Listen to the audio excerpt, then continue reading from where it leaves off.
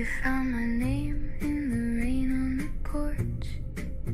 I kept it small like a pin in a glove. Your shadow leaned on the apple crate step, and the clock in the hall would not answer us. Stay a little while, stay a little near. Your breath on my cheek like a borrowed fear. Dance me slow, paper moon lace. Hold my hand in a stranger place. Hold my hand, sweet and still we could disappear. Dance me slow and leave me here.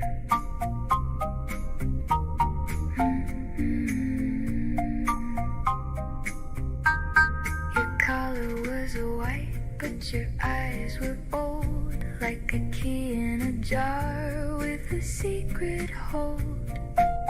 I heard the boards count softly our feet, and the room grew thin as a candle leaf. Stay a little while, stay a little near. Your breath on my cheek like a borrowed fear. Dance me slow, paper moon lace. Hold my hand in a stranger place. Hold my hand, sweet and still we could disappear. Dance me slow and leave me here.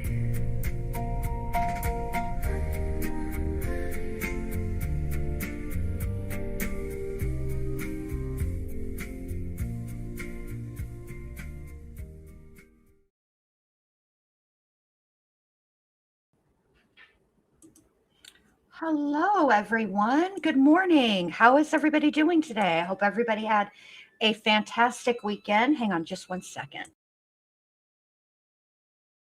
All right, that's better. My mic was in a weird place and I didn't like how it was. Okay, let me adjust myself in the chair. It's creaky now.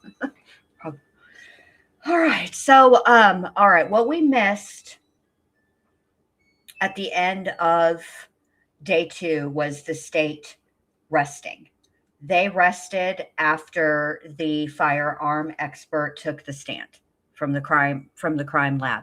And you know, if you think about it, like the state put on a very short case. Day 1 was opening statements, and 2 people, I think, testified.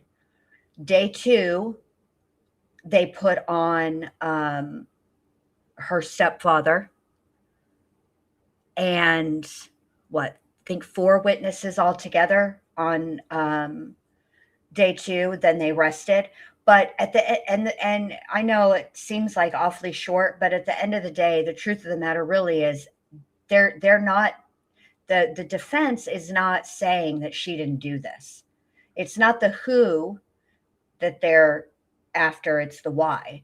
And they already conceded in their opening statements that Carly Craig is the one that shot her stepfather and her mother. So there was no real need to prove her guilt in that way, you know, because they already did. But anyway, so we're going to start with day 2. And day 2, or I'm sorry, day 3, excuse me. Come on, Bindi, wake up. It's a Monday. I hope you guys had a good weekend. I had a good weekend. After I got off that live with you guys on Sunday, I went and hung out at the pool with my daughter. And then Chicky Nuggy came. She had been at her Gigi's. She spent Saturday night with her Gigi, her other grandmother. So she came and hung, and then she came, and then they swam, and it was fun. We had a good Sunday. It was a good weekend, all in all. If you missed my stream and you're interested in catching up on it, the stream that I did on Sunday covered Austin Drummond. It's a case out of Tennessee. He's accused in a quadruple murder and aggravated kidnapping. So we went over all the things that had happened up and everything that happened in the case thus far. And including the latest pretrial where Austin filed a motion to represent himself because he was throwing a temper tantrum because his lawyers didn't do what he wanted them to do. And in the end, the judge determined that he is definitely, absolutely not qualified in any way, shape, or form to represent himself. And therefore, he denied his request to represent himself, basically citing that he was throwing a temper tantrum. It was a bit of manipulation, which I said as well. I agree with the judge there. And that that due to the fact that the prosecution was seeking the death penalty, he absolutely was even less qualified, because there's two phases to a death penalty trial. There's the guilt innocent phase, then followed by should the person be found guilty, then it's followed by the punishment phase. And he is just an idiot. So we're going to start this morning, and it is going to be there's going to be a lot of kerfuffles along the way today. I've already watched ahead just a little bit to kind of give you guys, what's going on. But basically, the state has rested, so the defense is going to start, and their first witness is going to be, they're going to call back to the stand Heath Smiley, which is Carly Gregg's I always say this wrong, Carly Gregg's stepfather. So that is who's going to be first on the stand. Then they're going to call one of the detectives, and we're going to see some more body cam footage. Let me say good morning to you guys, and then we'll get started. Sound like a plan? All right. Good morning, Karen. Good morning, Chicken Lady. Good morning, another Amy. Good morning, Kelly. Sorry, you guys. Good morning, Neat. Good morning, Kimberly. Good to see you guys. Thanks for being here. Make sure I get everybody. I think I have. Yes. I think so. Yep. Good morning. All right. So let's get started, shall we? Let's just get right into it. Make sure it's turned up. All right. Good.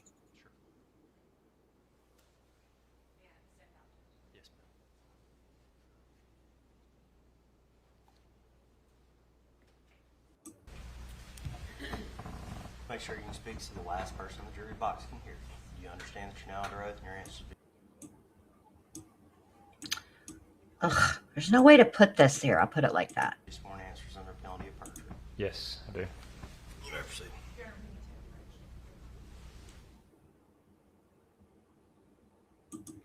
Yes, it's a much more intimate setting today. Fine, which is good. I like it like this. And I appreciate... We've heard some testimony from you already regarding the relationship between Ashley and Carly. And you've said already that when you first met Ashley and Carly in 2019, until the time of March 19th, that both Ashley and Carly had a wonderful relationship, and you and Carly had a wonderful relationship. Yes. Is that true? Yes. Okay. And you talked with the state yesterday about getting married in Gatlinburg. Yes, that's correct. And who all was there for your wedding in Gatlinburg?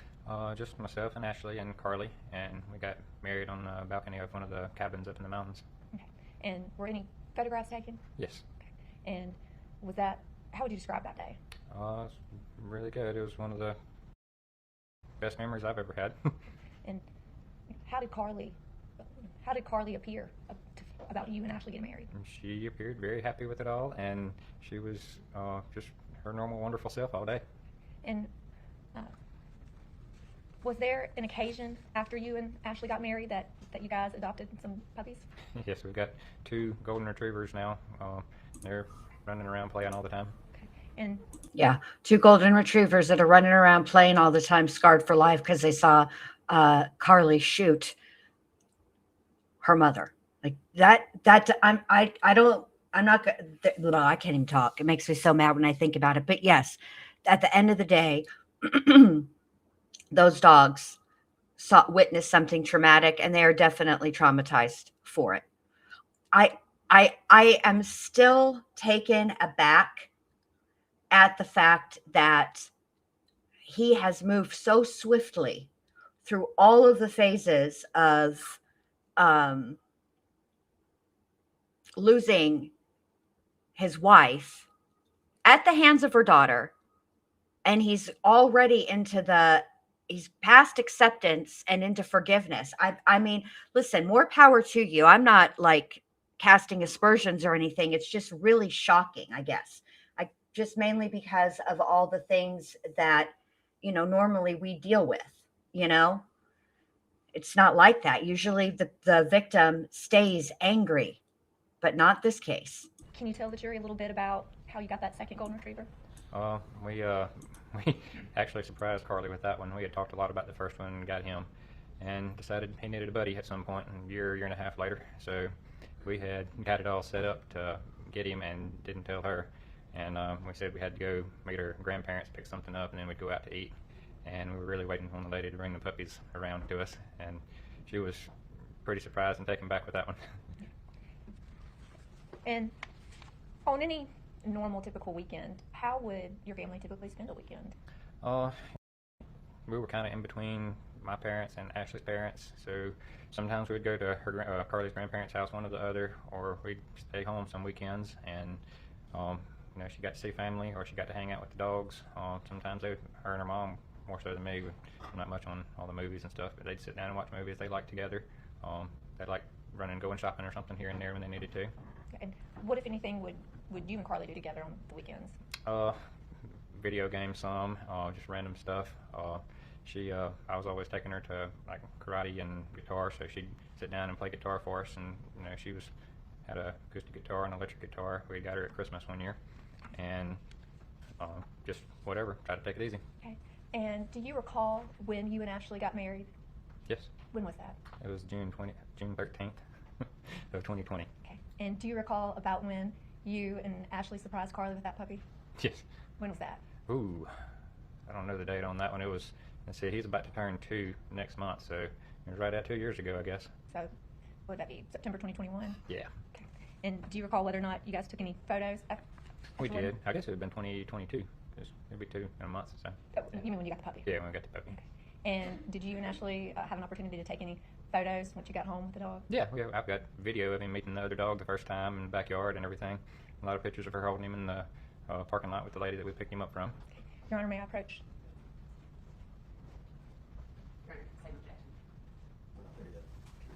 Mr. Smiley, I'm handing you these 2 photographs. Do you recognize who's in that first photograph? Yes. Okay, who's in the first photograph? It's Ashley, myself, and Carly. And when was that photograph taken? That was in June of 2020 when we got married in Gatlinburg. Okay. And is that photograph an accurate depiction of when it was taken? Yes. And with the second photograph, who's in that photograph? That's Ashley and Carly. Okay. And do you recall when that photograph was taken? That same day before we got married. Okay. And is that an accurate depiction Yes. of what you observed that day? Yes. That's photograph there? Mm-hmm. It is. Your Honor, I would ask that these 2 photographs be admitted into evidence. The objection to remoteness will be sustained in part and overruled in part. The court will sustain the objection to remoteness to this photograph, have it marked D2 for identification purposes only. So, if I'm not mistaken, the objection to remoteness is the amount of time that has passed between the offense and when those pictures were taken. So it's the defense, or the state is saying, look, she may have been, the happiest kid in a picture of her getting a puppy in 2021 or 2022. Okay. But the events of the day are 2024. The events we're here to talk about, the events in which she's charged with the crime, occurred in 2024. That's way too far away. She was happy 2 years ago. What does that prove? So I get there, and I understand it. It doesn't prove anything one way or the other. Really, it doesn't. I mean, photographs of people smiling in a happy moment. Yeah, okay. Obviously, there were good times. Okay. Obviously, they had happy moments. Obviously,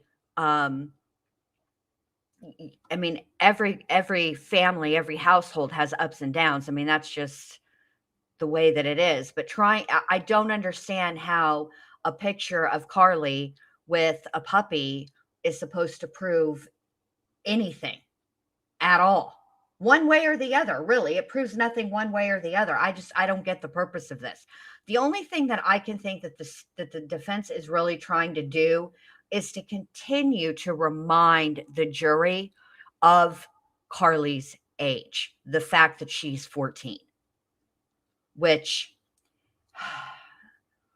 honestly is probably not such a good idea, because reminding them that she's so young, right? 14 is young, all right? And what she did was so shocking. That's probably not what you want to put together. I don't know. It's not. I don't think it's a good trial strategy, but I'm not an attorney, so what do I know? And also, to be fair to them, they don't have. I mean, that's really the only thing they have, is to try to lean into the fact that she's young.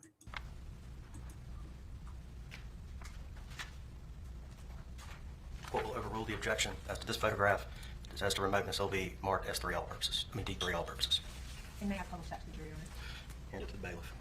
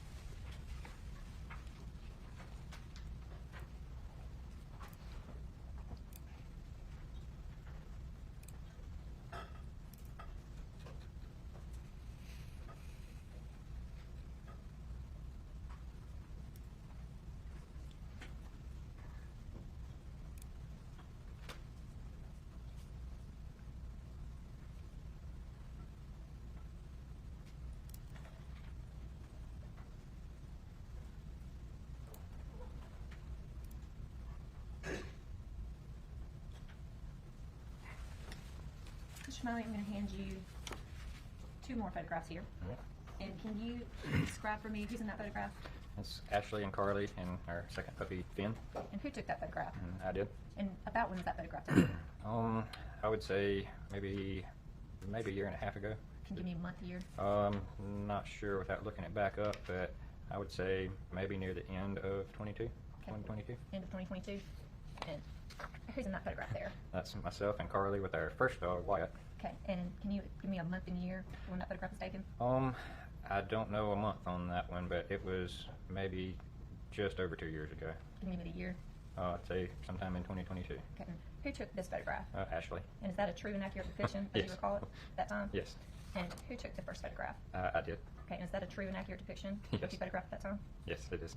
Your Honor, I would ask that these 2 photographs be admitted into evidence. I get it, Jonah's mom. And hi, by the way, good to see you, babe. And hi, Jonah. I know it's hard testimony to watch. I feel awful for him too. I do.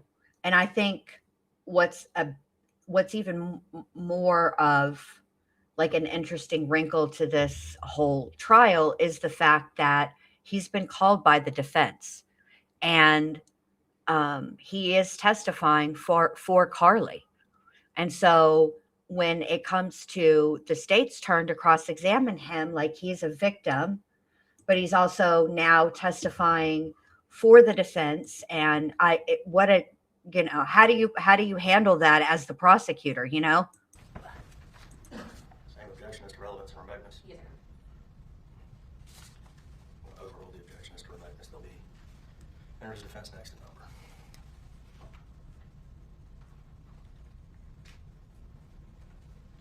Your Honor, I would ask that these 2 photographs be published to the jury. We have another bailiff.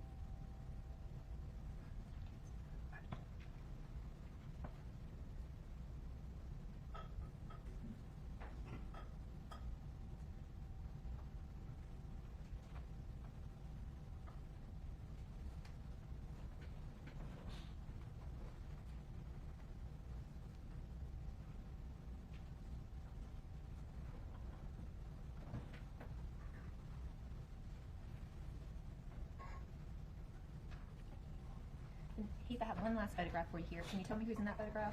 That's Ashley and Carly. And who took that photograph? And I did.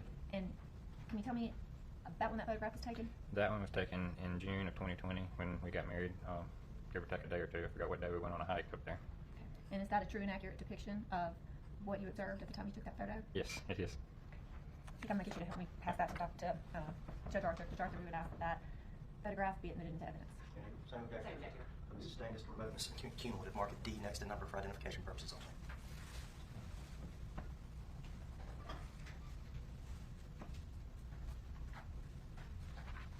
Your Honor, we would take the witness. Cross-examination.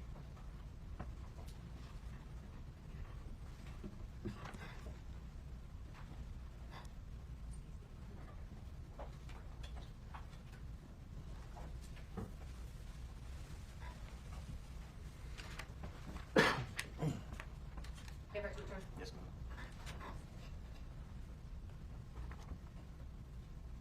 Heath, I've handed you two exhibits, Exhibit S7 and D3. Is it your testimony that this picture, what year was Exhibit 7 taken? That was just under a year ago. And I believe yesterday you testified that that was an accurate description of the way Ashley looked in physical appearance the last day you saw her alive. Yes, I guess that's reasonable. And in fact, the picture that you just talked about from 2020 actually kind of looks about the same, doesn't she? It does. You agree with me that we won't ever get to see Ashley after March 19, 2024, any day older, will we? Correct. And not because of Carly's actions? Yes. This picture of Carly from 2020, would you look at her? You identified her yesterday at the bills table. Does that look like the same girl to you? Yes. She doesn't look any older as she sits at that table 4 years later. Not really. May I publish that to the jury again, Judge? Yes. Hand it to the bailiff.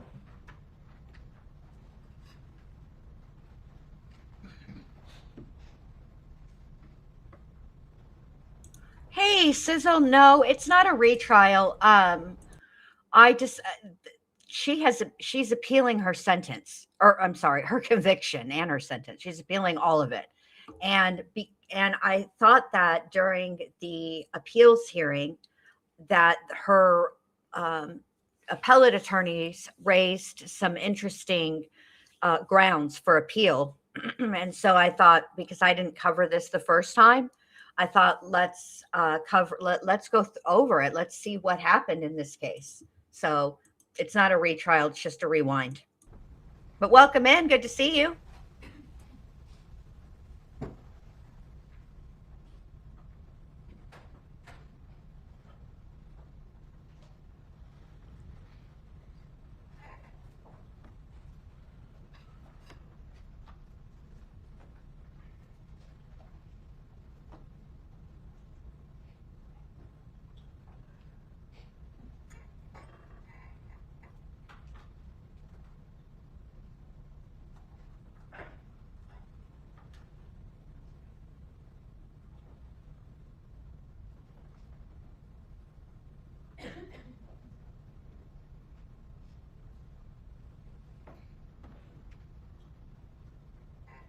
May I proceed, Your Honor? Yes, ma'am. Mr. Smiley, isn't it true that yesterday you testified that Carly Gregg is the person who shot you? I think we talked about that the injury was about 6 inches from your head. Yes. No further questions, Your Honor. Redirect examination. Just briefly, Your Honor.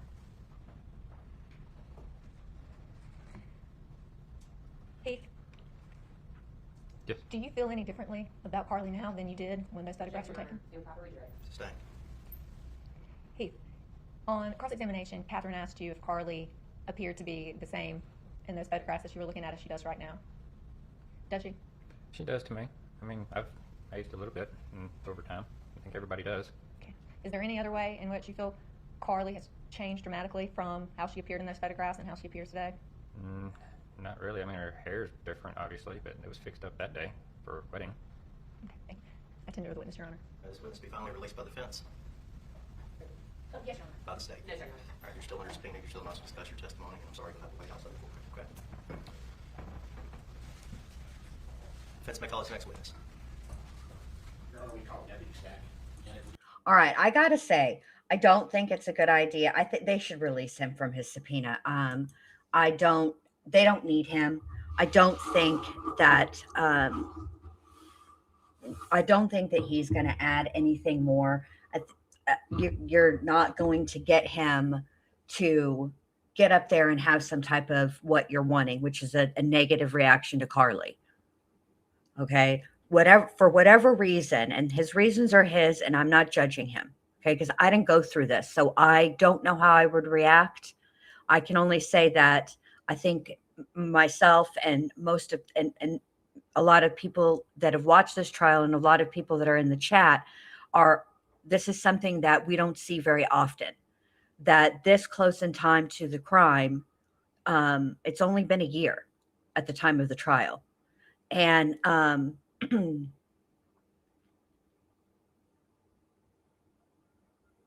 is that right? That doesn't seem right either. Give me a second. Let me just look at something really quick. Hold on. Because it went to trial really, really quickly. So give me 1 second. I feel like a year is not right. I think it's actually less than that. Hold on.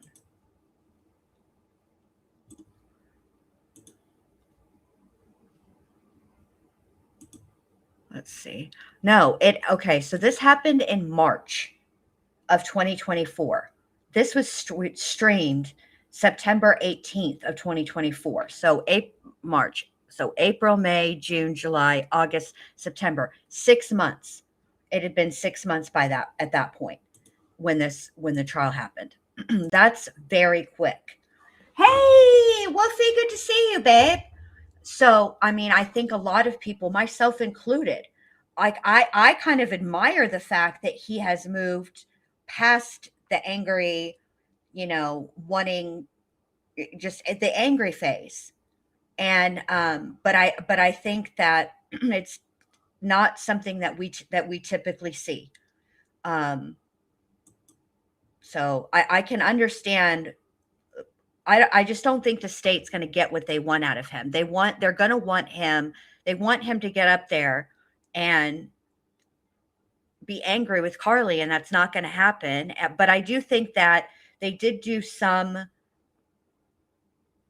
damage control, as it were, with respect to those pictures, because the judge let them in. He let the jury see them. She's clearly younger in those photographs. And I think they reminded the jury, hey, yes, she's young. 14 is young. Nobody's arguing that fact. But this kid, well, you can see her in this picture. Both things can be true. She could have been very happy and very young on this day. But on March 19th, which is what we're here about, she clearly was not. Mr. Livingston, go on ahead and set up monitor and television. Yeah. Did you mean Shaq? Shaq.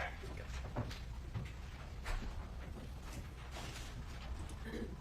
Just while we wait, hey, Wolfie. Hi, Kevin. Oh, good to see you, babe. Thanks for being here. Thanks all of you guys for being here. I appreciate it. This witness is going to cause a kerfuffle. The judge is going to get mad.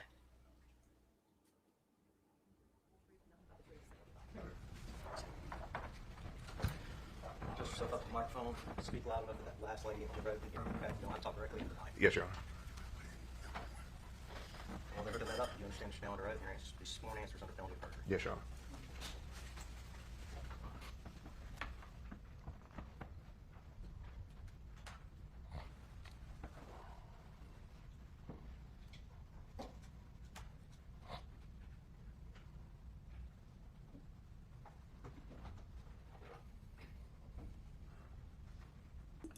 Just a real quick sidebar before we listen to this testimony. Mr.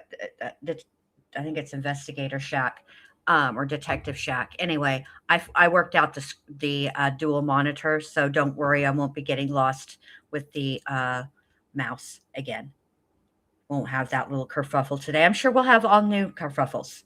Where do you work at currently? Rankin County Sheriff's Department. And what do you do for Rankin County? I do interdiction, criminal interdiction. And I want you to go back to, I think it's the 19th of March of this year. You participated in a case concerning Carly. Do you remember that? I do. What was your participation in that? So I drove out there to assist. I came from the interstate. Whenever the call came out, I know the full details of it, but I knew what we were doing. I came out there to assist look for her. When I came to look for her, I came on Farmington Boulevard out there. I think it was around 5 o'clock, traffic 5:30. I can't remember the exact time. When I was coming down Farmington Boulevard, there was traffic in front of me, traffic behind me because it's a big neighborhood. I looked to my right. I saw her standing there, a female. That's what I knew we were looking for. I immediately put the car in park. I hopped out. I said, "Are you involved in this incident that happened in this neighborhood?" She goes, "Yes, sir, I am. Is my stepdad okay?" And I said, "I can't talk to you about that." I put her in handcuffs, put her in my car, and we began to go to the scene. Yes, and so you were informed to take her back to the scene. Is that correct? I was informed different things on the way to the scene. Yes, I was informed to take her to the scene. I was informed to take her to the office. I was informed to take her to the scene.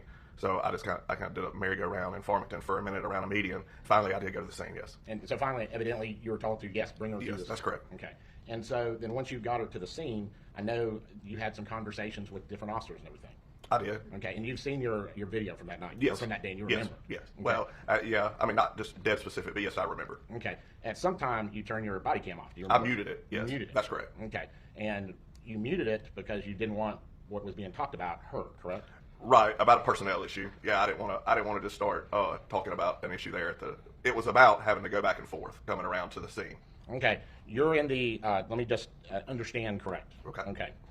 You have a policy and procedure with the Rankin County Sheriff Department. That's correct. And it says you're not supposed to mute it and you're not supposed to turn it off, correct? That's correct. And you're in the middle of an investigation. That's correct. And you're the person that has custody and control of the suspect at this point. Objection, Your Honor.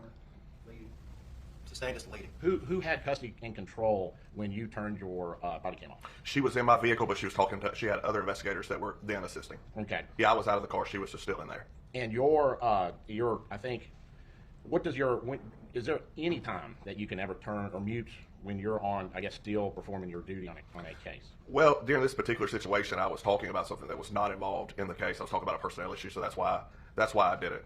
Okay, so you intentionally violated your policy. Objection, Your Honor. On what basis? Sustained as leading. What is the policy on the Rankin County Sheriff's Department's use of body cams? Yeah, I mean, the policy is that whenever you are actively communicating with the public or with the suspect or what have you, that you remain with the body camera on. Would you want to review it just to make sure you understand? Is it, because I'm confused, is it just when you're communicating, or are you supposed to have it on all the time while the case is on? Well, you're supposed to carry it on all times while the case is going on, but at the time I was talking about something different, so yeah, I muted it. Okay. Yeah. So it wouldn't have been exculpatory evidence or something like that. That's the reason why you muted. No. Okay. Now she talked to you, I think, at some point about asking to see her mother. Is that correct? Asking to see her mother? Yes, she asked to see her mother. I don't recall that. Okay. Didn't you have a report? And you put in your report. I don't recall that. I don't you recall didn't know. that. You didn't know what to tell her exactly. Well, yeah, it wasn't I didn't know the details of the case to tell her anything. Mm-hmm. And so, but she was asking at that point. Okay, she was asking to see her mother, correct? No, she never asked about her, but she only asked about how her stepdad was. And so there was never any time where she asked about her mother. I don't recall that. Okay. May I beg the court's indulgence? Yes.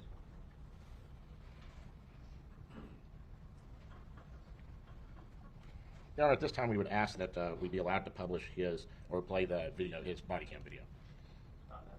Yes, Your Honor, we have a copy of the video of this officer that we would ask to enter into evidence at this time. Your Honor, we first. Yes.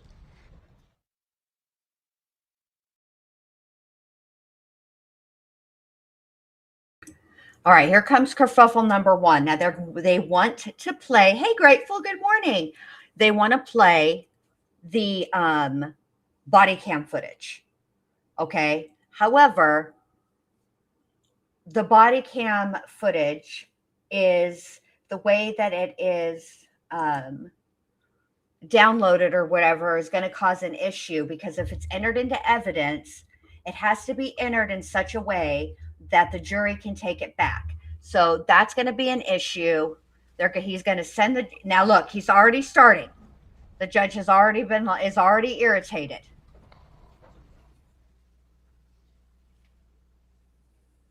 So they're going to go back and discuss it. I just like to watch all these little moments.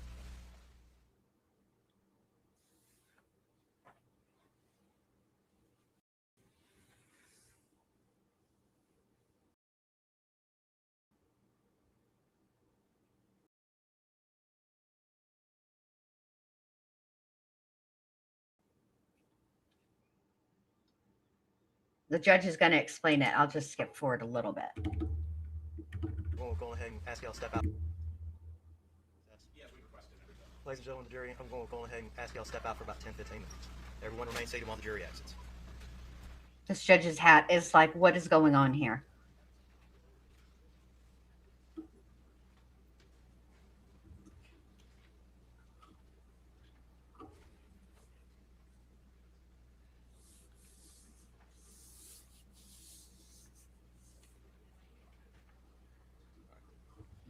Officer Shack, we're in recess. You're not to discuss your testimony with anybody. If you need to use the restroom, let one of the bailiffs know. They'll take you out. All right. What's before the court is a request to move a body cam video into evidence. Is that correct? The state's only objection is you haven't seen the physical media that's being introduced into evidence. Is that correct? That's right. There's no other. If it is in fact a body cam of Tony Shack, you have no other objections. Is that correct? That's right. All right. Get the body cam. I'm going to instruct the defense. You have a few minutes to get the body cam video onto a physical media that can be entered into evidence. The problem with a thumb drive is, unless you have a clean computer that you're going to provide at your cost to the state, it's got to be able to play on that thing right there. That's all we have for the jury to take out. So, y'all take 10 minutes. We'll be in recess. All right, they're going to take 10 minutes. All right, here we go. Now they're back. And we're, I believe, going to have kerfuffle number 2, if I'm not mistaken. All right, here we go. All right, I spoke briefly with counsel off the record. I want to get this on the record, though. As I understand it, body cam videos are typically produced in a proprietary format so that, frankly, nobody can change them in any manner. That's the purpose of the proprietary format. I understand that the defendant does not have a copy of the video to put into evidence, correct? That is correct. So you have asked the state to have their person go. The only way to do this is to screenshot the actual video with a particular piece of software, and it is quite a lengthy process. So what I told the defense is that the state has agreed to do that, correct? Yes, sir. All right. I don't want to waste the jury's time. So what I've proposed is that the defense excuse this witness subject to recall. Is there any objection to that procedure by the defense? No. By the state? No, sir. All right, Deputy Shack, this is what I'm going to do. I'm going to excuse you, but you're still under oath. You're not to talk about this with anybody. Yes, sir. DA's office will be allowed to show you the video that has been copied and your original video so you can compare them for authentication purposes, okay? But otherwise, there should be no discussion about the case. Yes, sir. Any objections by the defense? No, Your Honor. By the state? No, sir. All right, I'm going to bring the jury in. The defense will excuse Deputy Shack subject to recall, and then we'll call the next witness, okay? Bring him in. Nate, I don't know who advised the defendant on her wardrobe, because here's the deal. If you're trying to get her, if you're trying to remind the jury that she's young, you don't want to put her in a suit, basically, is what that is. You know, you don't want to put her in an outfit that looks like she could, be working as be working in an office. There you go. You don't want to put her in an adult attire. And that's what they've put her in.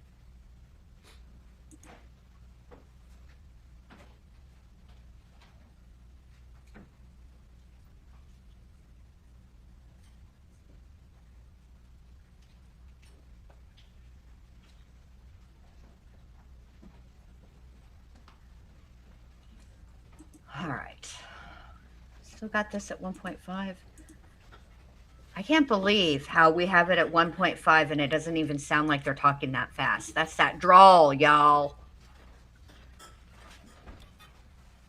Does the defense have an announcement as to this witness? Yes, sir. At this time, we would excuse our witness subject to recall. All right. Deputy Shack, you're going to be excused subject to recall. That means you will be called back most likely. Yes, sir. You're not to discuss this testimony with anyone at this time. You understand? Yes, Your Honor. All right. Stand down. Please exit the courtroom. While he's exiting the courtroom, defense may call his next witness. Your Honor, this will call Dr. Andrew Clark. Dr. Andrew Clark. This witness is also going to cause a kerfuffle.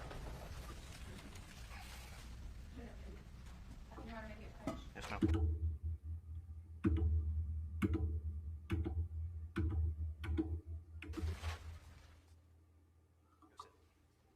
I'll step out one more time. Y'all go. All right, hold on. The judge is about to lose his mind. Step out one more time. Y'all go. Y'all go. Sit.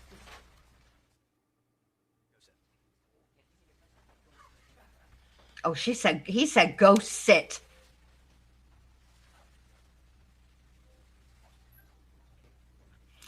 Sharp family. Oh my God. I don't believe we use that term anymore. The term is little person. The record will reflect we're outside the presence of the jury. At the bench, we had a discussion about some medical records. I'm going to say this for both sides. I'm not taking another break. If you want something in evidence, you better have a complete copy of it. Go on ahead and show it to the other side. These people are getting paid $25 a day, and they are away from their jobs. They didn't ask for this job, and they didn't want this job. I forced them into it. I'm tired of wasting their time. You have 20 minutes. No, it's okay. It's all right. Just for next time. 20 minutes, he said. He's tired of your shit.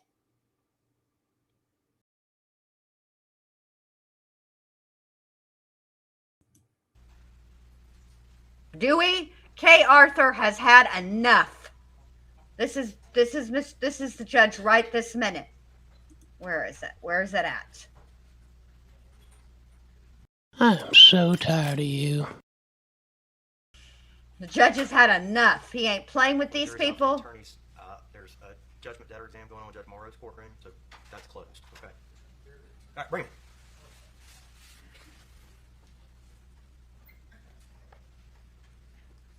What do you think, Mac? I know, Mac. Can you believe this bullshit? I'm going to fix that. Like, I like it, but I feel like we need some other way to do it. That would be cuter. All right, you may call your next witness. Yes, neat. Grandma's pantsuit for Sunday church. Not even Easter Sunday. Just a regular Sunday.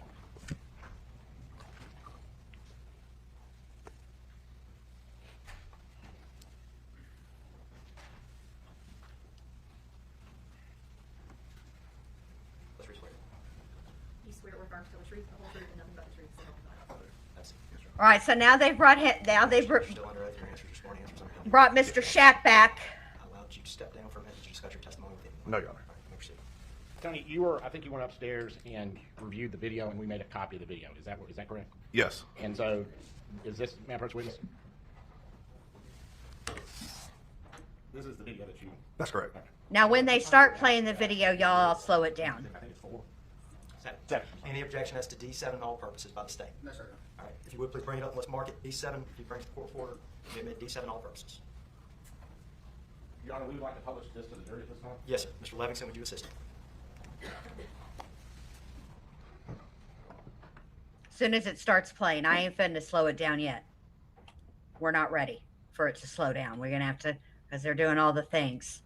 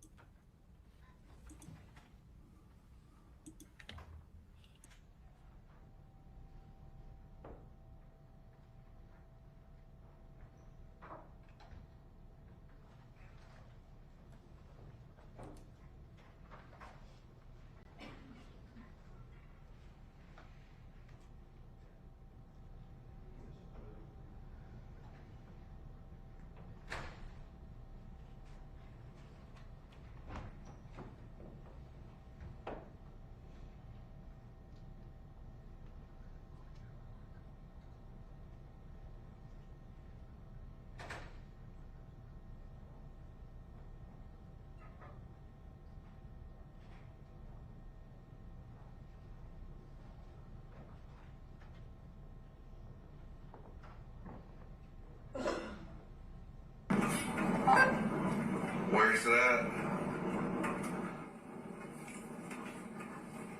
Okay, up here, take a right. Huh? Too full. Stop sign. Turn right onto Ashton Way. Then the destination is on your right.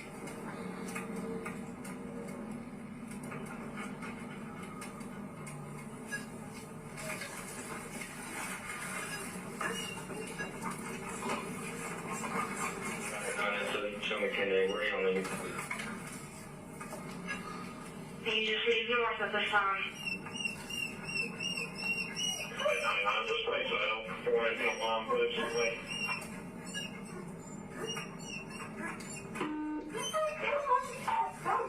Killing out. So show me how to see now.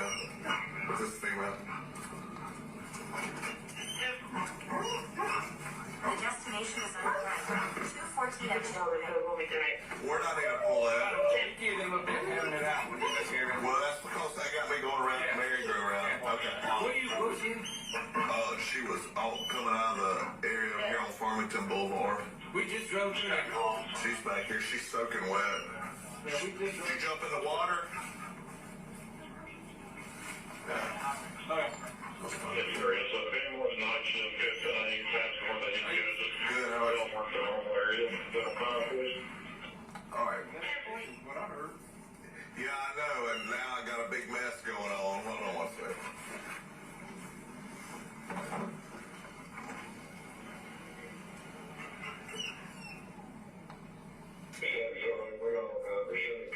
Yeah, I do.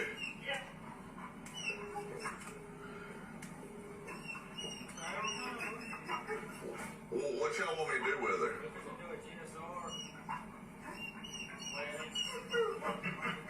Hey, don't open that door. Oh, I thought you were. Let me get everything else. They're telling me take her to investigations and back here, investigation, back here. Wait, Tyler wanted to make sure we talk to the judge first to see where she's gonna go. JDC or here first. I mean, to us.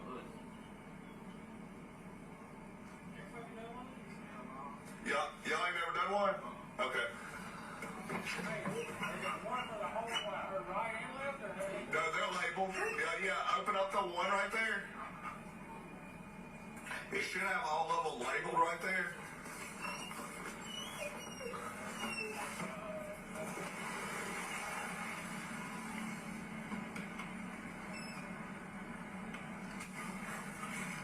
You're going to have to go the other way. Yeah, you're going to have to go the other way.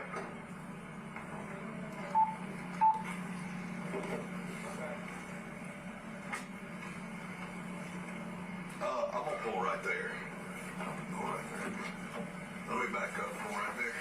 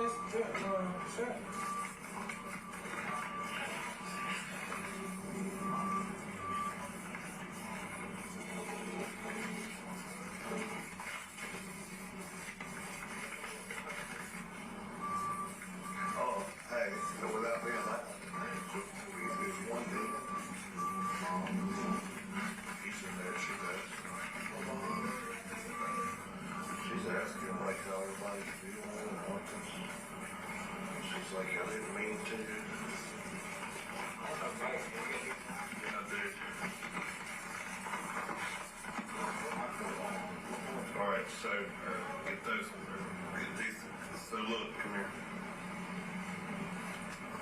Alright, so that's going to be for your, that's going to be right hand, alright, left hand, alright, turn them.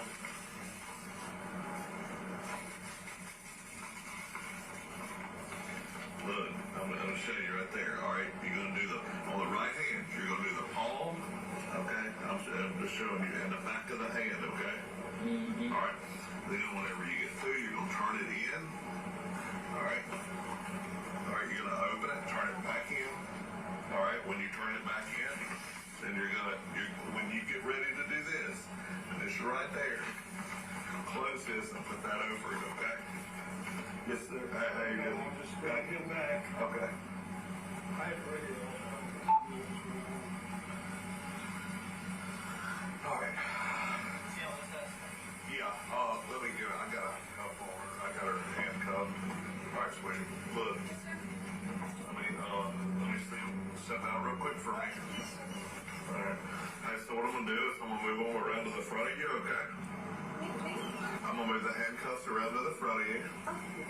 Okay. All right.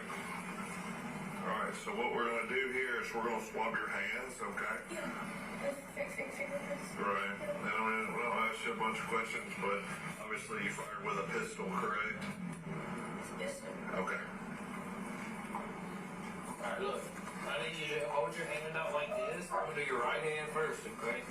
It's your right hand. Like that.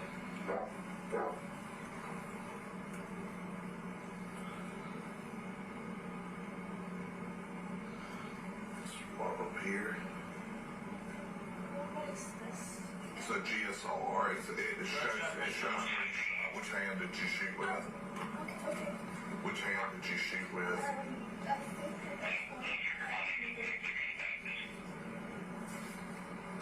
Alright, I'm gonna go up. flop the hand, turn the hand over, Turn it over. and rub on the outside part around the knuckles.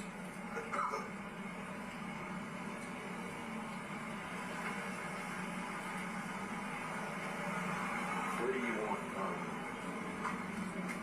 want his phone? I guess you can put it in my vehicle with my key. The key fob is in my left pocket. Alright, now so go ahead and take it. Alright. Is my stepdad okay? I don't know, baby. I can't talk to you about Oh, this. here. I'm just... Are you okay? Yeah, I'm fine. Lisa, what, This is his phone. She came from the phone from Phil's head. He's like, okay, so, can you take her up to the office on the interviewer? Yeah. And then afterwards, I guess, I don't know if you want to hang out or whatever, but Judge wants you to stay at JDC tonight. They've been informed of what's going on, and then she'll be brought over to jail in the morning after she sees the judge. she has no idea what, she don't even know about her mom. Yeah, I know. She's like, is my stepdad okay? Maybe pause it. Yes. Okay, we paused it, but the camera had stopped. Why did the camera stop it? Right, the camera's not stopped. It's muted. Okay. It's muted. Yeah. The actual camera, in order to mute it, the button's right here, so it covers the lens, but it's still active. It's just not. It's muted. Okay. And correct me if I'm wrong. Beforehand, when I asked you the question of why you had muted it, Correct. my understanding was you said it was a personnel issue. Right. Now, we're muted on the video right now. Correct. Right before you muted, Right. you're talking about Carly doesn't know her mother's dead. Okay, Your Honor. Overruled. Sustained is the leading, but rephrase your question. Yes. You saw what you said, remember? Right. Yes. What were you talking about? Right then, what I was talking about was she never inquired about her mother. I mean, that's why I was saying that, she only asked about her stepdad. Hence, even when she got out of the car, she asked, how's my stepdad? It was never she never said, is my mom okay? Or anything like that. I assumed that she didn't even know about her mom. And I didn't know the full details of the case whenever I got there. Okay. So why was it that when I asked you before, you told the jury it was a personnel issue? Right. Well, whenever it was paused is whenever I began talking about the issue with driving around in a circle out there, coming back and forth. That's why whenever you replay it here, you'll see another deputy going like this. That's because I was talking about that issue. Now, may I approach, Your Honor? Yes, sir.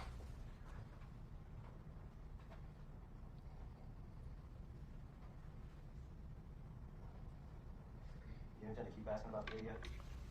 Yeah, just a few more questions. I'm going to show you a document, and you said you're aware. Are you aware of the policies and procedures of the Sheriff's Department? I am. Okay. I'm going to let you have this. Okay. This is a copy for you. All right. And there's a yellow piece of paper, and I believe it's going to be the first page on, it's dealing with it's a policy and procedures of body cams. I'm familiar. Okay. Now I want you to turn, it says, and it's actually at the bottom of page, it says page 1 of 4. Would you agree with me on that? Yes. And so you have a number 1, it says procedures. And it says when and how to use the BWC. That's correct. What is the BWC? Body worn camera. Okay. And so what's number 1?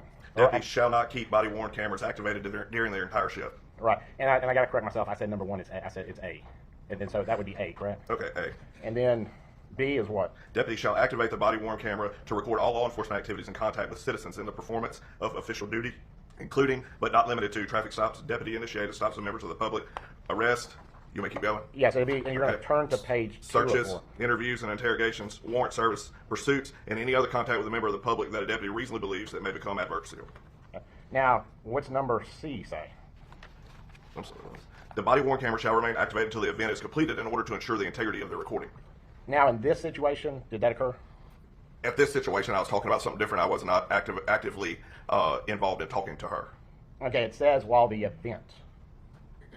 Right, okay. Okay, so you didn't turn your camera off, correct? So C actually would be correct? Right, I could have turned it off, I guess, instead of muting it. Okay, so now read D. Deputies shall not initiate the mutilation anytime during the body worn camera is activated for recording. Okay, now, did you do that? No, I guess my better option would have been to cut it off. Okay, now, what do you do if you fail to, I guess, abide by these rules? Is there a procedure? Sure, I'm assuming there is a procedure at that point. I'm sure there's a verbal warning. I'm sure there's things such as that. Well, let's get down to number H. Okay. What does number H say? If a deputy fails to activate the body worn camera in situations where recording is required by the Sheriff's Department policy, fails to record entire contact that interrupts the recording, the deputy shall document why a recording was not made and was interrupted or was terminated. Now, you did a report in this matter, didn't you? I don't recall the report. Do you have it? May I approach the witness? Yes, sir. Is this a copy of your report?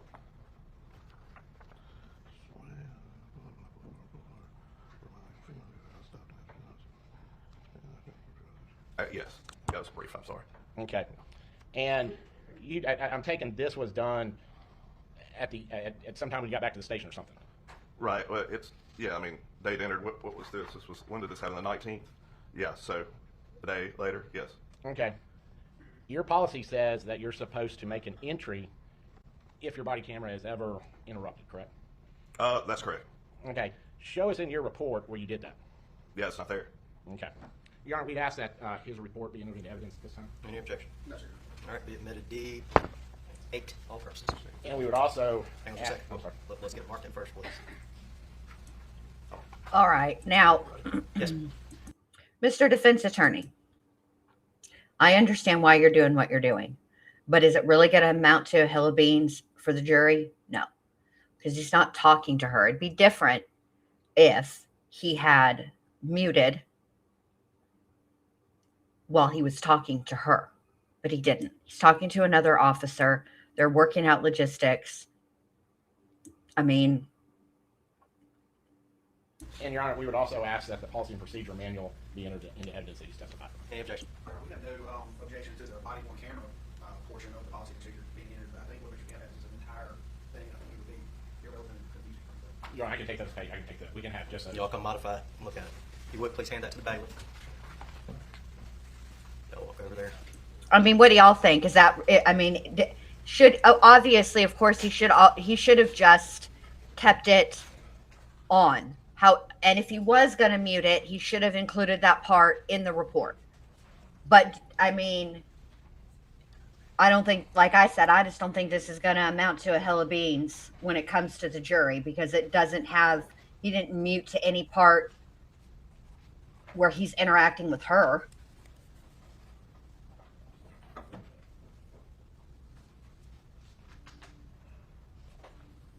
No objection to that, Mr. Statement. And Your Honor, what we did was for the record, we modified it so it's now a 5-page document. It starts out with just the policy and procedure manual is the first page, and then it goes to the actual policy for the body cam, which is the next 4 pages. It's listed as page number 1 through 4. Any objection to that, please say? No, sir, Your Honor. Be admitted without objection D9. Does either side feel the need to introduce the rest for ID? Not of the name, Your Honor. No, Your Honor. Just marked. All right, member C. And Your Honor, I can't remember, did we introduce the video, and is that already in evidence? I think it has to be. Yes. No further questions of this witness, Your Honor. All right. Before Mr. Gann sits down, in the interest of completion, I'll ask that the entire video be played before the court. That's fine, Your Honor. All right, under the rule of completeness, if a party plays one part of a statement, the other party can demand that any other part of it that ought to be showed to the jury and fairness be showed. At this time, you can present. Do you want it from the beginning, or do you want it from here, from this point? Just from here, Your Honor. All right, hit play.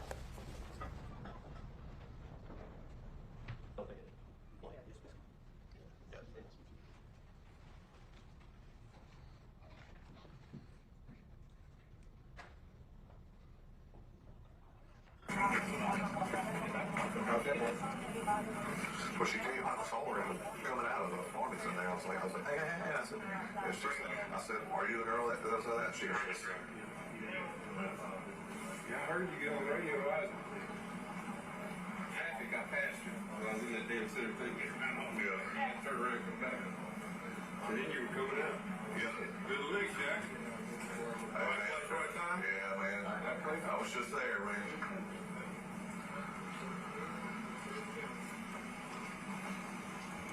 Hey, Adrian. Hey, Jenny. Good to see y'all. Thanks for being here. Welcome in. All right. So for those just joining, what's happened so far this morning is at the end of day 2, the state rested. This is now the defense's case. The first witness they put on is Heath Smiley, her stepdad again, who testified about to the time period, which was roughly 2 years ago when they got the first golden retriever and then the second golden retriever. Now this officer that's taking the stand, Officer Shack, he is the one who was dispatched to help assist in locating Carly Gregg after she shot her mother. So he finds her, he gets her in the vehicle, and this is his body worn camera of that. And the defense is the one that introduced this body worn camera and made a big stink about him muting. But when he muted, he was talking to other cops. He wasn't talking up to her. And so I don't think it's that. I mean, he should have followed policy and procedure. You should always err on the side of caution and just not mute. If you were talking a little smack, you were talking a little smack. It is what it is. But now it's the state's turn to cross-examine him. And so under the rule of completeness, they said, we're about to mention everything. Now, I want you guys to notice, and I find this interesting because what her stepdad has testified to, and I don't have any reason to, I don't argue with his perception. His perception is his perception of the way that she was acting. Okay. He says that she was acting scared. That is absolutely not how she's acting now. Okay. That's all. I mean, that is not, I mean, you can see it for yourself. She doesn't seem scared. She's, as the Beastie Boys say, cooler than a cucumber in a bowl of hot sauce. Also, hey Chief, good to see you, bud. How you doing? All right, here we go. Hey, this is the kid.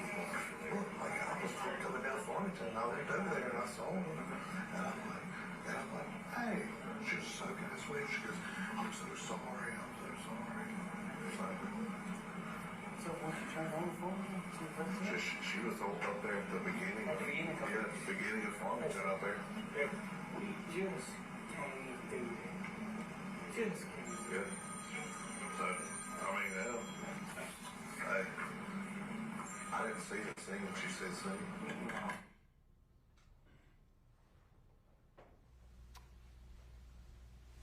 Cross-examination. Any further questions? Excuse me. Any further questions by the defense? No, Your Cross-examination. Yes, sir.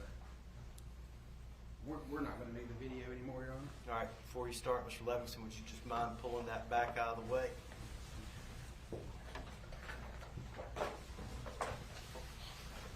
Thanks,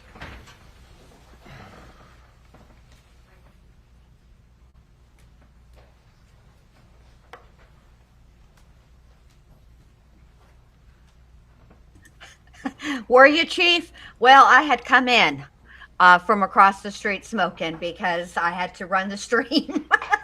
I got to be responsible and professional. All right, let's speed this back up.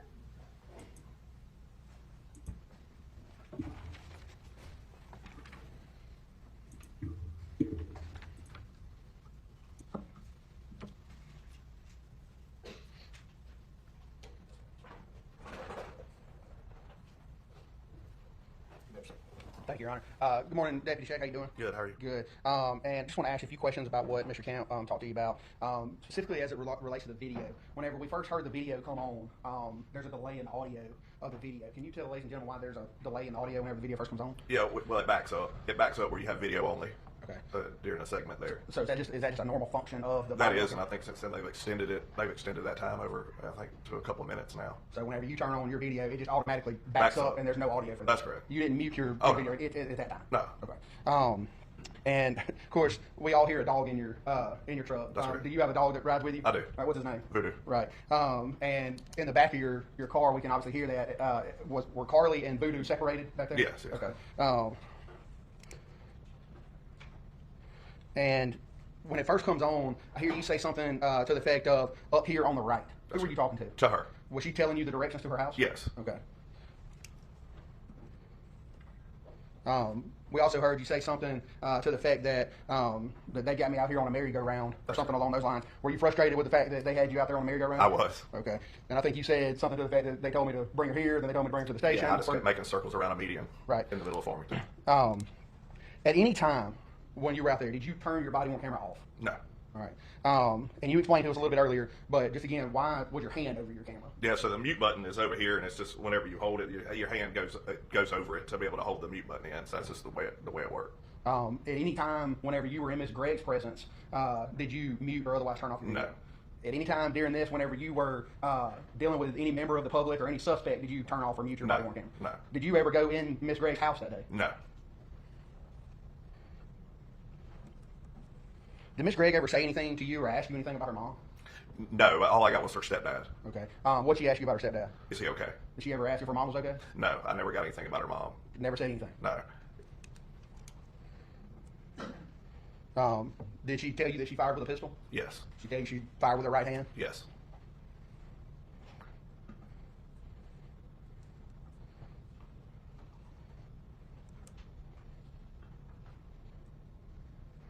Whenever you muted your camera, who were you talking to then?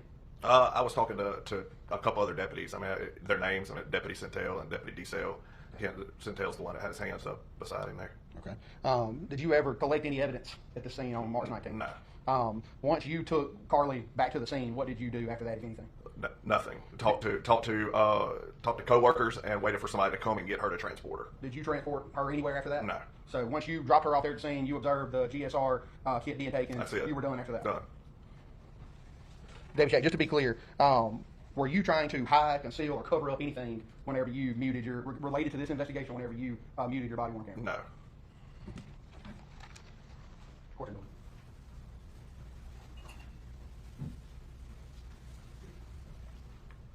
Real briefly, Deputy Shaq, whenever did you have your body-worn camera on whenever you first encountered Ms. Gregg? No, I did not. And why was that? Well, because when I came off of Old Fannin Road onto Farmington, it's a one-way in, one lane both ways. It was right around 5 o'clock traffic. There was cars in front of me. There were cars behind me. I was driving down the road. I spotted her to my right. I immediately put my car in park and hopped out.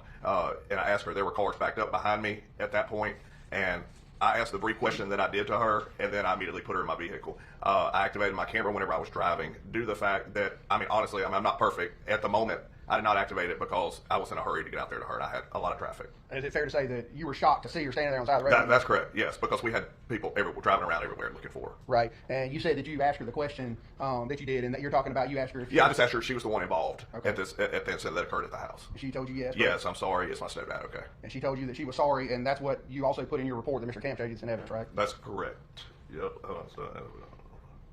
Yes. That's part of you. Aw, Chief, thank you. You're the coolest. I appreciate Let me that. make sure I'm clear. You're not saying it was okay for you to mute your body cam, correct? Do what now? You're not saying that was okay, are you? I felt like at the time when talking to coworkers it was okay. Okay. So, and we just read the policy and procedure. That's correct. And it says you are not to do that. No. What it says is, that's not what it says. What it says is when you're interacting with the public. He wasn't interacting with the public at the time. Stop playing Samantha. I know it's a lawyer's job, but come on. Yeah, probably shouldn't have just because of this little situation right here. Okay. But it happened. Did he get in trouble for it at work? No. So move on from this. That's correct. And it says the reason why you're not to do that is to ensure the integrity of the recording, correct? That's correct. Okay. And that didn't happen, correct? What didn't happen? You didn't keep it activated to ensure the integrity of the recording. Right, yeah, it was activated during my time of dealing with the situation, but when talking to coworkers, no, it was not. Okay. And you told the jury that it was personnel. Okay, you need to stop. Okay, look here, bro. Stop playing with these people. Stop playing with this jury. All right. He was tasked with locating her. He located her. He was then driving around in a circle in the neighborhood around a median due to the fact that they couldn't figure out where he was supposed to take her. Should he have taken her to the juvenile detention center? Was he supposed to bring her back to the scene? What was the deal? Eventually, it turns out they wanted her back at the scene. She was brought back to the scene, and his interaction at that point, after getting the gunshot residue test captured, his interaction and time with her was over. Stop playing. This is not that big of a deal, and I don't know why you're making a big deal of it. Now you've gotten on my nerves. But right before your questioning, or right before what you're talking about, is you make the statement, she doesn't even know what happened. Adrian says, new to this case, hey, why this girl shot her mom? We don't know. We don't know the why. And the state, their theory of motive is that she and her mother had a confrontation on the way home from school that day. Her mom worked at the school that Carly attended as a teacher. Earlier that day, another student, a friend of Carly's, had come to Ashley Smiley, which is Carly's mom, and told Ashley about this iPod that she was using, and she had, you know how you can use cell phones or devices that don't have service, but you can use them over Wi-Fi. She had downloaded some apps like TikTok on it, and then also told this friend also told Carly's mom that Carly had been smoking weed vape pens. And so there was, I guess, a discussion on the way home from school. And then you see Carly's mom go into Carly's bedroom and come back and forth a few times. And then Carly goes into her mother and stepfather's room and grabs a firearm, shoots her mom 3 times, waits an hour, 45 minutes, somewhere in that vicinity. And when her stepfather comes home, she shoots him in the chest. So we don't actually know why she did it, other than that's the state's motive, right? Now the defense says that Carly had just changed prescription medications, antidepressants, and that she had some type of break, and that's why she did it. You're welcome for the membership, Pickle OG, and thanks for sending me a sunshine. I appreciate that very, very much. So yeah, that is where we're at currently. All right, here we go. That's on the video. Okay. And then you mute it, and you put your hand over it. So why is it so important? If, according to you, you just don't want us to hear it because it is a personnel issue, according to you. That's correct. And then you put your hand over it so we can't even see who you're talking to. Why is that important? To make Well, it wasn't purposely put my hand over it. The mute button is on the side right here, and that's the way I was holding it, was like that. It wasn't purposely done like that. Okay, so the video, even though you mute it. That's correct. And then we can't see who you're talking to. That's right. Okay. And you said it was a personnel issue. That's correct. But it wasn't a personnel issue right before you muted. Correct. No further questions. It's supposed to be released by the defense. Oh, yes, Your Honor. About to say. Yes, sir. All right, you stand down, free to go overstay. Thank you. Defense may call its next witness. Your Honor, defense would call Dr. Andrew Clark. Dr. Andrew Clark.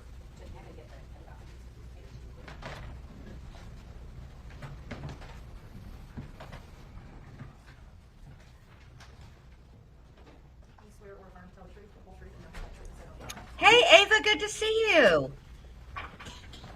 understand that you're now under oath and your answers to be sworn answers under penalty of perjury? Yes, Your Honor.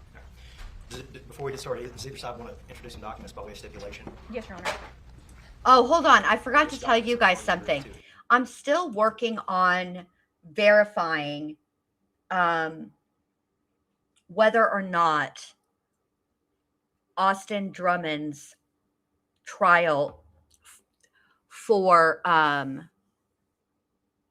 the attempted murder while he was in jail, those charges, that case. They say that it's going to be streamed. It's not until June 22nd, so we got a little bit of time. But just to let you guys know, that case is also coming up. Also, the trial, jury selection has started in that case in Frisco, Texas, with the kid who stabbed the other kid at the track meet. That case has started. That the jury selection has started for that one. However, Collin County doesn't usually permit cameras in the courtroom, and this is no exception. So as they expect that jury selection is going to take a few days, and there's no court tomorrow. So as that case, as the updates come for the trial, I think maybe what I'll do is go live at night and give you guys, if you're interested in that case. I don't know if you are or not. Let me know. If you are interested in that case, I will give updates. And I think moving forward, what I'm going to do with live trials is this. I think I'm going to stream the trial for the people that can watch and want to watch the whole trial all day long, right? I'll do that in the morning. And then I'll go live in the evenings, and I'll give a recap for everybody that is interested in the trial but can't watch a full 8 hours of trial testimony. Okay. All right. Absolutely. As the updates come, I will absolutely give you guys those updates. And also, my kids all went to school in Frisco. So this did not happen at their high school. They went to Frisco High School. But this happened at Centennial. So, yeah. It's a crazy case. All right, here we go. By way of stipulation. Your Honor, the parties have agreed to introduce the medical records and school records of Carly Gregg that the doctor reviewed in his mental health evaluation, and also the doctor's CVs. Your Honor, we've also agreed to admit a sketchbook and a journal. I'll bring forward. Your Honor, that's the journal.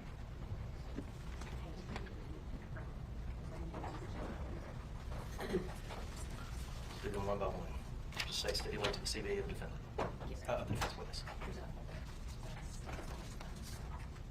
Okay. Stipulation, CV of Dr. Andrew Clark. The CV of Dr. Andrew Clark will be admitted by stipulation as D10.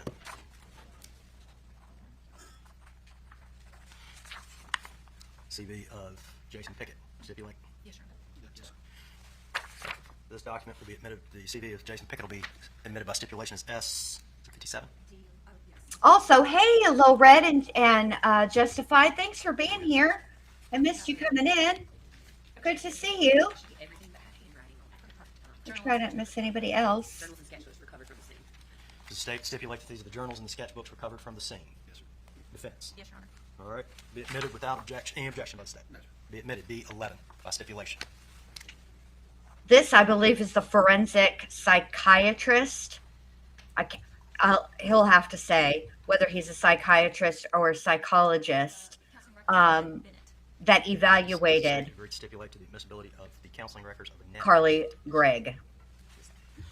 Be moved in D12, all purposes without objection. And for the record, those are the only ones that are not 8 stamps because those are the only ones not presented to subpoena by us. All right, what else we got? The vital school records, which are the medical records and treatments and prescriptions during All right, let's skip this part. We don't really care about this. Let's just get to the questioning.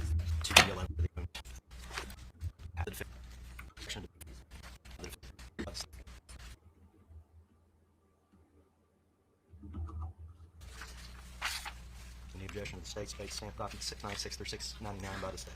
I wonder what was watched the most at this Admitted, point. all purposes D20. Because that's the most replayed.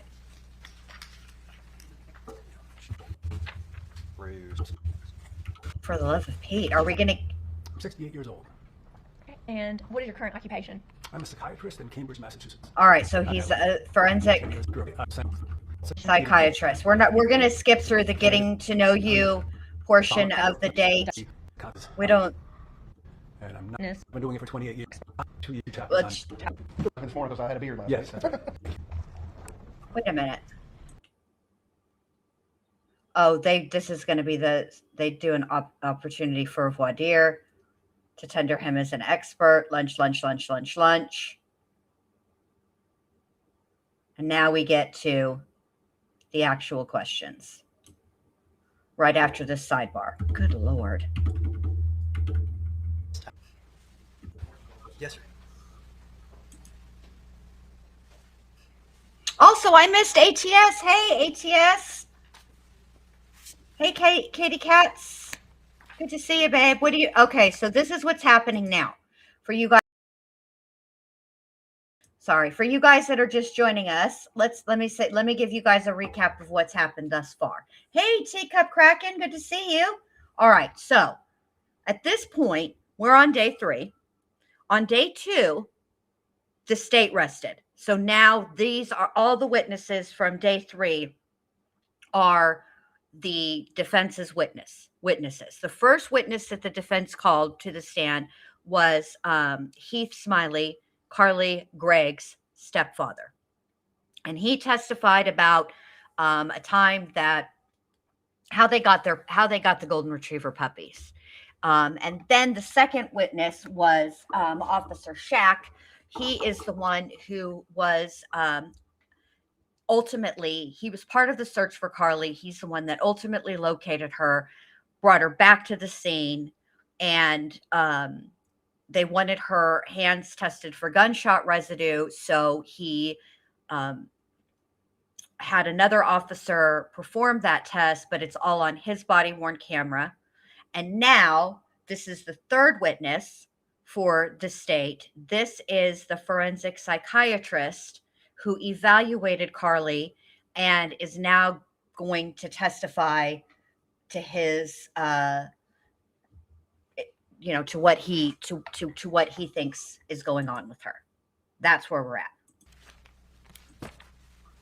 I just like to skip over the CV and the credentials, and like I call that all the getting to know you part of the date, because quite frankly, we've watched 11 billion trials. And anytime we can skip and just get to the meat and potatoes, your girl likes to just get to the meat and potatoes, even though I'm not really a big meat and potato eater. Base your expert opinion on any, Dr. Clark, you've been tendered as an expert, and did you base your expert opinion on any facts or data that you've been made personally aware of? Yes, I base my expert opinion on my training, my experience, my knowledge of the literature, and on the information that I gathered as a part of this evaluation. And did you also base your opinion on facts and data in this matter that you personally observed? Yes. And can you tell me what you personally observed that you based your opinion on? So what I personally observed was my 4-hour interview with Carly, my 90-minute video interview with Mr. Heath Smiley. I then reviewed a large quantity of records, including some videos and some still photographs. So I guess that's personal observation. Okay. And were you able to after observing and reviewing the records and your interview with Carly, were you able to come to an opinion as to the ultimate fact in this matter? Yes. Okay. Well, and is that contained in your report? Yes. Okay. Just to be clear, because I came to an opinion regarding the McNaughton issue in this matter. And that's contained in your report? It is. I will say my position is that the final decision as to whether or not Carly Gregg meets criteria for the McNaughton standard is one that's best left, one that is most appropriately left to the finders of fact. It's not my job, not my business. And I feel I'd be usurping their responsibility. So I didn't answer that ultimate question, but I believe that I provided enough information to allow the finders of fact to use that information in their deliberations. Okay. And that is contained in your expert report? Yes. Okay. Your Honor, at this time we ask that Dr. Clark's expert report be admitted into evidence. Objection. Same objection, Your Honor.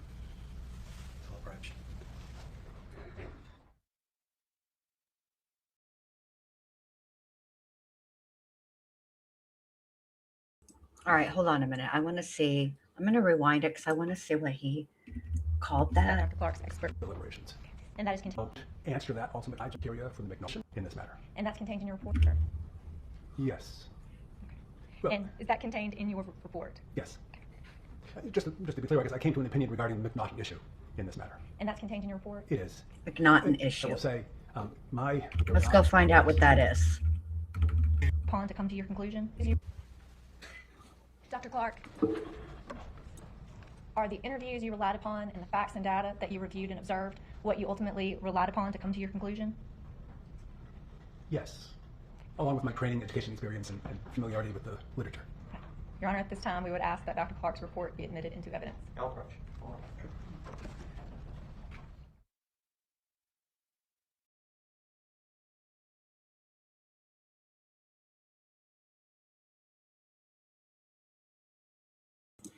All right, so this is what the McNaughton issue is. The McNaughton issue, commonly spelt a different, you can't see it, so it doesn't, I'll remember how to spell it next time, refers to the legal insanity defense used in criminal trials, which question if a defendant knew the nature of their actions or whether they understood what they were doing was wrong. The concept originated from, from the historic 1843 English case of Daniel Macnaghten, who shot the British Prime Minister's secretary, Edward Drummond, after mistaking him for the Prime Minister. He was acquitted due to mental illness, sparking public outrage and leading the House of Lords to establish the Macnaghten rules. The Macnaghten rules established two criteria for a successful insanity defense: nature and quality of the act. The defendant did not know what they were doing. Knowledge of wrongdoing. The defendant did not know that their act was wrong. All right, here we go. I don't understand how it's not up to him to establish that. He's the professional. So that you reviewed and relied on, the same that any expert in your field would typically rely on when making this evaluation? I'm not sure I can speak for any expert, but I believe that the protocol procedure that I utilize is one that is standard in doing a forensic psychiatric evaluation, that interviewing the party, interviewing knowledgeable collaterals, reviewing the relevant records, and then coming to a conclusion, I think is typically how such reports are done. And would your interview with Carly and her family member that you stated be typically done by someone in your field who's trying to come to an opinion? Yes. Who would be rendered an expert of that opinion? Yes. Your Honor, at this time, we ask that Dr. Clark's report be admitted into evidence. Still objection. Yes, sir. Y'all approach. all right, the state doesn't want her report in.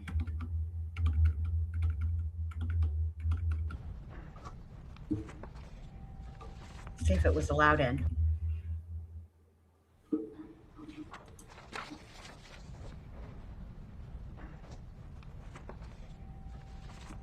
Dr. Clark, based on your evaluation and the records you reviewed, what were your overall impressions of Carly's personality and development?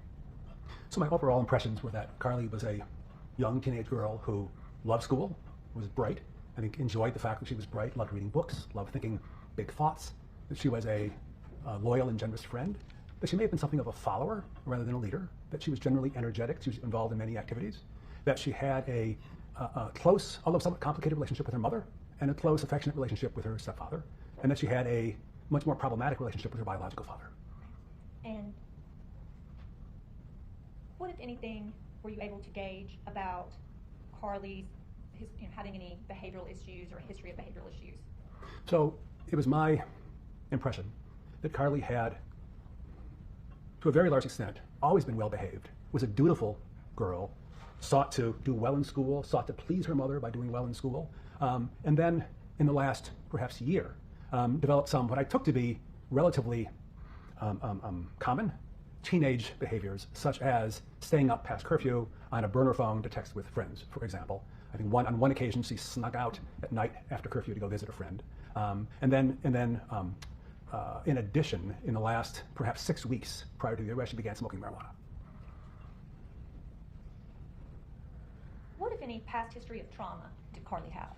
So Carly had had a somewhat difficult childhood in a couple of different ways. One is that she had a younger sister who died of a medical illness when Carly was about 4 years of age. And the younger sister was around 18 months of age. And Carly reported to me that that was hard for her. She remembered it happening, and it was difficult for her. Secondly, her parents divorced when she was around 4 or 5 years of age. She reported to me that she remembered a lot of arguing, and that she recalled having seen her mother having been bruised or injured by her father, that there was domestic violence, although she never witnessed it directly. She told me that her mother had informed her that the father had beaten her. And she told me that she recalled she and her mother leaving late at night as the parents separated. She told me that she, and it's my understanding as well from records, that Carly had court-ordered visitation with her father about every other week, but that was difficult, that she found her father to be angry, unreliable. At times he would just sit in a chair all day long and not speak to her, that at times he wouldn't help her get food or fluid. And there was one incident in particular when she was around 6 years of age, when something the father had done frightened her, and she ran and hid under the bed. And this was an incident that continued to bother her. She also told me that her father was a dangerous and scary driver, and it was scary for her to drive with him. What, if anything, did you learn about Carly's educational history? So what I learned was that Carly was always a good student, that she worked hard, that she got good grades, that she scored quite high on standardized testing, and that she had skipped the 4th grade. I would just like to say that, Lil Red, I just looked it up, respective to the campaign, the fundraising campaign for Carly Gregg's appeal. And after we are done with today's testimony, we will talk about that.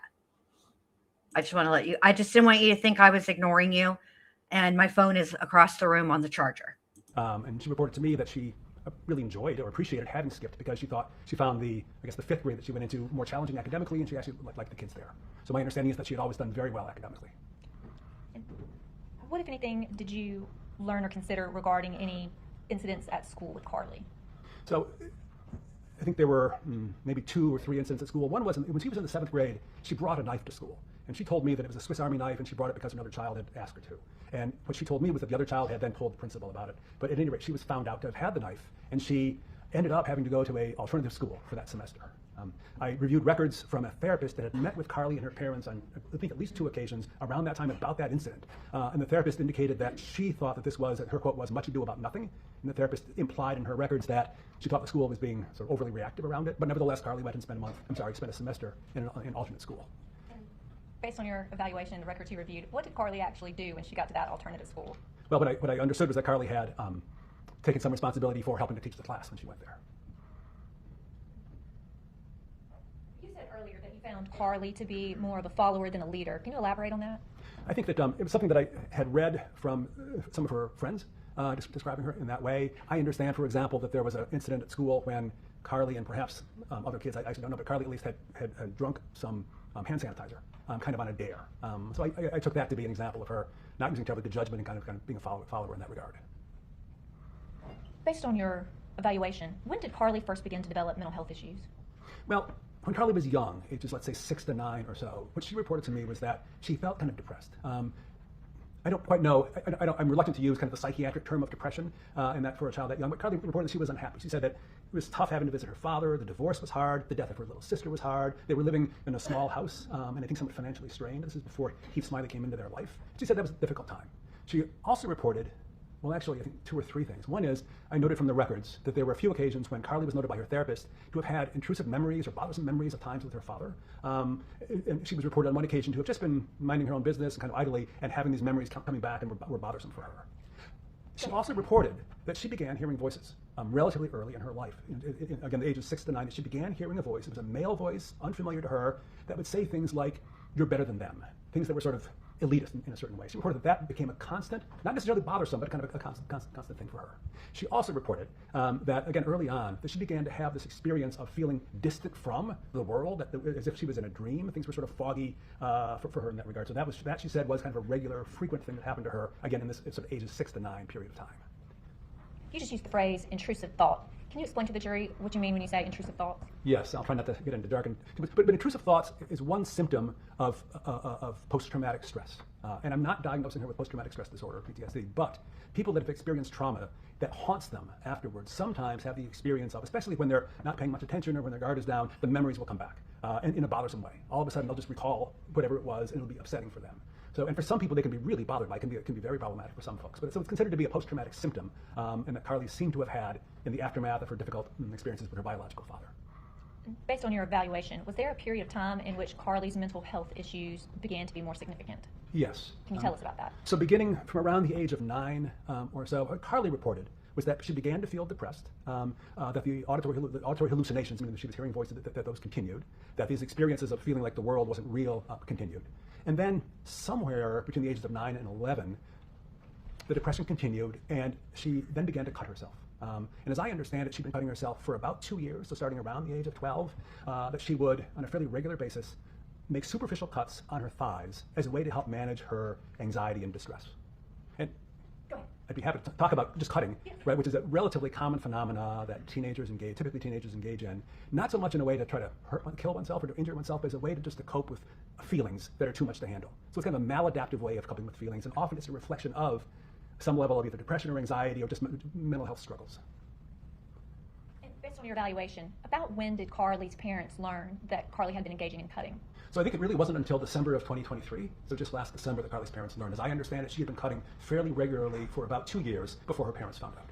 And were there any other behaviors that her parents learned around December of 2023? So the other behaviors that the parents learned about at that time was that Carly had been using an old iPad or an old iPod perhaps to text with friends, and I think with a boyfriend, quote unquote boyfriend, after hours.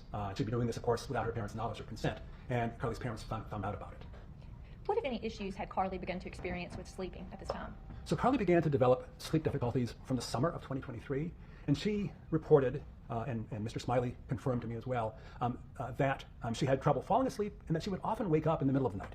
And she began to take melatonin to try to help with that.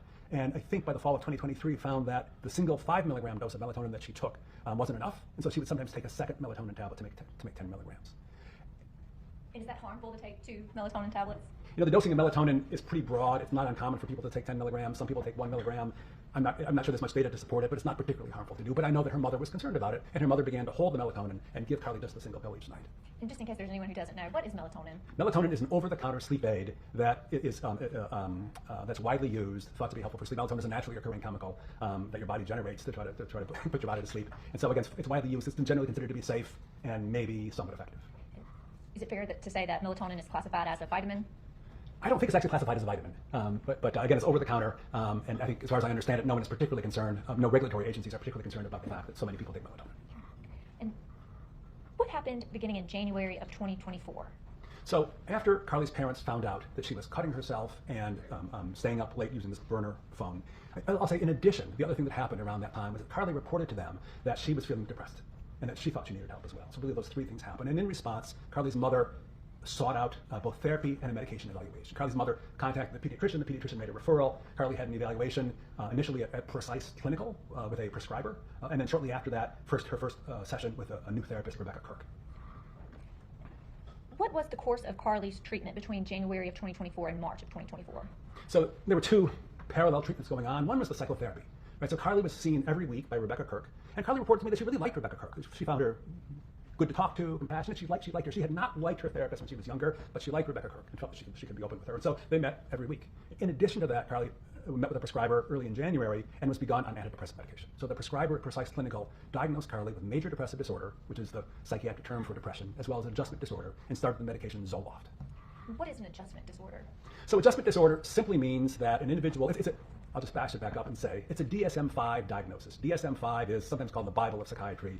All the official diagnoses are in DSM-5. And if you're going to bill the insurance company for a visit, if you're a clinician, you need to have a DSM-5 diagnosis to bill. And so adjustment disorder is a pretty broad category that really means someone is having a difficult time with something that's happened in their life. I tend to think of it as relatively meaningless. Like if you're not quite sure what else to say, call it an adjustment disorder, and that covers a lot of ground. And what is major depressive disorder? So major depressive disorder really is the psychiatric term for depression. And in this case, depression, not just feeling sad, but depression is a psychiatric illness. How how is depression different than feeling sad? So we use the word depressed in a couple of different ways. You know, if you're feeling down, you might just say, well, I've been depressed today. But in the world of psychiatry, depression really is an illness, and it tends to affect not just your, I guess, your emotional state, but it can affect your sleep, it can affect your energy, your ability to concentrate, sometimes your appetite, your ability just to enjoy things. People sometimes feel their whole body has slowed down, and then not uncommonly, people might become suicidal when the depression gets bad enough. So it's really considered to be a psychiatric illness. And it's often the case that individuals who are diagnosed with major depressive disorder then are prescribed psychiatric medication, and antidepressants in particular, to try to treat it. And you mentioned that Carly was first put on Zoloft. Do you recall the dosage that she started on? I do. So Zoloft is also known as sertraline, which is the generic name. It's an SSRI, specific serotonin reuptake inhibitor medication. It's an antidepressant, and it's widely used in teenagers. And she was given the dose of 25 milligrams initially. And how did that medication seem to affect Carly? It didn't seem to have much effect at all. I will say it's a low dose. And so in the first month or so, Carly took it and reported that it didn't really make much difference one way or the other. What if any course of treatment was changed at that point? So in February, Carly had a follow-up visit with the clinician from Precise Clinical and reported that the Zoloft wasn't doing very much at that dose, and so the clinician raised the dose from 25 to 50 milligrams. And I will say that's a perfectly standard dosing. It's a relatively low dose. The sort of the standard dose for Zoloft is 50 to 200 milligrams. That's usually the range where people end up. Folks will often start at 25 milligrams just to kind of go slowly and be gentle, but it's not at all uncommon for adolescents to end up at 50 milligrams fairly soon. And how did that dosage of Zoloft affect Carly? So Carly reported, both to me and to the clinician, that at the 50 milligram dose, she felt numb. She felt as if she wasn't able to really experience much pleasure or feel her emotions very much. She reported that it didn't really help that much with the depression, but it really left her kind of flat in a way that was unpleasant for her. And I will say that's a very common reaction. I feel as if I see that quite frequently. Do you remember the term Carly used for how it made her feel? Zombied was the term. And what, if any, medication was Carly changed to after Zoloft? So at the follow-up visit on March 12th with Precise Clinical, she reported feeling numb, and the clinician then changed her medication to one called Lexapro or escitalopram. It's another SSRI medication, and I will say that it's actually quite common for someone to do poorly on one SSRI and better on another. We don't have the ability to identify up front, ahead of time, who's going to respond to which medication, and there can be a lot of individual variability. So one person might respond well to Prozac and badly to Zoloft, and the next person might respond well to Zoloft and badly to Prozac, and it's a fair amount of trial and error that's often involved. Hey, Chick Tracy, good to see you. And so the clinician, at that point in time on March 12th, prescribed 5 milligrams of Lexapro, a relatively small dose, and instructed Carly to lower the Zoloft down to 25 milligrams for 10 days and then to stop it. In fact, Carly told me that she just stopped the Zoloft cold turkey, I guess, right? Cold turkey is not quite the right term because she didn't have withdrawal symptoms, but she stopped the Zoloft abruptly on March 12th because she didn't want to take it anymore, and maybe she didn't quite understand the instructions. So starting either on March 12th or maybe the next day, Carly was on only the 5 milligrams of Lexapro. And was there a point in time when a prescriber had mentioned trying to put Carly on Prozac?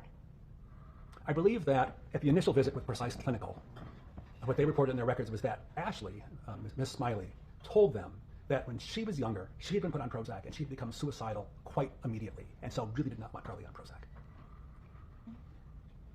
How did Carly's personality begin to change at school after her dosage changed?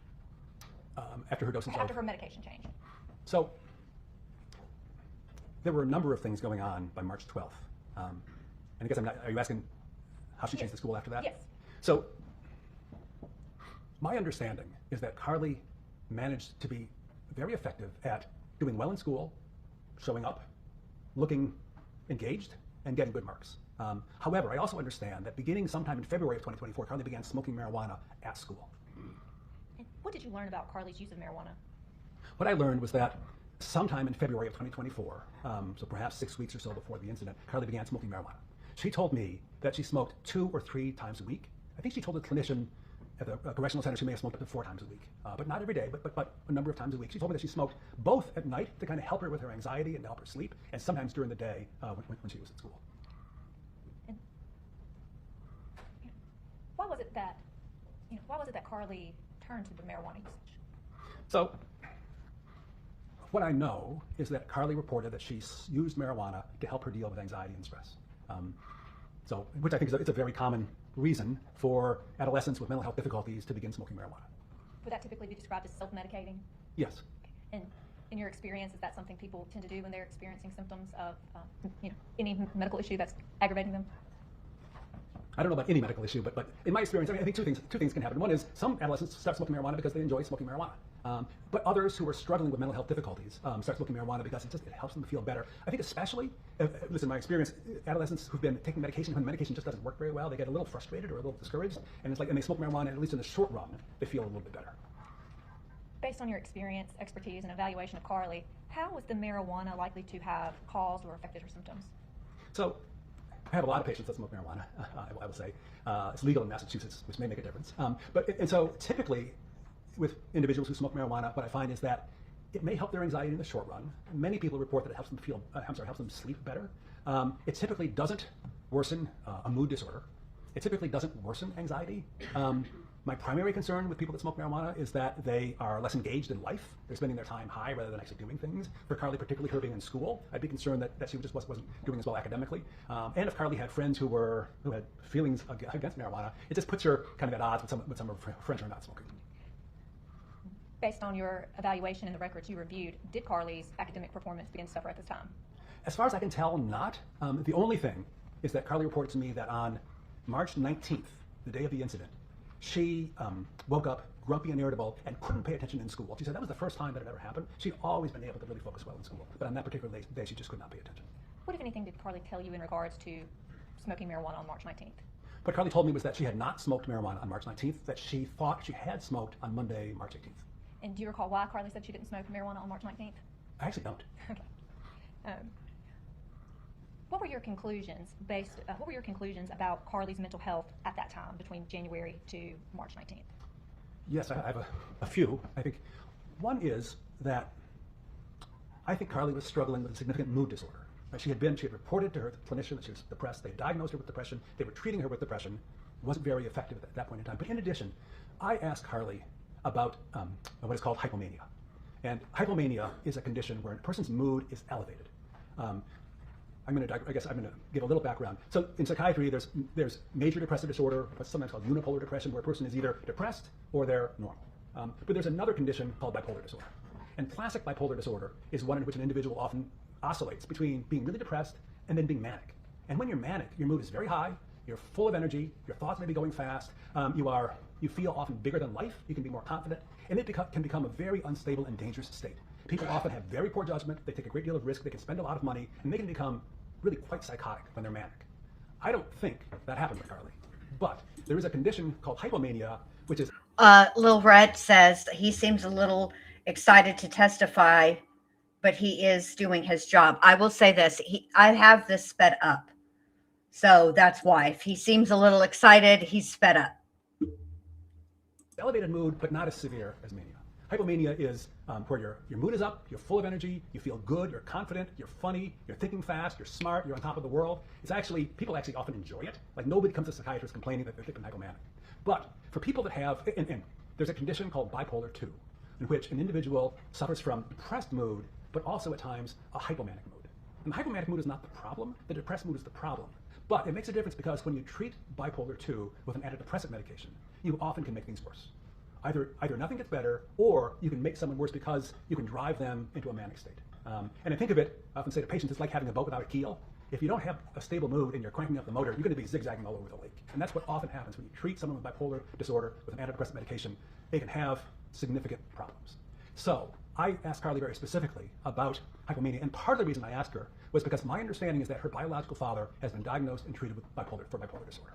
And bipolar disorder is a highly heritable condition, meaning if you have a parent that has it, you're at much increased risk of having it yourself.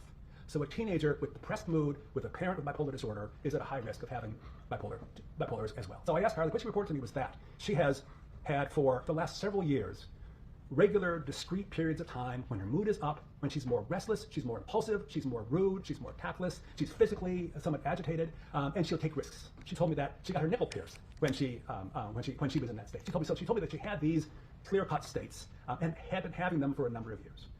She told me that I asked her to estimate over the last 5 years how much of your time have you spent in any state. What she said to me was, over the last 5 years, she thought about 60% of her time in a depressed state, about 20% of her time in a hypomanic state, and about 20% of her time in a normal mood state.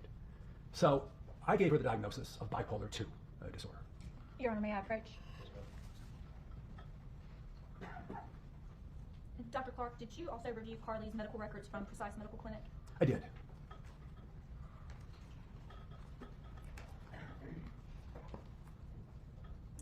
Well, Teacup, thank you for being a member for 28 months. I appreciate that. Thank you. Defendant Exhibit 19.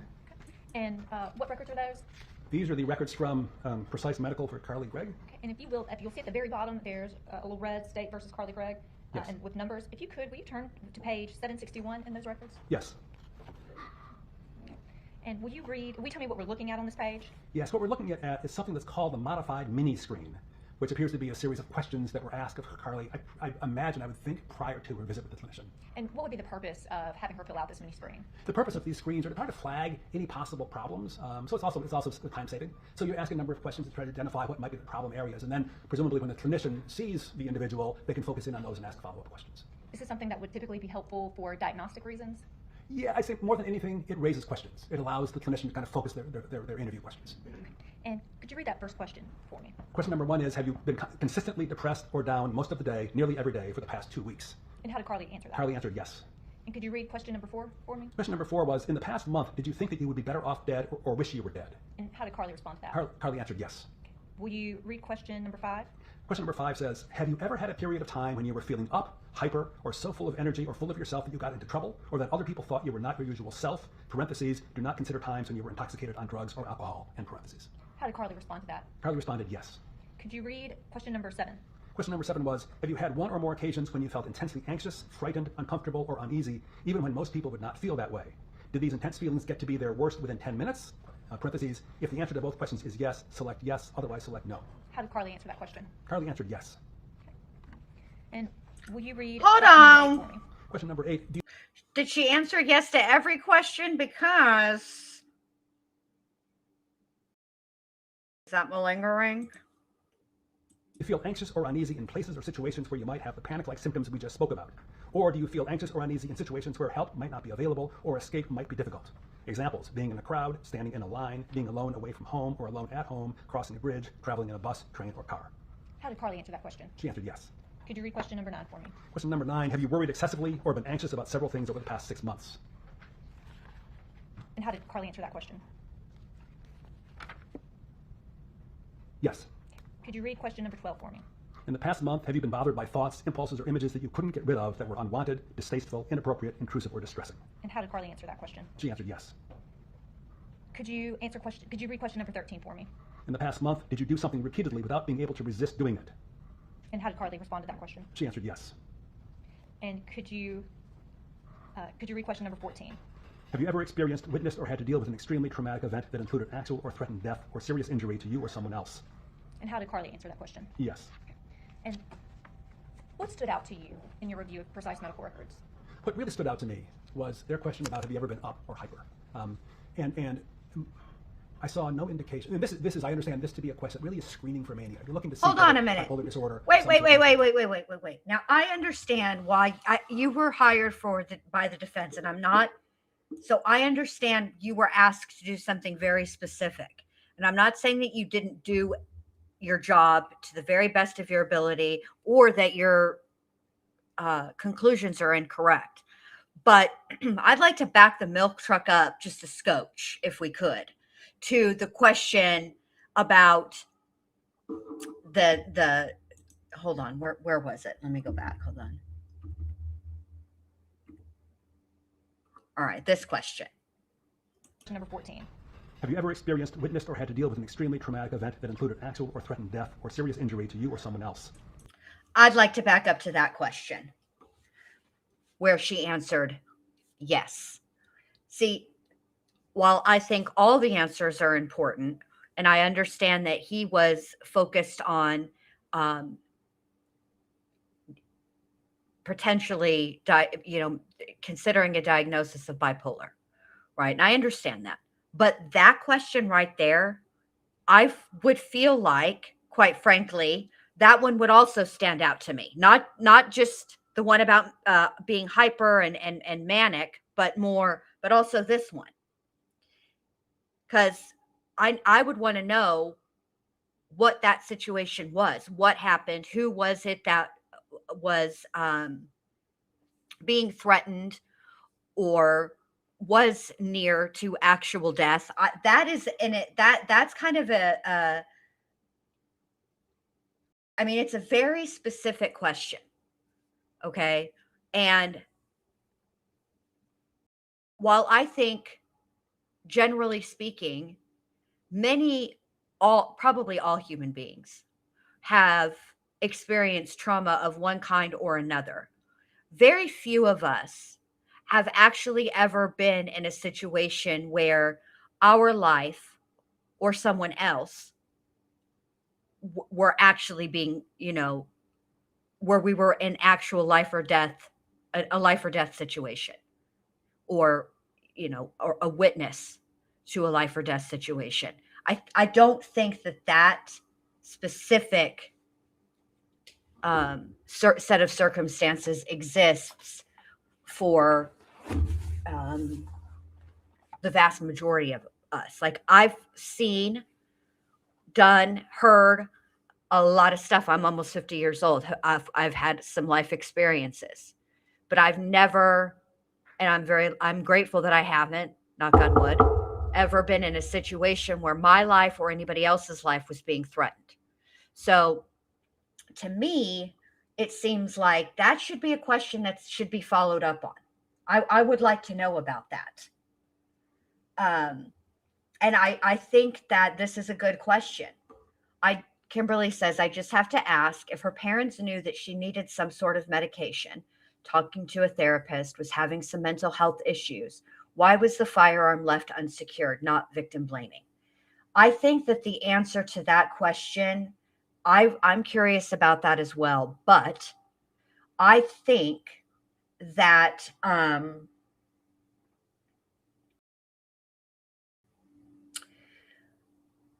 I don't think that they thought that Carly would ever use that firearm, because they had in the past, her, Ashley and Heath liked to go to the firing range, and they had invited Carly to go. She just wasn't into to firearms. She didn't want to really, she just didn't want to do it. And so I think they didn't think that she would, I don't think they ever thought that she would pick one up to use on herself or anybody else.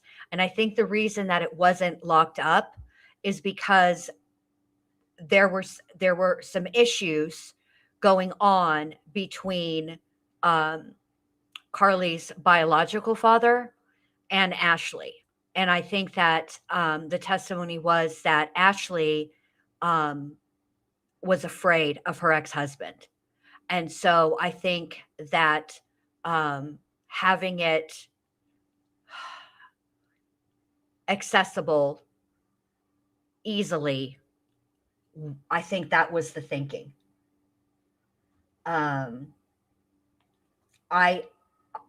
To me personally, and I don't think this is not victim blaming, because at the end of the day, even if it was secured and she went and got it, it would still be, I don't, it laying around the house is not, she's 14 years old. She should, she did what she did because she wanted to do it. That's it. That's all. She made several decisions in the moment, and that's it. So, but I do think that, it is not responsible firearm ownership when you have children of any age, all ages, in your home, to ever leave a firearm loaded and not secured. That's just dangerous. That's just, you just don't do that. I just don't think they thought about it, quite honestly, Kimberly. I just don't think they thought about it, which is unfortunate. And how did Carly answer that question? Yes. And what stood out to you in your review of precise medical records? What really stood out to me was their question about, have you ever been up or hyper? And I saw no indication. And this is, I understand this to be a question that really is screening for mania. You're looking to see whether. And I think likely, Kimberly, this is a good comment too, but what about one of her friends that came over, or any other person that could be in that home? You have to keep your firearm secured. I agree with that. That's part of responsible firearm ownership. But I also think that they just they just didn't consider that. I think the thought was, she wasn't allowed to have kids at the house when they weren't home, and they just didn't think it would be an issue. I don't know why. I don't have an answer for that other than what I just said. Bipolar disorder of some sort might be a problem. And Carly answered yes to that. And I saw no evidence in the records from Precise Clinical that they had followed up on that. And they ended up not asking her about mania, according to their records, and prescribing her antidepressant medication, which in retrospect might not have been the best choice. How, based on your experience and expertise, how difficult is it to diagnose mental health issues in teenagers? Well, it can be tricky for a couple of reasons. And one is that a lot of times teenagers are, if they have a mental health issue, it's just starting to come to fruition at this period of time. It can be a little hard to know. And there's a wide range of kind of normal teenage behavior, and teenagers aren't always terribly forthcoming to an adult. And so, you have to establish rapport, often get information from other places, and hopefully the teenager can open up to you. There's some things that are maybe easier to diagnose than others, but it's not always simple. Based on your experience and expertise, when you are having sessions with teenagers, how confidential are those sessions? It's mixed. But I always start out when I'm meeting with a teenager and talking about confidentiality. And I usually say to them, again, depending on the age, I say, I can give you some privacy. You deserve some privacy. Yes, Reagan. What happened was she shot 3 times at her mother and at point blank range. And she hit her and she killed her. When her stepfather came home, she shot at him and she hit him in that muscle in between your neck and your shoulder. What is that? Is it the trap? It's not trapezoid. That's not right. But that muscle, that's where she hit him. So she was charged and convicted of first degree murder, attempted murder, and tampering with evidence. Those were her charges. If issues come up that really affect your health or safety or significantly affect your welfare, we got to pull your parents in. We got to let them know. So I think every teenager kind of understands that the really serious stuff, the parents are going to get pulled in. And what, if any, concerns did Carly already have about having bipolar disorder? So what Carly reported to me was that she had been worried that she might end up like her father, and that her mother had, especially after all this happened in December, that her mother had frequently said to her something like, something like you're going to end up just like your father. And Carly understood her father to have a serious psychiatric illness. So Carly reported to me that she really was worried that she might have a serious psychiatric illness. Did Carly see her father as a successful person? No. Based on your experience and expertise, what would motivate someone to not be forthcoming with their doctor? So there are probably a number of reasons. I think many teenagers don't really want to go talk to a psychiatrist or even a therapist, but certainly shame is one. Shame and stigma are big. There are a lot of people that engage in denial, that they just don't want to believe that they have a condition, and they like to think that they can kind of soldier through, and they say to themselves that it's really not that bad.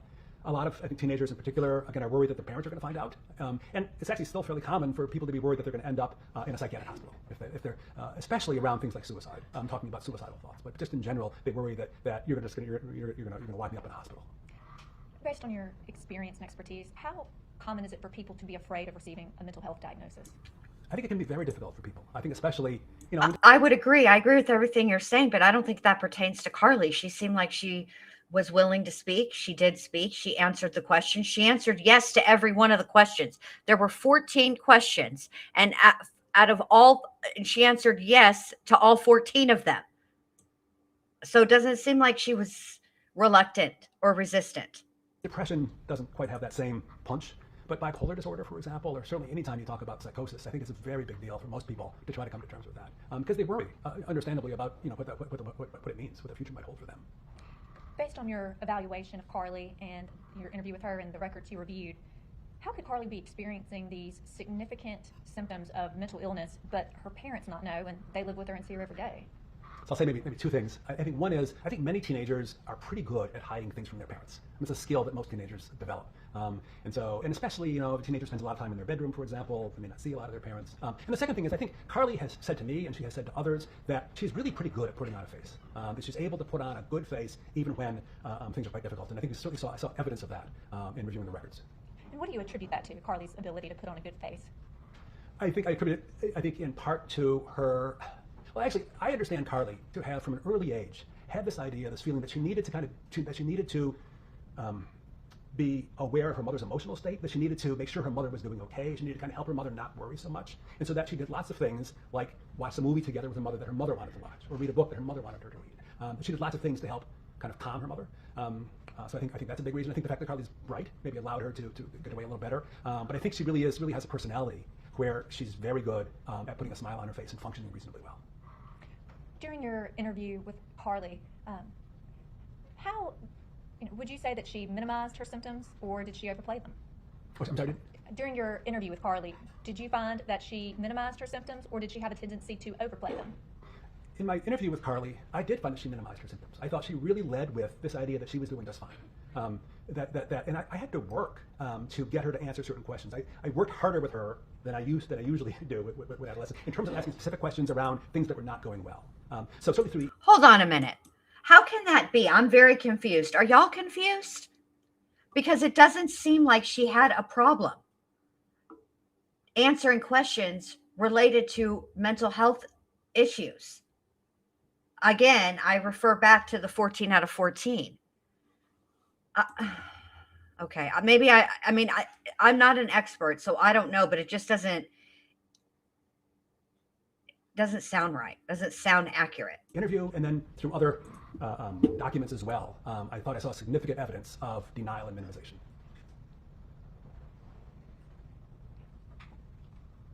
Now, are auditory hallucinations or hearing voices typically what someone with bipolar 2 disorder is going to be experiencing? No. The short answer is no. It's not usual for someone with bipolar 2 disorder to hear voices.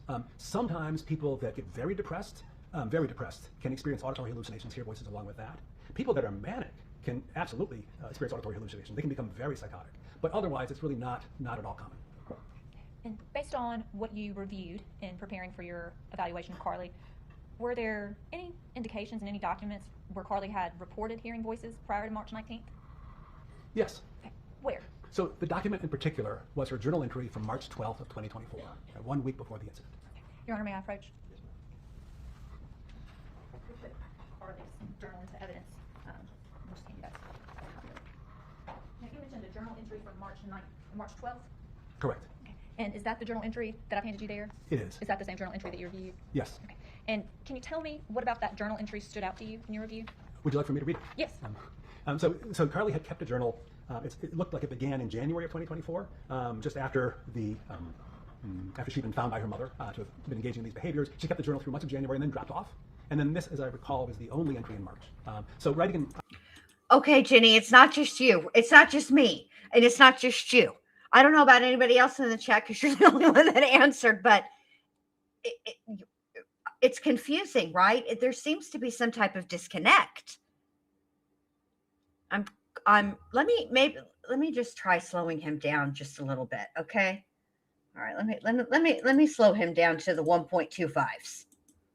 All right, let's see how this goes. On March 12th, Tuesday, she writes, "I think I had a psychotic break earlier. The whole ordeal was quite silly. I actually spoke with one of the voices in my head. Well, I didn't hear them until earlier today, but I only do then. My particular friend and I were practically screaming, bloodthirstily and ravenously. Thank God, physical confrontation was not, and I think it's fruitively, possible. I sound crazy." And then she goes on to say, "I need to get back into the habit of journaling that think it's good. I haven't quite decided if I'll bring this stupid thing to Mrs. Kirk, her therapist, tomorrow, but I can't decide." Exclamation mark. Your Honor, may I approach?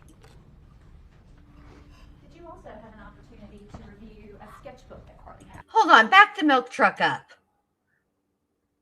Are people who have an episode of psychosis, are they aware that they had an episode of psychosis? And what I'm asking about is independently aware. Are they aware of that? Okay, good. Reagan's confused too. Okay, good. Which normally I don't like to. I'm not happy for people, but if I'm confused, I don't want to be confused alone. So thank you.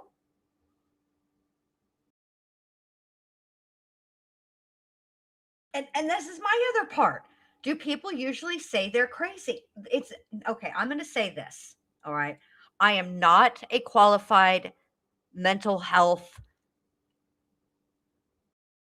evaluator. I don't know.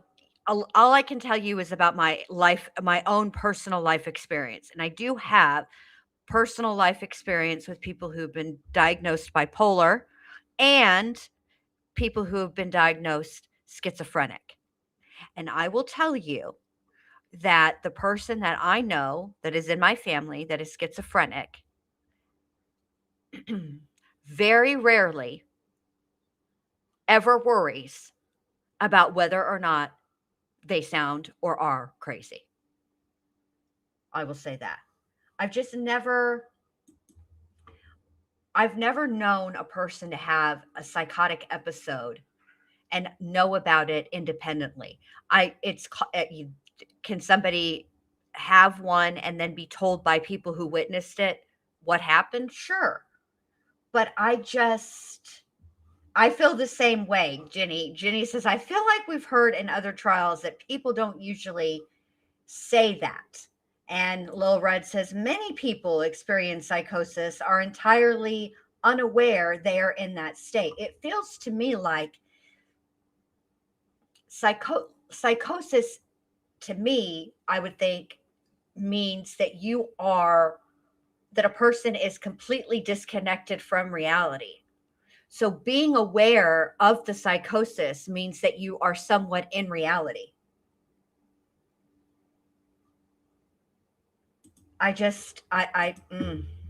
Very confused. Yes. And that sketchbook's been placed into evidence by stipulation. And I will also say, just, it is curious to me that she didn't make a journal entry in the whole month of March, except for 7 days before the murder. That to me is interesting. What, if anything, in Carly's sketchbook that you reviewed in preparing for her interview and evaluation stood out to you? I think there was one particular page of her sketchbook. It's titled a 2023-2024 sketchbook that stood out. I will say I don't quite know what to make of it, but I find it raises disturbing questions.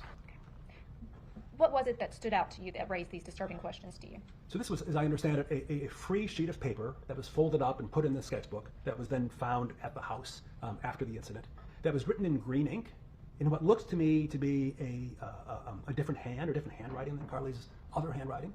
And it's written almost like a piece of creative writing. It's in the sort of guise of a soldier with a different name. And she writes, or whoever wrote this wrote, anywho, I don't think I'll make it any longer. And then the writing becomes quite primitive and large and scrawling, and it says, please help me, I don't something, I'm sorry. And then the next,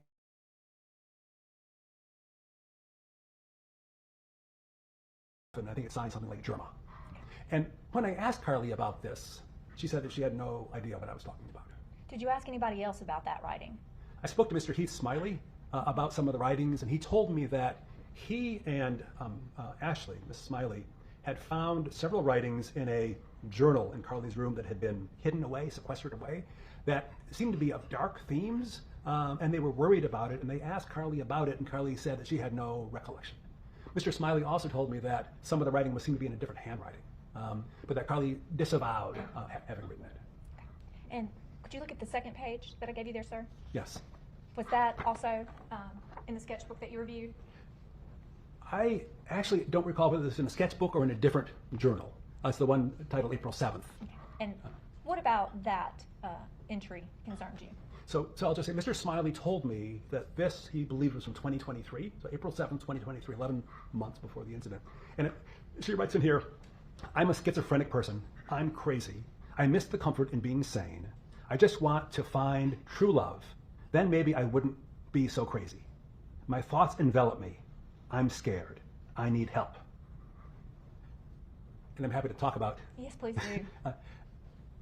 I don't know whether this is just the writings of an emotional, somewhat dramatic teenage girl keeping the journal. It could be, right? So I don't take this as evidence that she had a thought disorder. I do think it's reasonable to think that she's worried. She was worried about her mental health at this point in time. What, if anything, did Carly disclose to you about her father having schizophrenia? So Carly told me that her father had bipolar disorder, and I believe she said that he may have had or was being, had been evaluated for schizophrenia, but it really was the bipolar diagnosis that she was most clear about. Okay. So schizophrenia and bipolar disorder were two things that Carly was worried about. I think that's fair to say, yes. Okay. And this journal entry, according to her stepdad, would have occurred sometime in April of 2023. Yes. And can you tell the court a little bit about what schizophrenia is? So schizophrenia is a serious mental illness. It's a psychiatric diagnosis that's considered to be chronic and typically has a kind of worsening course over time. It most frequently manifests in sort of late adolescence, early adulthood, and it's characterized by psychosis, so delusions and hallucinations. Also disorganized thinking, disorganized behavior, and there's a whole range of what are called negative symptoms of just having less interest, less engagement. It can be treated with antipsychotic medication typically, but the medications we have are not great. Frequently people need to be hospitalized, often several times in their lifetime. It can be very disabling. It really is, perhaps, I think fair to say, the most catastrophic of all psychiatric diagnoses. You talked about psychosis just a moment ago. Can you explain for us what psychosis is? Yes. So psychosis is a psychiatric condition. I think I define it as a substantial disorder of thought form or thought content. And thought content really means delusions and hallucinations. If you're hearing voices, if you think the CIA has implanted a receiver in your molar, right? If you think the police are following you everywhere you go, those are considered to be delusions. If you're hearing voices or seeing things, those are hallucinations. But people can also have disorder of thought form where they just are not logical and coherent. Their thoughts just don't fit together very well, and they can become quite illogical, quite irrational, and quite disorganized. And what do you mean by disorganized thinking? So disorganized thinking is where, normally our thoughts go from one thing to another and they're reasonably well connected, and there's an element of a degree of coherence. Disorganized thinking is when often people can jump from one thing to the other. Things don't connect. They'll start talking about one thing and then they'll make a jump to another thing, they'll make a jump to another thing, and it can become a jumble. And what, if anything, did Carly inform you of with regard to an eating disorder? So Carly told me that for at least the last few years she had at times restricted her food intake, at times had binged and then purged by making herself throw up. She told me that she had never taken laxatives or diuretics, but that she had been engaging in these eating disorder behaviors for, on a somewhat regular basis.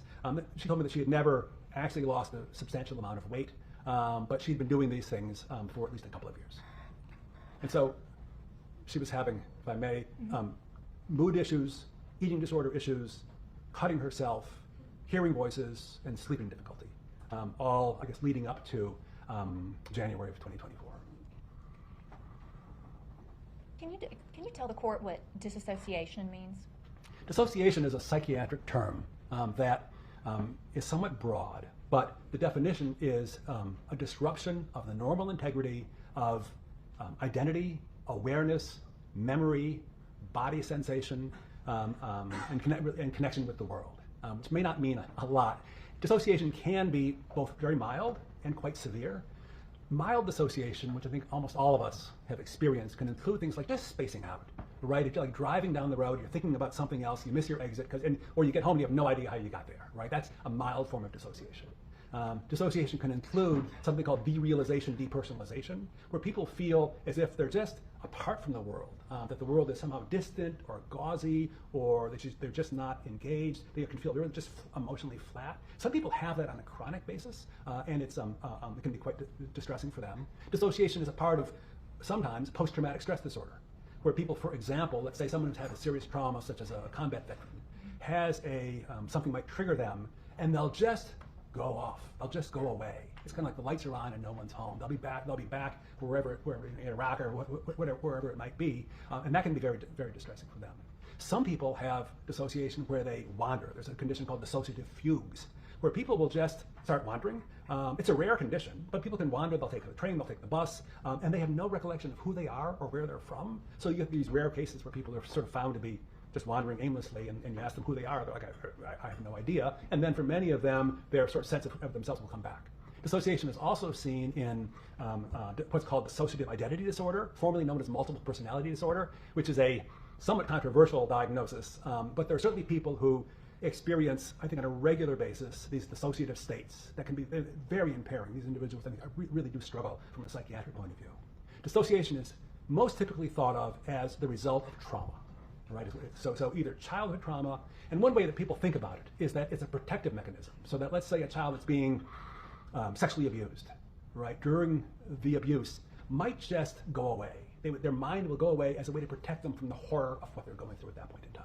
So that's one of the, I guess, models for how dissociation occurs. Dissociation is also closely related to psychosis. Many people with a psychotic disorder also have a high degree of dissociation. So it can range from severe to really quite mild. And can you explain the significance of bipolar II disorder and dissociation and the auditory hallucinations? Oh. So in the period of time up until March 12th, Carly reported that her mood was flat, that she was zombie, that she was still quite depressed, she was still cutting. She also reported that the voices were getting worse, that they were becoming more urgent, more prominent, and she was beginning to worry that they were taking over for her. Now, she told me that the only thing the voices said to her were things that were kind of elitist, like you're better than those people. Like that's the only thing she told me they said. So her mood is poor, the voices are getting worse, her sleep continues to be bad, and she's smoking marijuana on 2 or 3 times a week. She also reported she had a fair amount of anxiety during this time as well. Okay. Your Honor, may I approach? Dr. Clark, when did you first receive the Vital Court records? So I received the Vital Court records, or the records from the Rankin County Correctional Facility for her psychiatric treatment and medication. And I didn't receive them until I had already interviewed Carly. I had returned to Boston and got the records afterwards, so I wasn't able to ask Carly questions about the records. And that's because we had not yet received the records from Vital Court from the subpoena, is that correct? That's my understanding.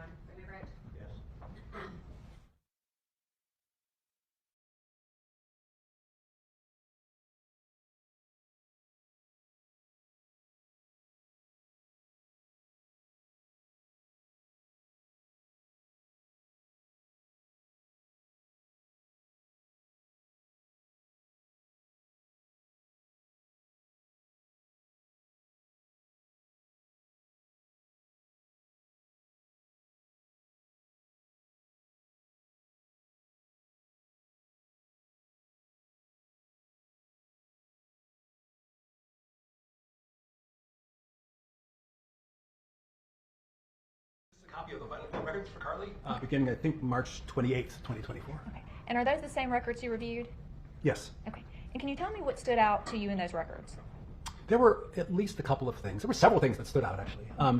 One is, and I think I was quite surprised to see, Carly reported to the clinicians at Vital Court on March 28th, and then again a month later, that she'd been having command auditory hallucinations. What are command auditory hallucinations? So hallucinations, auditory hallucinations are hearing voices, and they can be of different content. They're often critical, for example. But command auditory hallucinations is when you hear a voice that tells you to do something.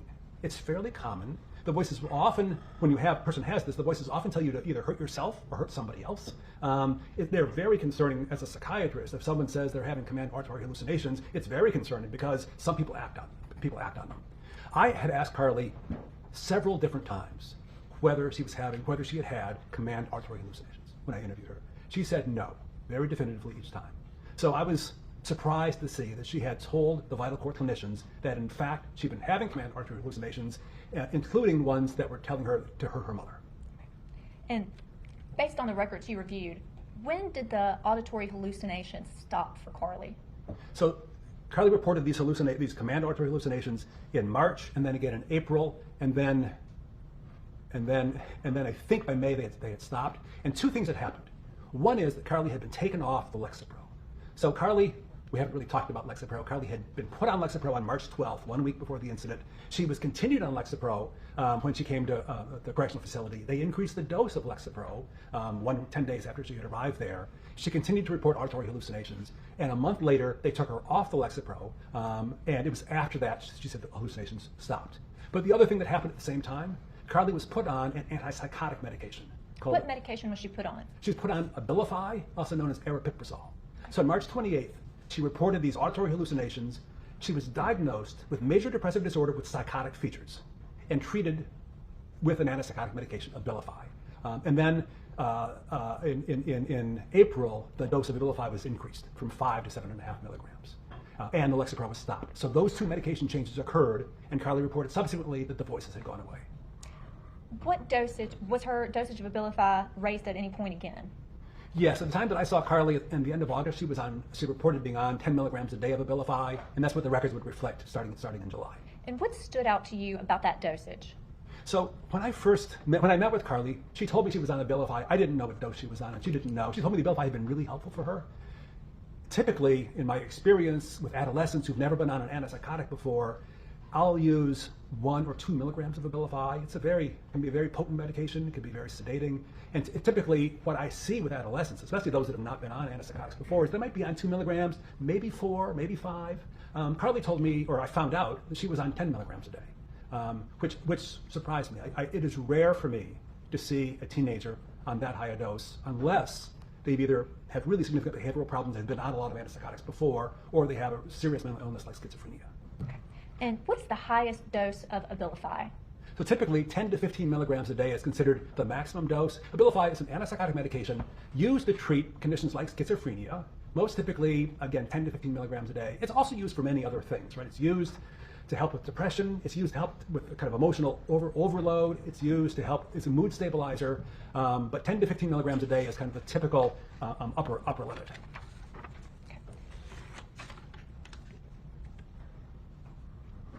What, if any, issues, when you spoke with Mr. Smiley, what, if any, issues did he note for you in regards to Carly having time loss or memory loss issues? Can I apologize for just a moment? I actually had not finished answering your last I'm sorry, question. go ahead. No, I'm sorry. If I may, you had asked me about the significance of the records. Yes. In addition to Carly reporting these command auditory hallucinations, including those that hurt her mother, and the fact that she denied it to me and had denied it to the other investigator, the other expert, I thought was really quite striking. I thought it was quite striking. And so what I took from that is that it was most likely that Carly was denying and minimizing the auditory hallucinations. I thought, I have to think, is she malingering here, right? Isn't this convenient that she's coming up with this story now after she's been arrested, right? That's like probably the central question. I would think if she was malingering, she'd be leading with this. The voices told me to do it. She denied it up and down with me. So the fact that she had it and now was saying no, I thought was really fit with the pattern that she was denying and minimizing what had happened. What do you mean by malingering? Sure. So malingering is when an individual fakes it, I guess, or comes up with symptoms or exaggerates symptoms for some secondary gain, like to get something. And so, for example, if someone who's, let's say, has an opioid addiction might come into the emergency room complaining of some sort of pain in order to get, they'll make it up in order to get opioid. In this situation, Carly has a lot of incentive to say it wasn't my fault, right? I mean, obviously, she has a lot of incentive. And so the question is she telling us these things now because she wants to try to get out of it? And I'm still giving a long-winded answer to your No, you're fine. Go ahead. question. Her being on Abilify, I think, is very important. And the fact that Carly reports, and she's been very consistent about this, once she got on Abilify and once the Lexapro was stopped, she's felt good. She has felt like her mood is really pretty good and the mood swings have stopped. So she's very consistent in saying, this works for me. So I think that's striking. The auditory hallucinations, or the disappearing auditory hallucinations, are striking.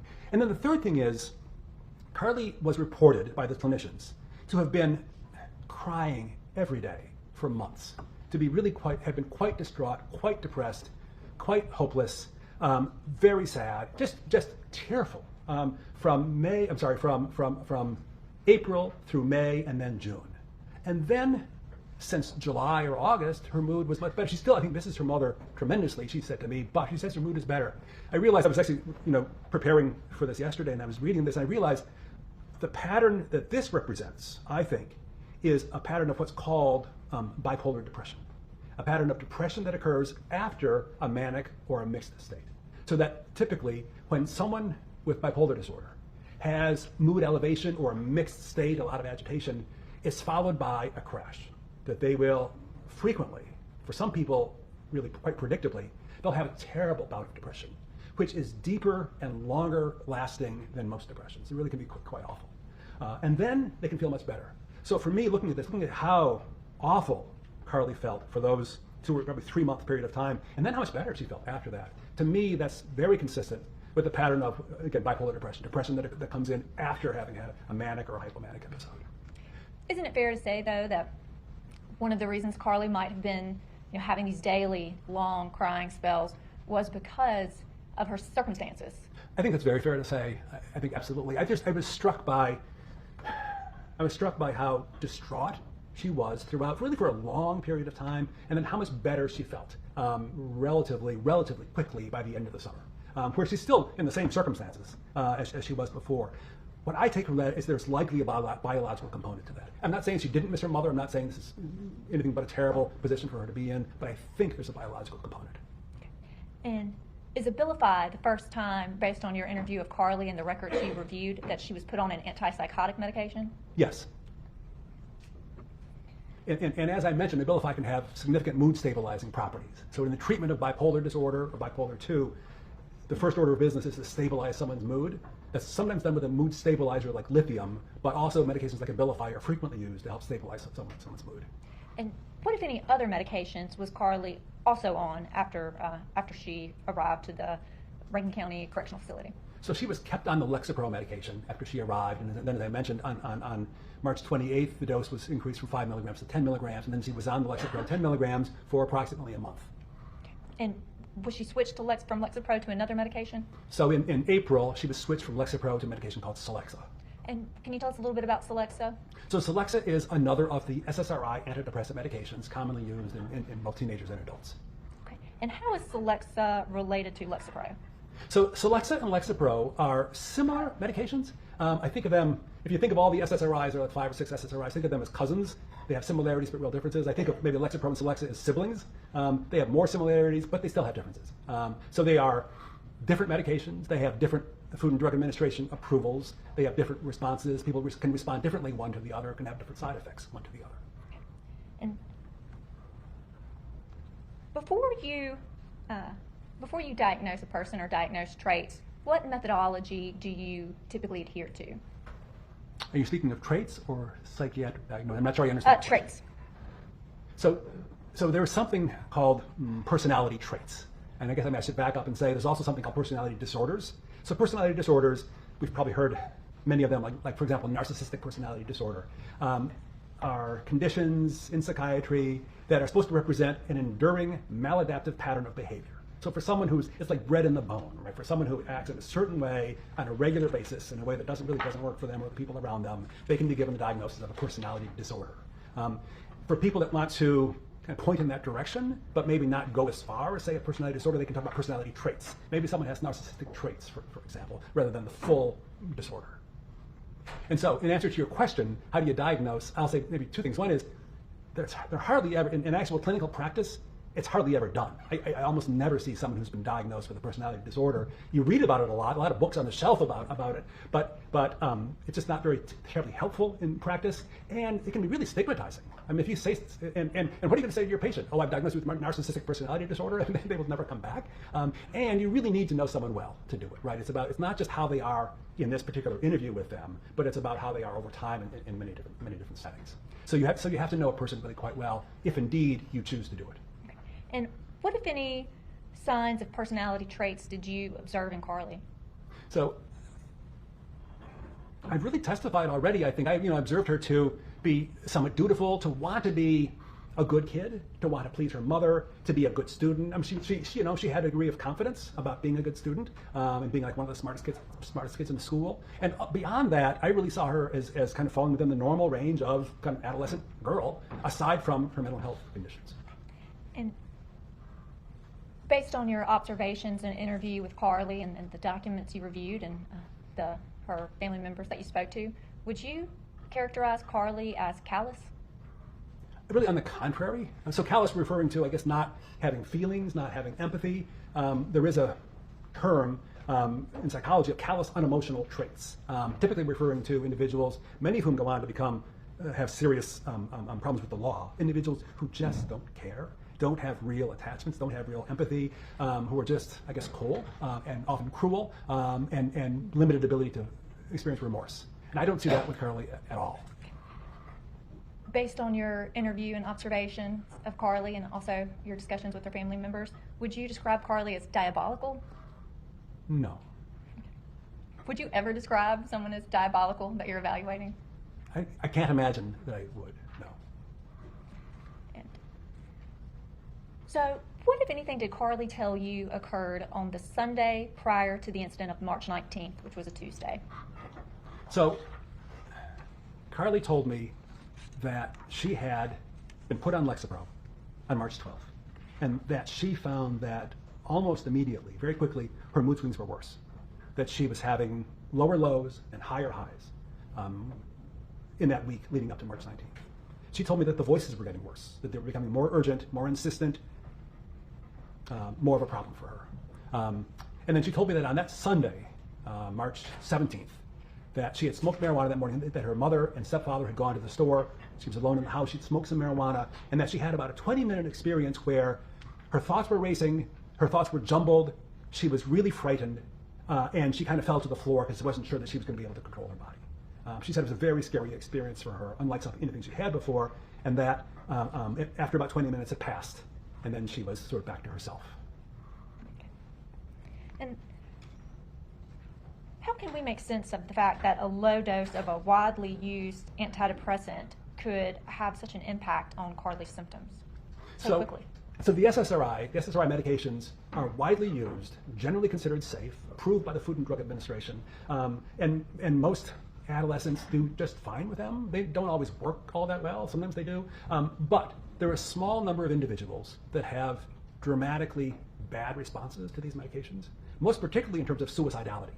Right, so there's a small number of individuals, it's thought to be maybe 1 or 2% of people that take the medication, where fairly quickly they can become quite suicidal, just kind of out of the blue. They've not been suicidal before, they're given a medication like Prozac, and all of a sudden they get suicidal.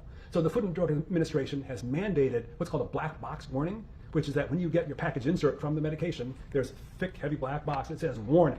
You need to be worried about, for individuals, for adolescents from the ages of 16 to 24, you need to worry about the risk of suicidal ideation caused by this medication. For a long time, the Food and Drug Administration recommended weekly meetings with your prescriber just to check in. So, and I will say, in my experience, I've had many patients who have reported going on an SSRI medication and just having an awful response. They say, I just felt terrible, and I had to stop it immediately. So it's not common, but it happens.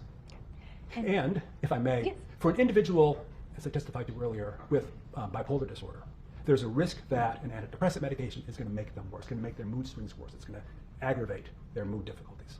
Would that be especially true if they are not already taking a mood stabilizing drug? Yes. And I think it's often the case that an individual, once their mood is stabilized by a mood stabilizing medication like Abilify, once their mood is stabilized, they're able to tolerate an antidepressant. Sometimes it can be really helpful for them. So it's not surprising to me that Carly now is on a mood stabilizer medication, Abilify, and is able to tolerate Celexa, and the combination seems to work for her. What, if anything, did Carly tell you about the events on March 19th? What Carly told me was that she had woken up that morning groggy and irritable. She had not smoked marijuana. She had a hard time paying attention in class the first time that had happened. That she went to, she typically got a ride home from her mother, who was a math teacher at the school, and so that she went to the mother's classroom at the end of that day, and that the mother, I guess, informed her that she knew that Carly had been smoking marijuana. Carly told me that she said that her mother had a sixth sense about it. I don't think that Carly knew that someone else, a friend of hers, had told the mother. But Carly told me that the mother knew that she'd been smoking marijuana, that they drove home as usual, that when they got home, Carly went to the backyard to let the dogs out, and that her memory went blank at that point, and that her memory came back as she was standing by the side of the road, having crawled out of a drainage pipe, wet, and the police officer came by and picked her up. So she said that for that period of time, she had no memory whatsoever of what had happened. Now, Dr. Clark, were you in the courtroom earlier today? I was. Okay. And what, if anything, did you hear about Carly having disclosed to a friend about her auditory delusions? So what I heard this morning was that Carly's friend SK reported or testified that Carly had told her before the incident that she was hearing voices. We also have the her journal entry. And were you also in the courtroom when some body camera footage was played? Yes. What, if anything, stood out to you about that? I think the only thing that stood out was that it sounded to me as if Carly was concerned about the welfare of her stepfather. And were you able to hear anything on the body camera footage in regards to Carly's answer when they asked her, when they were doing the gunpowder residue test, and they asked her, which hand she used to shoot a gun? Do you recall what her response I actually was? didn't hear that particular response. Okay. What, if anything, did you observe about Carly's grief? So what I observed was that Carly, even though she said her mood was stable for the first time in years, that she continued to miss her mother very much. That she missed her mother very much, and that she had been really having a very difficult time in the time since the incident. What, if any, diagnostic impressions did you come to based on the records you reviewed, your experience, your expertise, your evaluation of Carly, and the family members that you spoke to? Yes, I think I have maybe 4. So just to say, number 1, her mood disorder. Right, so I gave her the diagnosis of bipolar 2, and I saw her as having suffered from some significant depression, and then some hypomanic episodes, and then worsening a mood disorder that was worsened by the Lexapro medication from March 12th onward. I also gave her the diagnosis of, and it's a terrible name, other specified schizophrenia, spectrum, and related psychotic disorders, really referring to the auditory hallucinations. So I think that I understood the voices she was hearing when she was younger as being notable, but not necessarily psychosis. I mean, they were there, but didn't really seem to affect her. But I also understood that certainly in the week or weeks leading up to the incident, the voices were becoming more prominent, more urgent, more of a problem. And I think it's reasonable to conclude that the voices were likely not just saying to her, "Oh, you're better than that guy." I think that, at least in my experience and my understanding, is that when the voices become really urgent like that, they typically say something much more concerning than "Oh, you're better than that guy." Okay, this is a lot to unpack. I agree at this point, and that doesn't mean that I won't hear something at some later point that makes me change my mind, but that always happens. I think you should be open to changing your mind. At this point, I haven't heard anything that makes me feel that she should not be given a chance at parole, because as Neat Noodle points out, that's the thing about parole. Just because you are eligible doesn't mean you get it. She would have to be behaving and making positive changes to get it. I also agree with what Ava is saying. And Ava said, "I think it's impossible to tell who this child really is at the core until they stop messing with her meds." And Karen asks, is she a gifted child, and has she been tested for that? She was allowed to skip 4th grade, so I would imagine that yes, she was tested, and yes, she would be gifted. This is also an important question. So Kimberly says also, who is going to be responsible for her if she does get parole? She will basically be growing up incarcerated. She will not be ready for the real world. Well, here's the thing. There's an argument currently taking place in the appeals process as to exactly what her actual sentence is. Did she get life, or did she get life without the possibility of parole? The sentencing order gives her life. It doesn't say life without parole, but it also does not give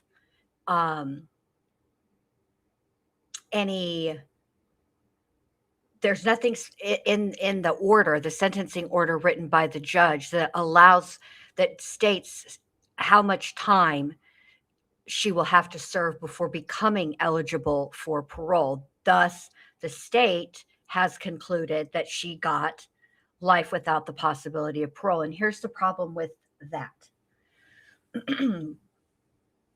While she is undergoing the appeals process. She will be treated likely as if she received life without the possibility of parole.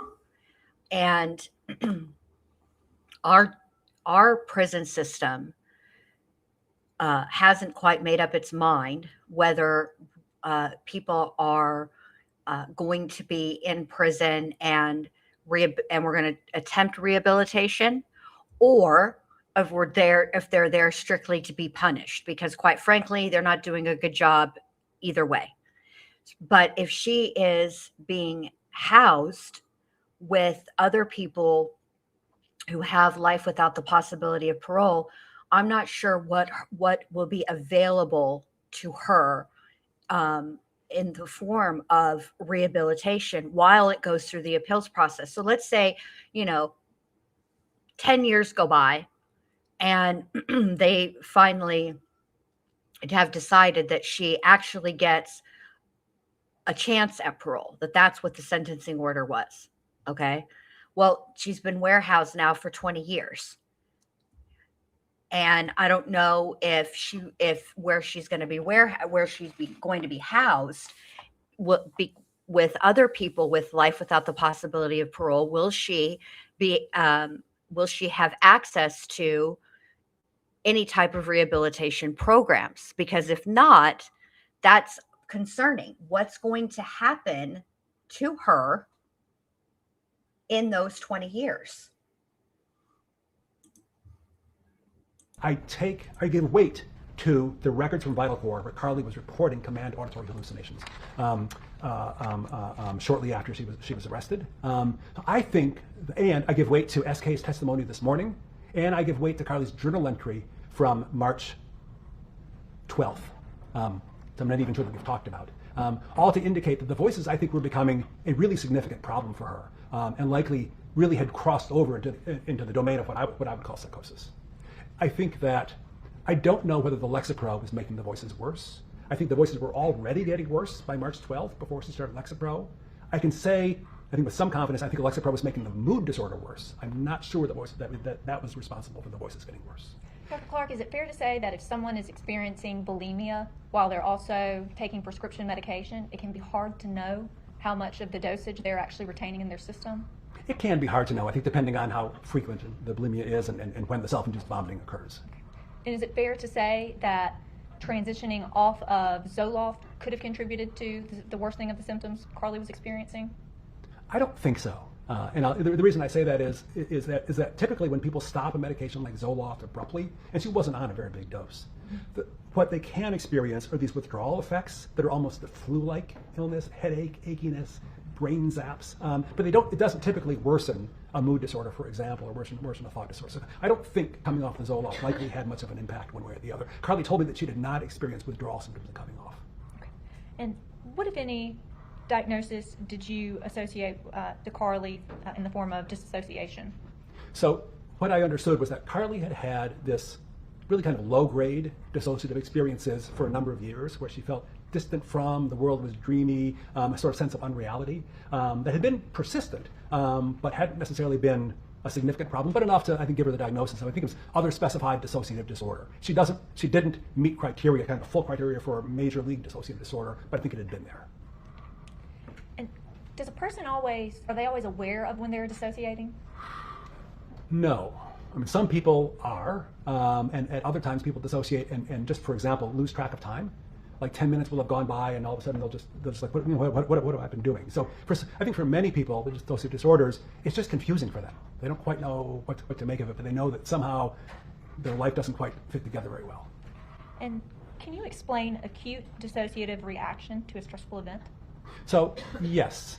So what I think happened on March 19th is the following, that Carly was, at that point, really in a mental health crisis, that she was having significant mood swings, made worse by the Lexapro, that the voices were getting more and more of a problem for her, that she had documented in a journal entry on March 12th that the voices were very problematic for her, that she was having these dissociative episodes, and that day in particular, she wasn't able to pay attention in school. I take that as a reflection of her worsening psychiatric state. So I really see her as having been in a psychiatric crisis. And then her mother finds out that she's been smoking marijuana.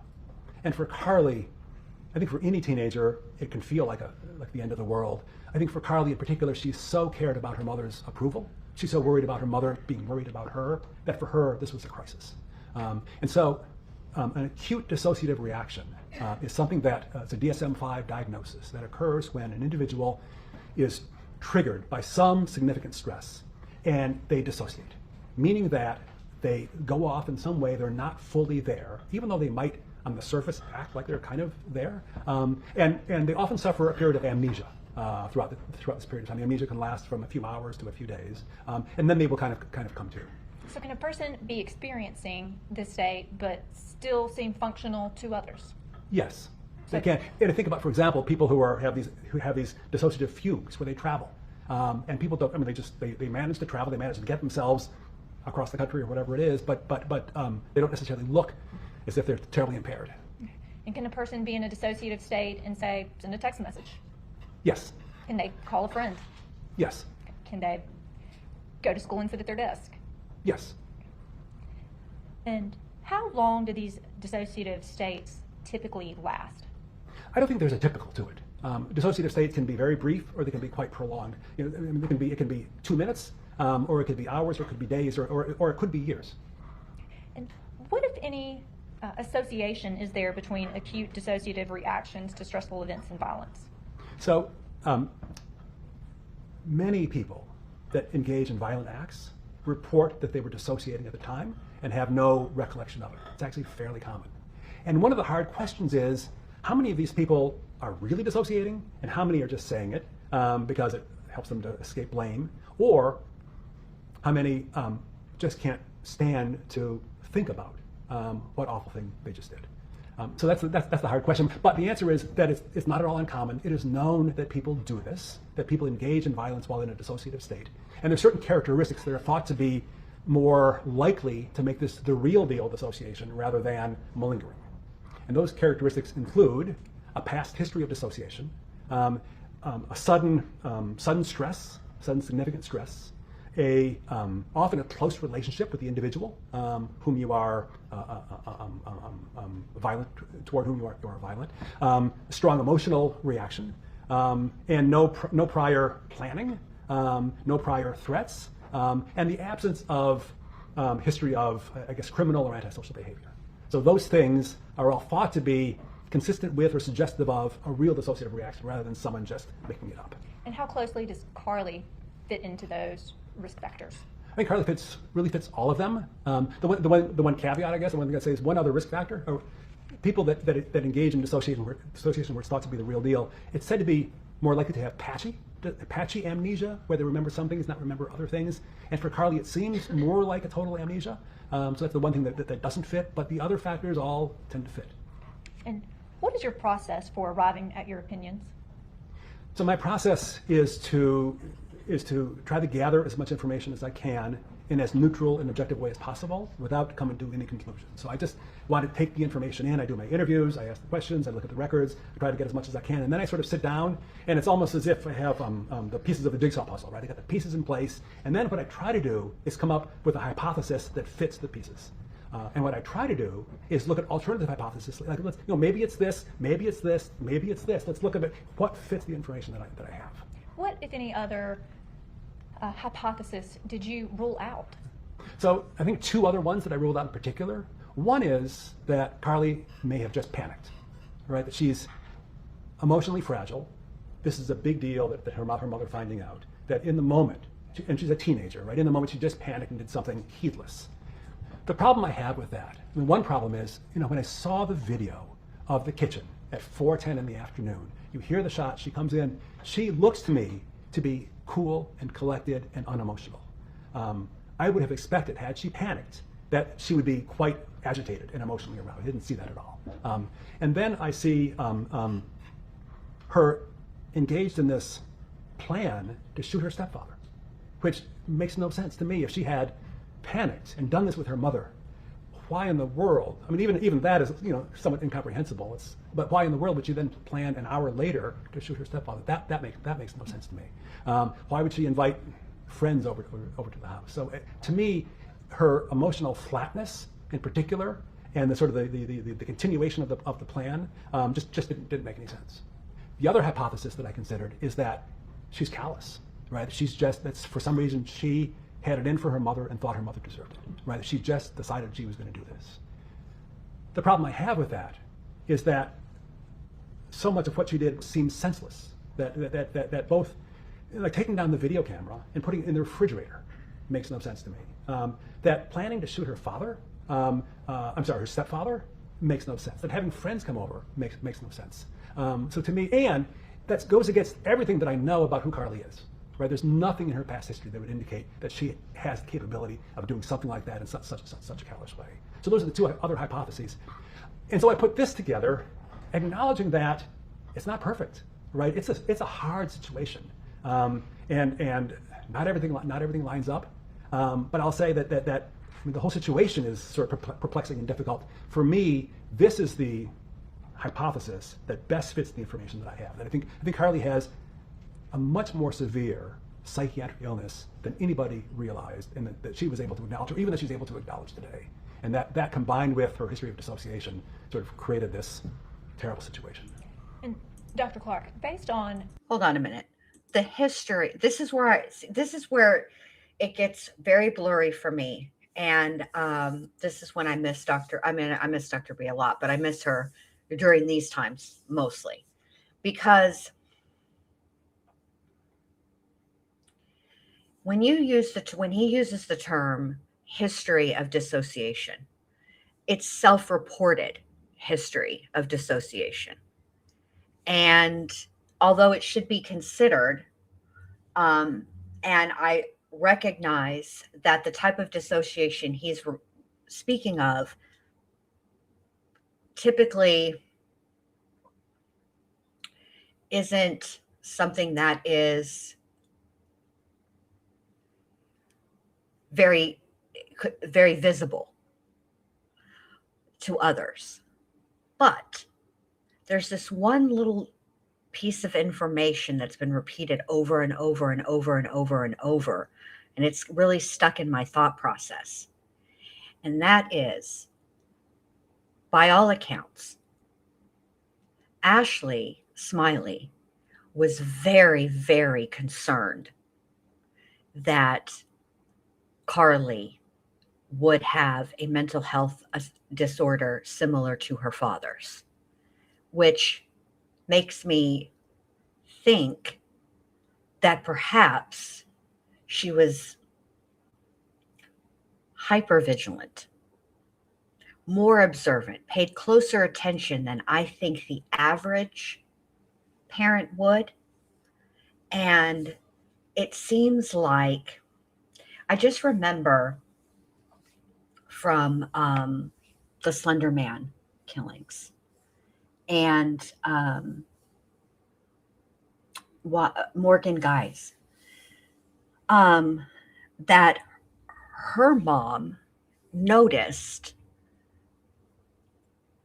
Morgan talking and responding to something she couldn't see, or the mother couldn't see or hear, right? That seemed to be more or different as she got older than when she was really young and it started, and she thought perhaps that Morgan had like a invisible friend.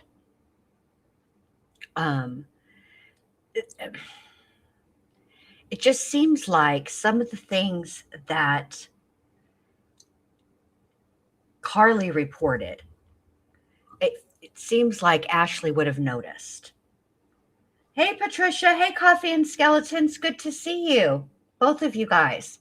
I don't know. There's just something, but I have to allow for the fact that when it comes to psychiatry and mental health and mental illness, it's not like something you can test for. You can't like go in the to go take a blood test or pee in a cup or have a CAT scan or have a MRI done, and you get it, or run, tests that give you a diagnosis like this. A lot of it comes from how the patient expresses things to you, what they tell you. And I know from my own experience that there are certain ways that people can say something that will lead a psychiatrist to lean towards a diagnosis. For example, I went in because I was having trouble sleeping. And the way that I explained that to my psychiatrist was that I could not quiet my brain. That I just thought my mind was constantly thinking. And that psychiatrist felt like, and because I also have a history of my mom being a bipolar, that I likely was bipolar as well. And they put me on all kinds of medications that did take away all of my muchness. I was a zombie. I was miserable. The truth is, working with another doctor, that I got off of all of those medications and was only being treated for insomnia, and I was fine. So I can understand, and there's also an overlap, right? Like, I think some of the way that she expresses herself with respect to her mental health issues, she does come across a little dramatic. I mean, which is, hold on just a second.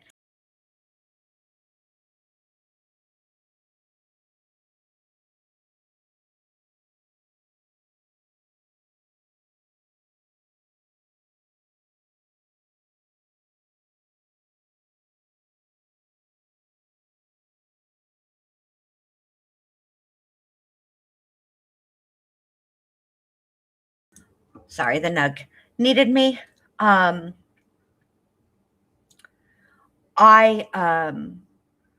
So at any rate, I acknowledge that that no evaluation, psychiatrists are human as well.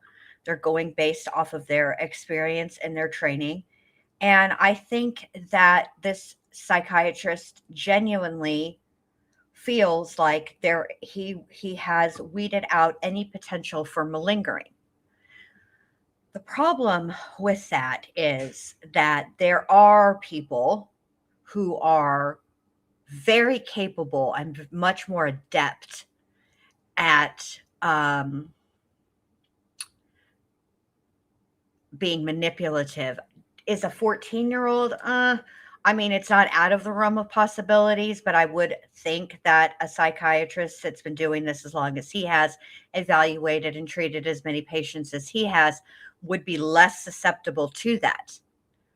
But I can't rule out how smart she is and advanced she is. And the other thing that he said, which is she's good at putting on a good face.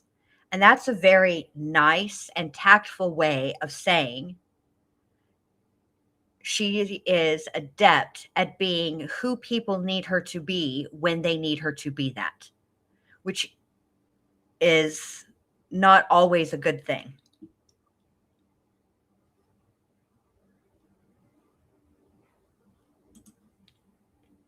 Your interviews and evaluation of Carly, your review of her medical and school records, your conversations with her that you've heard from friends in the courtroom, and also seeing her right after she'd been picked up by law enforcement on March 19th, and in her conversations with her stepfather.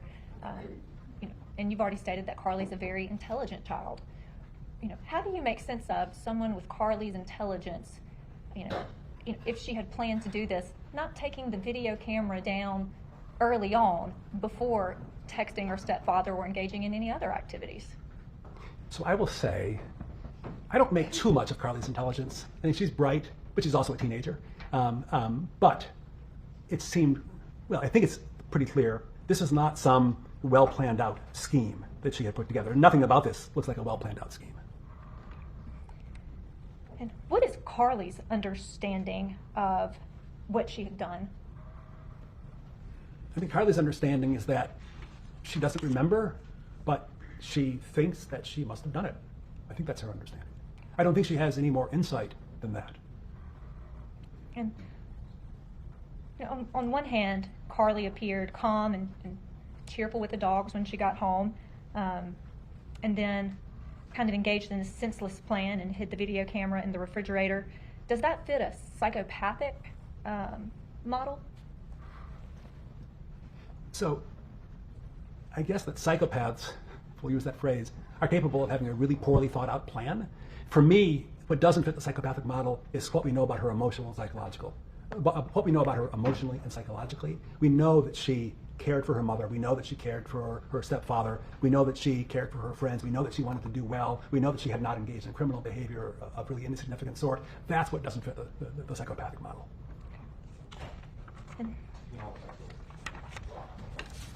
Actually, Patricia, this is a really good point.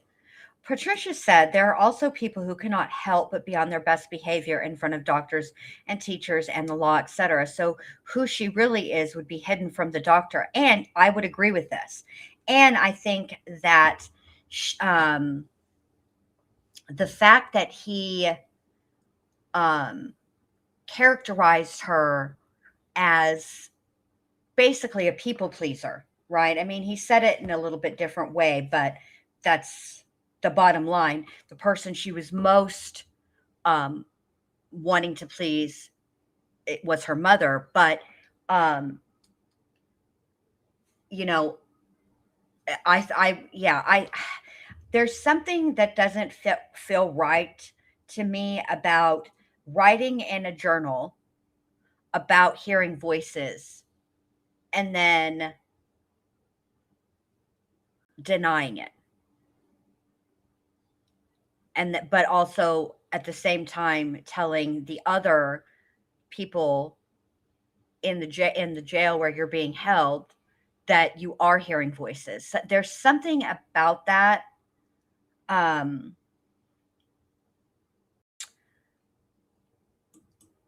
that just, I don't know, it's not sitting quite right with me. Ava says, I just need some spray paint to help the questioning attorney's hair part. Petty.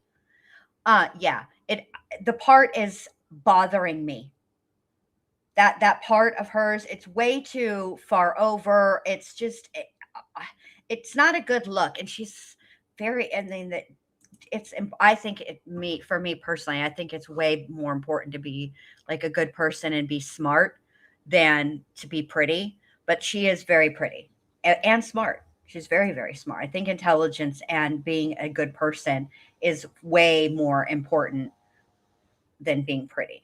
I think pretty, like, you don't have any control over how the DNA lines up. Plus, also, prettiness is objective. Did I accidentally mute us? Uh-oh. They're at a sidebar.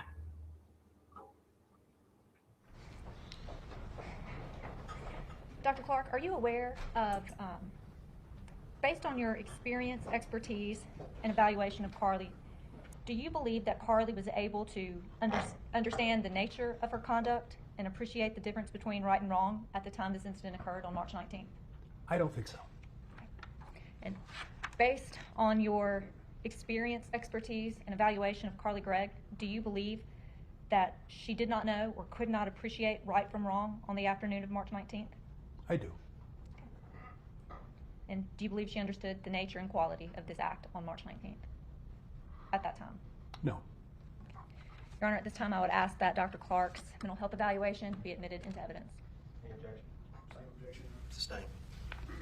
Okay. I have no further, we tender the witness. All right, ladies and gentlemen of the jury, let's take our afternoon break. Everyone remain seated while the jury exits. Just FYI, I think that's very interesting. And we don't get to hear what the objection is, why because the judge doesn't allow speaking objections, but the jury didn't get her mental health report. the evaluation? I'm curious about that. What happened? Expression that is helpful with a reasonable.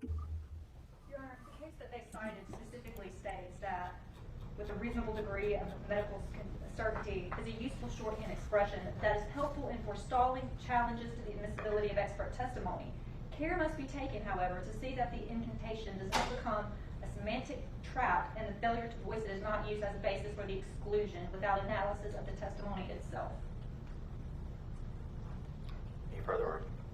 We would argue that based on the case they cited yourself, Your Honor, that their motion must be denied because the basis of the medical testimony itself went to the certainty that he went through in making his hypothesis, what he ruled out, his method of evaluation, how he comes to his conclusions. We went over who he talked to, what he reviewed, and at this point in time, Your Honor, that in and of itself, that statement is just being used as an incantation to exclude. Reply. Yes, sir, Your Honor. From my recollection, Dr. Clark simply testified that his best hypothesis was basically the opinion that he stated. While the state admits that the case states that you don't have to use the specific terms to a reasonable degree of medical certainty, you have to render an opinion somewhat in that line. And he hasn't stated that his opinion to any reasonable degree of medical certainty at all using any kind of terms. He just simply talked about his training and education that he used in arriving at his conclusion. Not that his conclusion itself was to a reasonable degree of medical certainty or anything even close to that. And so, Your Honor, as we argued yesterday, and as the court, deliberated back and forth with itself yesterday over whether or not to allow this testimony in, this is the exact type of diminished capacity testimony that we were bringing up yesterday, and now it's here, and the jury's heard it, and the state would argue that it doesn't meet the standard under Rule 702, 703, or under the case law of the state. All right. This is going to be the court's ruling.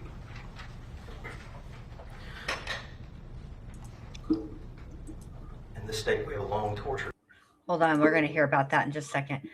Lil Red says, Carly has many things that happened in her young life. Death of a sibling, parents split, survivor's guilt from death of sibling. They may have been so busy feeling sorry for themselves, no one noticed. I would say that is a possibility. However, we can never know this for certain. Obviously, we weren't there. We don't know these people. We're meeting them for the first time, and they're talking about the worst day in their lives. But I just find it. I find that the testimony has consistently been that Ashley Smiley was very, very worried that Carly would end up with a mental health issue like her father, who was diagnosed bipolar. And I just feel like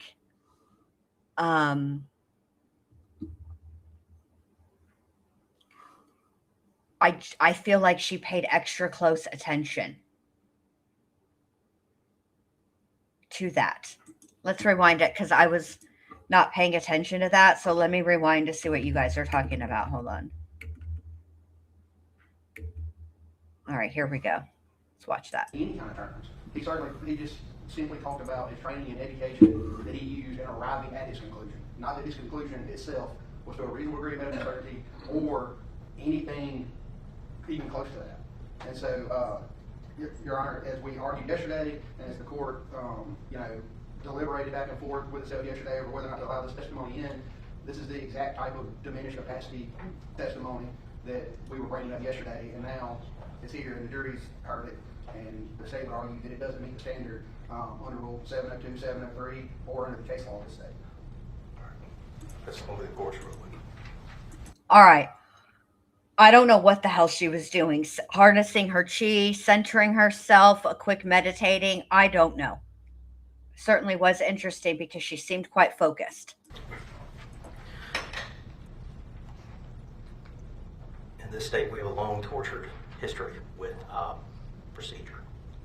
It seems that procedure changes from case to case based on who the parties are, what type of case it is. And every time a case gets reversed for exclusion, it comes down to this overarching appellate court favor towards the defendant being allowed to put forth the theory of their defense. As a practical matter, this trial judge, maybe wrongly, believes that we can't unring the bell.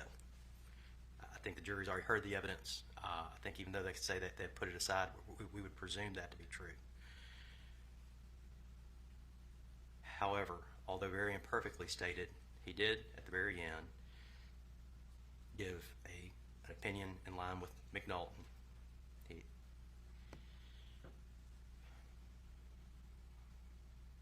Of course, going to overrule the motion to exclude.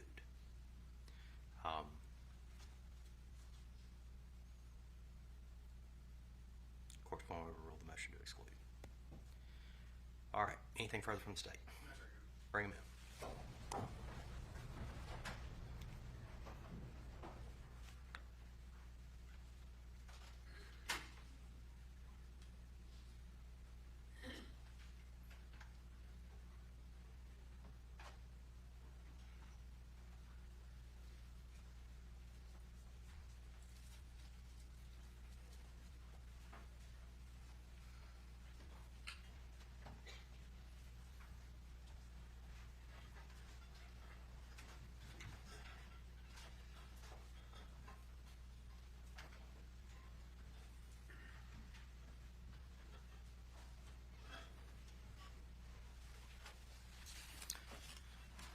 All right, before we get started, I apologize. I did have a juror reach out like, hey, I need to use the restroom, and I may have waited a few minutes. I apologize. I try to take breaks at logical places so y'all can hear all the evidence in blocks. If it becomes a dire emergency, you give me, I don't know, maybe the universal hand signal. Yeah.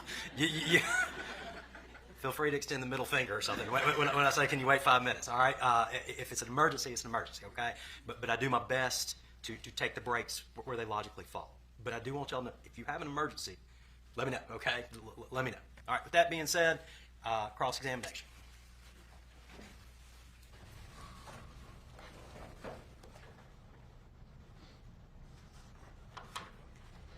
All right, good afternoon again, Dr. Clark. How you doing? Good afternoon, sir. Well, thank you. As you can imagine, I have a few questions for you. Couldn't let you get out of Mississippi without asking you a few. So you talked a lot about your opinion that you rendered in this case with Ms. Todd. Is that correct? Yes. All right. And I just want to ask you a few questions about that opinion. So, as I understand it, you stated that you were retained towards the end of August. Is that correct? Middle of August, I believe, was my first phone call with Attorney Camp. Okay. Does it sound about right that you were retained around August 24th? It's quite possible, yes. Okay. And then 5 days later, on August 29th, you evaluated, you flew down here and you evaluated Ms. Gregg here, correct? Correct. All right. And then 4 days later, on September 3rd, you rendered what was ultimately your report in this case, right? Your opinion. Correct. All right. And Doctor, whenever you're retained on a case, and how many times you say you testified as an expert witness? I think I said over 150. Okay. So, but you said this is the first time that you've testified in Mississippi, correct? Correct. All right. Whenever you're retained on a case, what do you do to familiarize yourself with what the standard is that you're going to be testifying about in whatever state it is you're retained?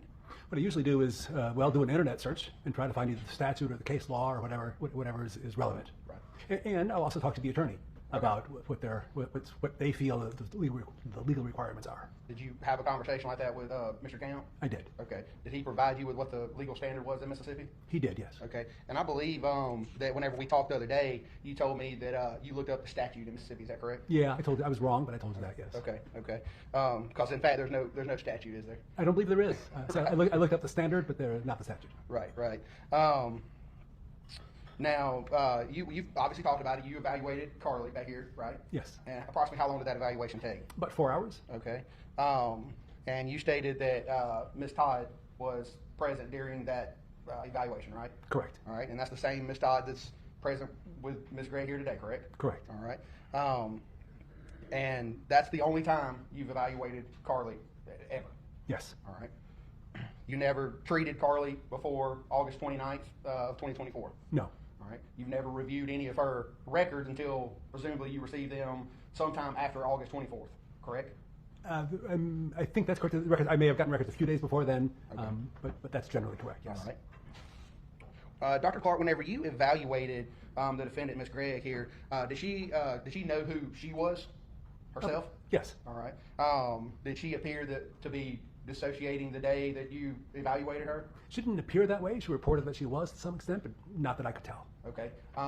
So what exactly did she report, or who did she report to that she was dissociating that day? Well, she told me that in a somewhat chronic way, she'd been feeling the sense of being separate from the world, and that things were sort of dreamlike still. It didn't happen all the time, but it happened when she was having evaluations or when she would go to court, more than other times. But the fact that she was dissociating based off her own terms, whenever you evaluated her, that didn't affect your opinion as to the things she told you, did it? No, it did not. Okay. Did she know at the time that you evaluated her why she was there being evaluated? I believe so, yes. All right.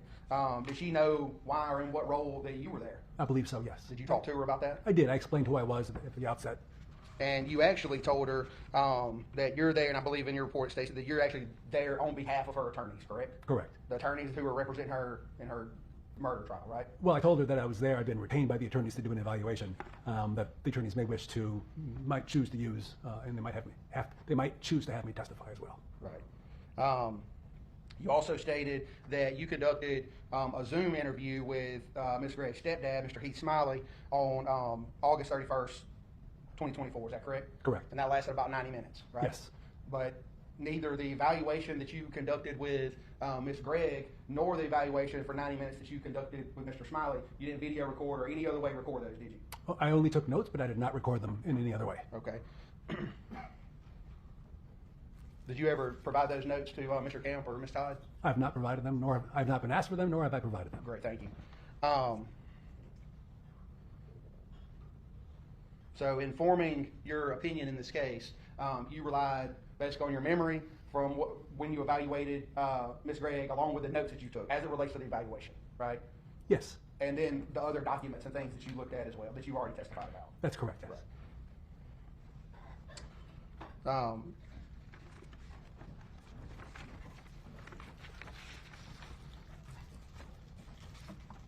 You talk about in your report some of the documents and things that you reviewed. Is that correct? Yes. All right. And I see some counseling records from when Carly was younger. Did you review those? I did. All right. I see some what appear to be, I guess, medical records from her pediatrician. Is that correct? Yes, it is. All right.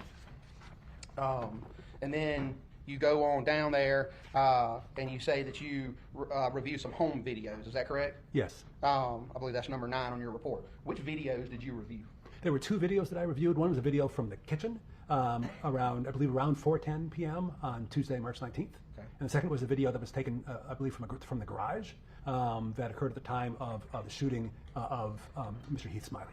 Were you provided or did you review the videos from when Ms. Gregg and Ms. Smiley came home from school? Was that depicted on the videos that you watched? It was not depicted on the videos that I watched. I'm not sure whether it may have been provided to me, but I did not see it. Okay. So was the only video that you saw from inside the house the video where you can actually hear the shooting? Yes. And then how long after that in the video sequence did you watch? I watched for several minutes before then and for several minutes after then. Okay. But to my best of my estimate, it was no more than 20 minutes total and probably somewhat less. Okay. And then you also mentioned some sheriff office reports. Is that correct? Yes. All right. And you say that you reviewed some police reports regarding texts sent by Carly on 3/19/24. Is that correct? Correct. Did you ever actually see the actual text messages, the printout of the text, or were you just relying on the police officer's reports? I never actually saw the printout of the texts. Okay. So I had to rely on just the police officer's report. Okay. And would it be helpful in rendering an opinion to have the actual text where you can look at kind of the context and how they were texting back and forth? Would that be helpful? I think it likely would have been helpful, yes. Okay. And these friends that it's talking about that Ms. Gregg was texting back and forth with, did you reach out to any of these friends to interview them? I did interview one of them, yes. Okay, and who was that? That was a juvenile called BG. Okay, all right. And what did your interview? Did you rely on that interview with BG? No. Okay. Did you actually talk to BG? I did. You did. Okay. What did BG tell you? What BG told me was that he was good friends with Carly, that they'd been friends for at least a few years, that she was very bright and that she tended to hang out with the academically successful kids, and he wasn't necessarily one of those. He told me that she was outgoing and bubbly and friendly, and had good energy. He told me that somewhere around February of this year that they began to text or communicate somewhat less with one another. He wasn't quite sure why. He told me that he became aware around early March that she was smoking marijuana, and that he was concerned about it and talked to her about it. And he told me that he had decided to tell Carly's mother about that, and in fact did so on the afternoon of Tuesday, March 19th. Right. Did he also tell you that Ms. Gregg reached out to him and asked him to come over after she shot and killed her mom? He did. He told me that she had FaceTimed him and that she had asked him to come over, and that he asked for the address, and that he was actually heading over, but I think at that point it was too late. Okay. Did he say anything about whether or not Carly told him why she was asking him to come over? He did not say that. Okay. He did not say that. But Carly knew and recognized him at the time, correct? I think it's a reasonable supposition, yes. And she reached out to him between whenever she shot and killed her mom and whenever she shot her dad, correct, or her stepdad? I believe so, yes.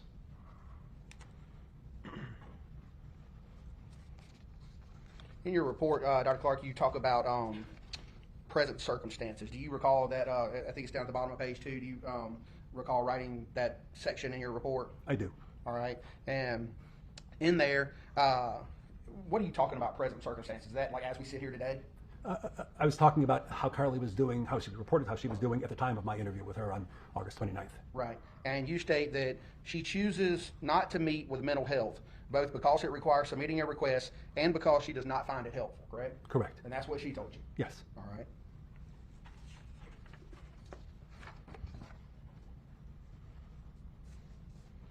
You go on down there,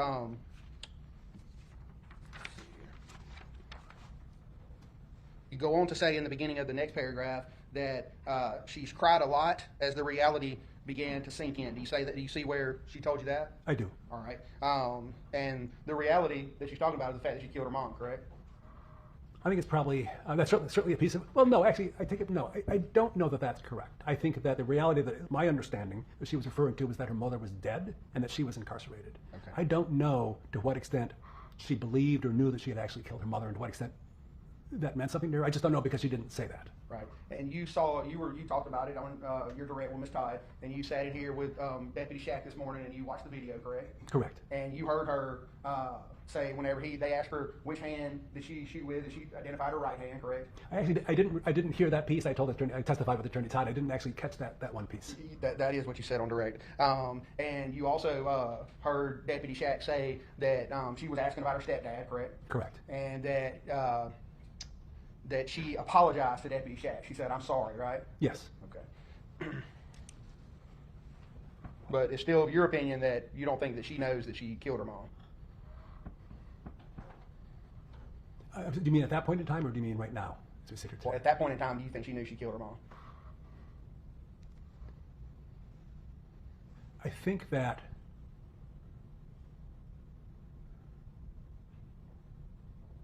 I don't know what she knew at that point in time. And that's because we can't get inside people's head, correct? I do my best, but Right, I understand. But in general, we can't get inside someone's head and see exactly what they're thinking, can we? No. We can only look at what they tell us. Is that right? Not only that, other things as well. Their actions. Their actions, their demeanor, their mannerisms, what other people tell us, the records that we can review.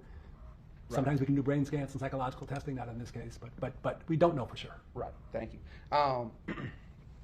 Now, you go on in your report and you talk about early history. And I assume that you're talking about prior to age 9, because then you have a separate section where you're talking about ages 9 to 14, correct? That's correct. Okay. And down at the bottom of page 3, I think it's the next to the last paragraph down there, you state in general, and again, this was prior to age 9, according to what you just said. In general, she did not. She was going to therapy at a young age, correct? Correct. All right. But in general, she did not find it helpful. Again, we see that, so that's kind of been a common theme, right? She didn't find therapy helpful back here, and she didn't find it helpful whenever she was younger, correct? Correct. All right. She didn't like or trust some of the therapists, and she found that some seemed to be simply trying to get information to be used against her father. Is that correct? Correct. That's what she told you? Yes. And you mentioned her father a couple times earlier, and you said that maybe you reviewed some records or something that he had bipolar. Did you ever reach out to Mr. Gregg? I did not. Okay, you never talked to Mr. Gregg? No. So other than a couple pages off of a medical record. Did you ever see any medical record where he was diagnosed with bipolar? I did. You did? I saw Dr. Hardy's record. Right. I think on 2 occasions where he was diagnosed and treated for bipolar disorder. And you're aware that was just he was sent there due to some court order or something in their chancery case. I'm actually not sure why he was there. Okay. And then if you turn the page in your report over there to the top of page four, and we're still talking about prior to age 9, in the first full paragraph, about midway down, she said, Carly said she tried to act happy in front of others, although she was aware that she was putting on a show. And you talked about that earlier, isn't that correct? I did. That she's good at putting on a show. Yes, she's good at putting a good face forward in spite of whatever difficulties she may be having. Right. And I just want to be clear, Doctor. So, kind of, we'll jump forward just a little bit. Just as we talk about this, we kind of have a mutual understanding. So, your opinion ultimately is that from the time that she got home and she took out the dogs, that she blacked out at that point, correct? Yes. And that she doesn't come to until the police pick her up, correct? Correct. But she remembers everything else that day. Yes. She remembers waking up and being irritable that morning. Yes. But that one hour or so period, an hour and a half period, that's the period that she doesn't remember. Correct. And depending on which side you sit over here, that could be fairly convenient, right? Yes. Yes, it certainly could. Seems like a convenient time period, doesn't it? Yes. I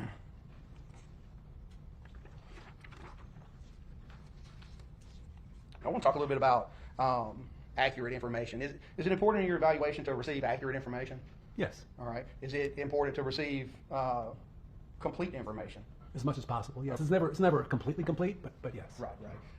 And I believe you stated that all of the documents that you received in this trial, or in this case, that you only received those documents from Mr. Camp or someone on the defense side. Is that correct? That's correct, yes. So the only documents that you were able to review were the documents that they sent you? Correct. No one else sent me documents. Right. And then your other, the other things that you relied on was your interview with Miss Gregg, correct? Yes. And your interview with her stepdad, correct? Yes. And as I testified, my training, education, experience, and knowledge of the literature. If you don't have proper facts, can you render a proper opinion? No. Isn't it true that, and you kind of talked about this a little bit earlier, isn't it true that someone can fake a mental illness or insanity? Yes. Is it true that someone in Carly's position who's been charged with a crime such as murder might have a motive to try to fake insanity or a mental illness? Yes.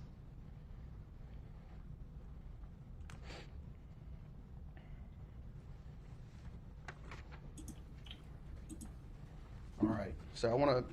All right. So I know that there's a lot of discussion around the securing of the firearms. Here's the thing.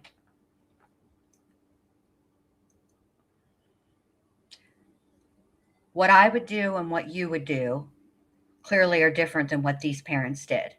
And I don't think that I don't think the two things are mutually exclusive. And here's why. Okay? We don't know these people. All right? We're meeting them on the very worst day, the very worst thing has happened. Okay? Hindsight is always 20/20. Now, for me personally, I believe in securing firearms, period. That's just part of firearm safety for me. That's my personal belief. Okay. But I didn't live in that home, and I don't know these people, and I don't know this kid. Okay. All I can tell you, and all I can base my opinion on, and I'm not disagreeing with you, is that that wasn't done. The testimony from the stepfather respective to the firearms was that he knew, that Carly knew about the weapons that were stored in the closet. They were stored there and they were unloaded. He was asked about the firearm that she ended up getting. And from his testimony, he wasn't even sure that he was not aware that she even knew that firearm was there. Perhaps, obviously incorrectly, they had some sort of false sense of security. but I don't think that negates the other testimony that Carly's mother was worried constantly and brought it up constantly, that she was worried about Carly having bipolar disorder like her father. That's been testified to like a ton. So I think that both things can be true at the same time.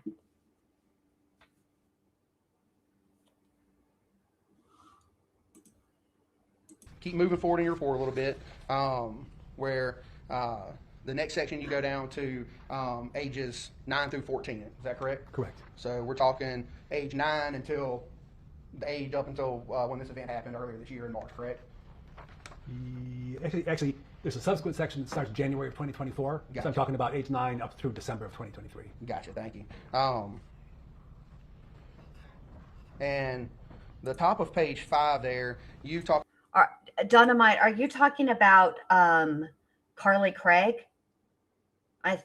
I'm pretty sure that Carly Craig was taken into custody and has remained in custody since after the murder. But you might be talking about something else, so I just wanted to make sure. About that there were 2 incidents of Carly getting in trouble prior to January of 2024. And you mentioned that one time is when she snuck out of the house, and another time is whenever she shared some test answers with the entire class. So those the 2 incidents that you were aware of her getting in trouble.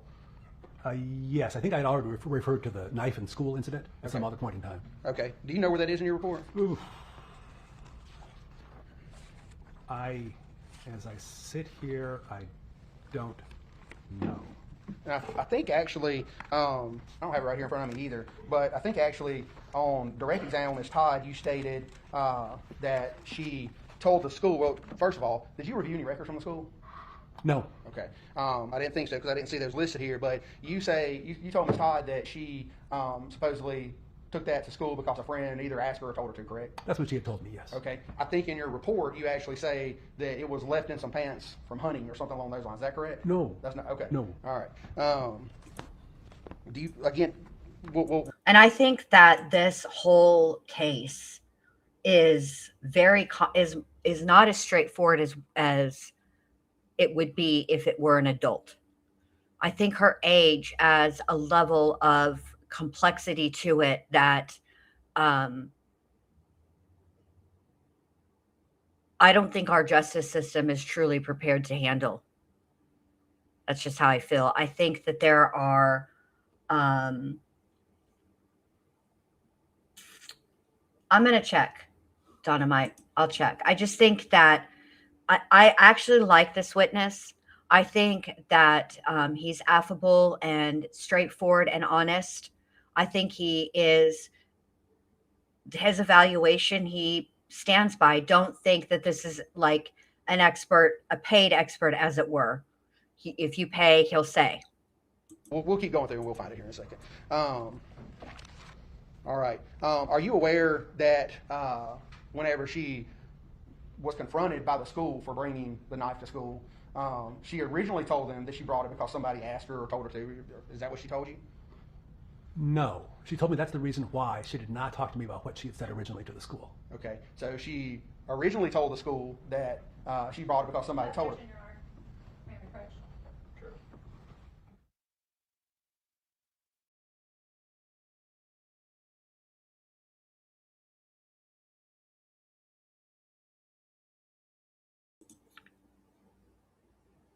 Okay, so it says here that Carly was, as of September 24th, 2024, Carly Craig is imprisoned in the Youthful Offender Unit of Central Mississippi Correctional Facility located in Rankin, but the crime happened in March. So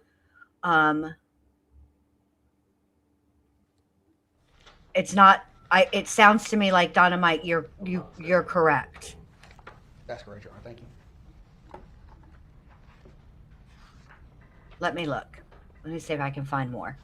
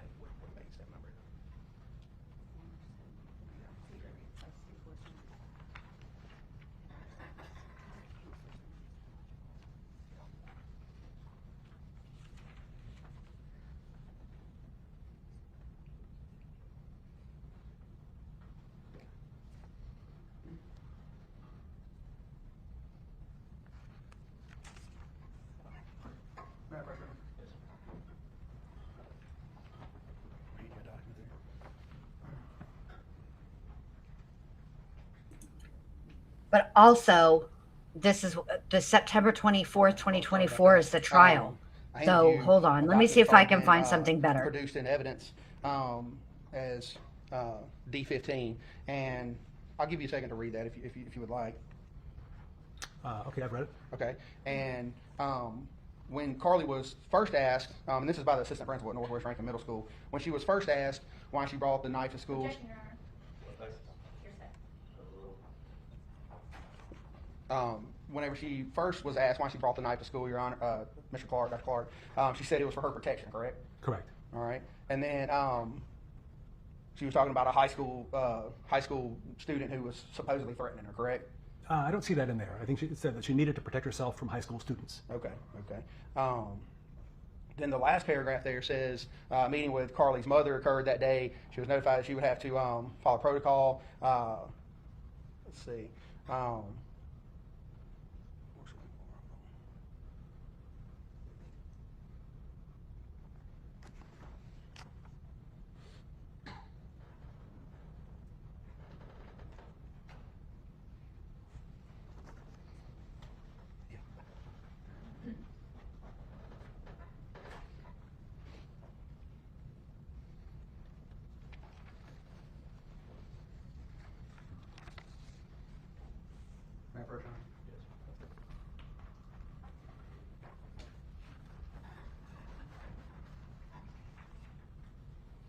And that's the next bait stamp number document in that.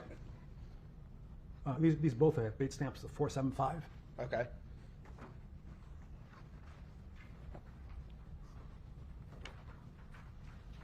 And down there on the bottom of that 475, you see that indeed Carly changed her story, didn't you? Yes.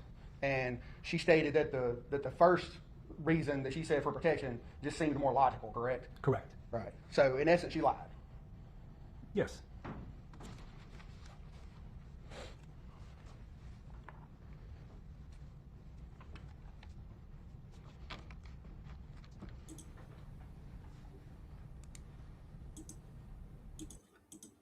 Okay, so there's an article that's from back on March 20th, 2024, which is the day after.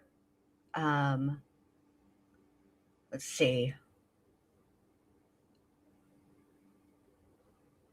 Her bond was set at 1 million and she pleaded not guilty.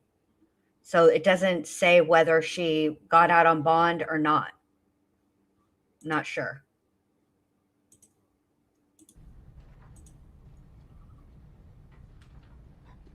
And back in your report, we were talking about the two things, and you stated that she snuck out of the house and that she shared test answers. And then you said you'd already mentioned the knife, correct? Correct. And did she tell you that she was operating on a burner phone, texting other people, correct?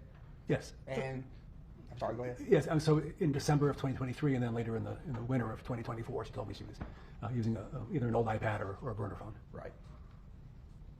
Now, proceeding down in your report there, you talk about, you say that Carly was asked about her mood for the last 5 years, correct? Yes. All right. And so that's up from, when is that time period covering that 5 years? I think age 9 to 14. Okay. Something like that. All right. And you listed some stuff there that you said that she was doing that were kind of out of characteristic for Carly. You said that she got a piercing, she got a tattoo, correct? Yes. That was also at school? Yes. But then in the Okay, for some reason, whatever happens in the next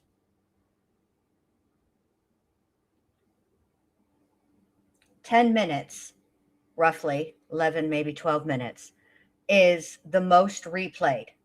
So I guess let's pay particular attention here. bottom of that paragraph, you state that she told you she never became paranoid or lost touch with reality, correct? Correct. So at least until January of 2024, she had never lost touch with reality, correct?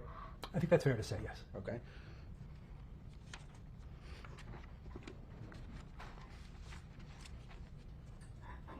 And if you continue coming down there in the next paragraph, you see where she talks about that she started or that she reported experiencing a voice in her head for as long as she can remember. Is that what she told you? It is, yes. Okay. And she told you basically that it was simply telling her elitist things. Is that correct? That's correct, yes. Stuff such as you're better than them. Correct.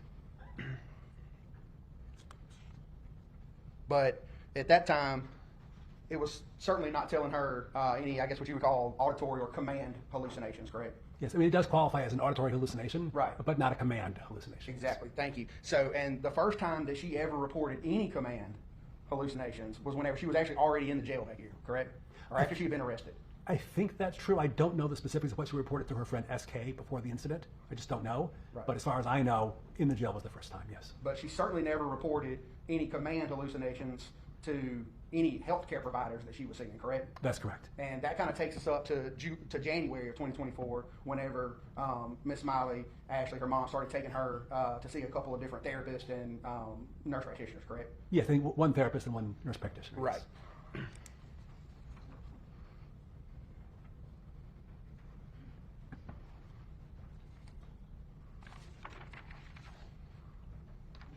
Doctor, you also talk about at the top of page 6 in your report, it says that, again, this is between the ages of 9 to 14, so up at least until July of 2024, Carly denied ever losing large chunks of memory and denied others suggesting that her behavior had been unusual in ways she could not recall. So at least up until January 2024, she had never lost any large chunks of memory, correct? That's correct. She reported that she had not. And again, all this is just based off what she told you. That is based on what she told me, yes. After she's been charged with murder, correct? Yes.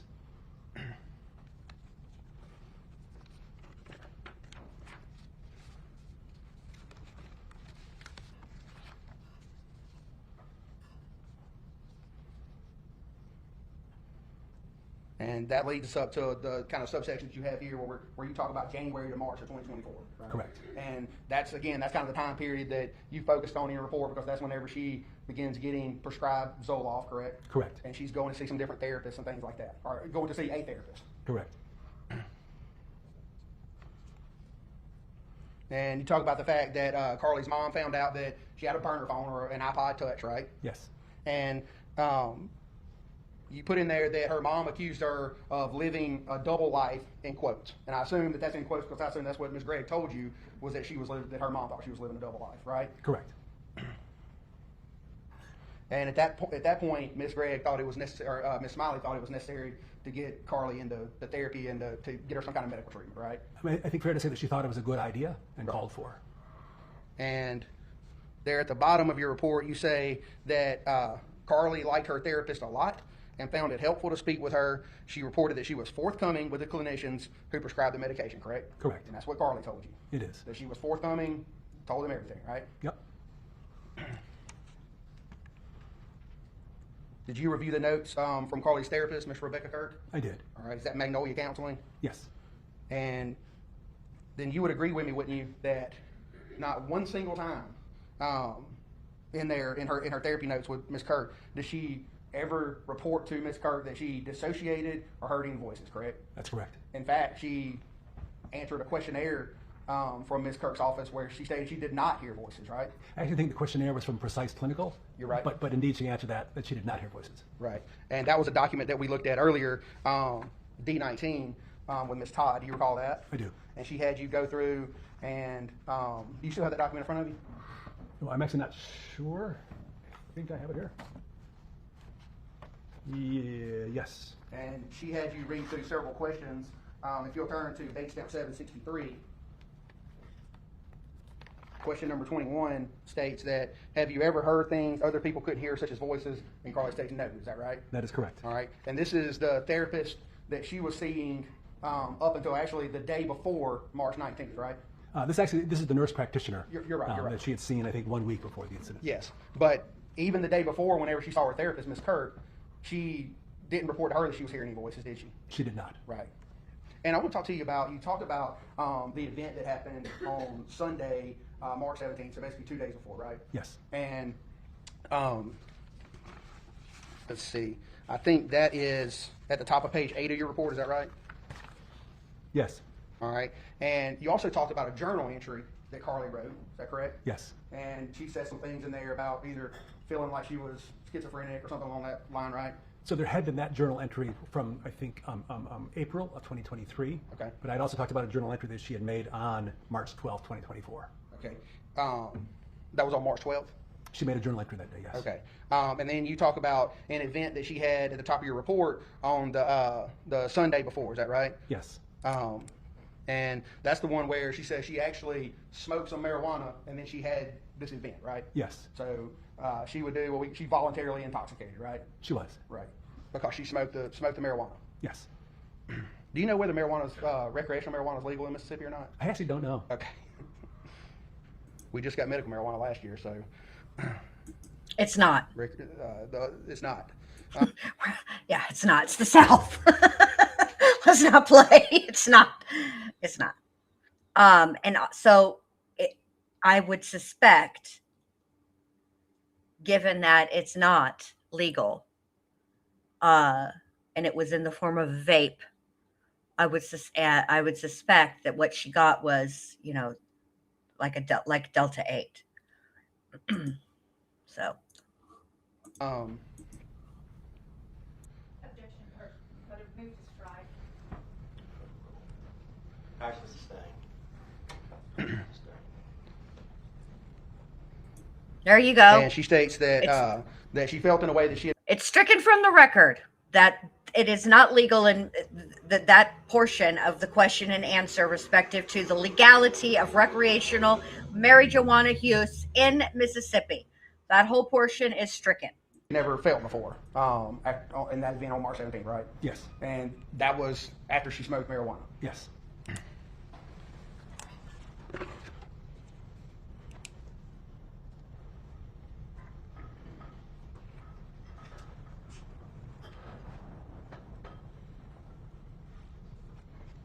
And I just want to be clear, Doctor, so we've talked about nurse practitioner, well, we might not have, but we've talked about precise neuroscience, right? Yes. And that's the nurse practitioner that she was going to see. Correct. And that her name is Miss Olivia Lieber, correct? Yes. All right, and then we got her therapist over here. So she went to see nurse practitioner Lieber, and then nurse practitioner Lieber referred her to therapy, and that's Miss Rebecca Kirk, right? Correct. And she stated she liked Miss Kirk. Yes. All right, and she was forthcoming with her. Yes. And then you agree with me that she never told either Miss Kirk or nurse practitioner Lieber that she ever heard any voices. I would agree with that, yes. All right. And from January the 22nd of 2004 all the way up until the day before this event happened, she was seeing Miss Kirk basically every week, right?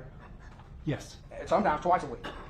Yes, I think that's right. Right. And she never said anything to her about voices. Correct. She never said anything to her about dissociating. Correct.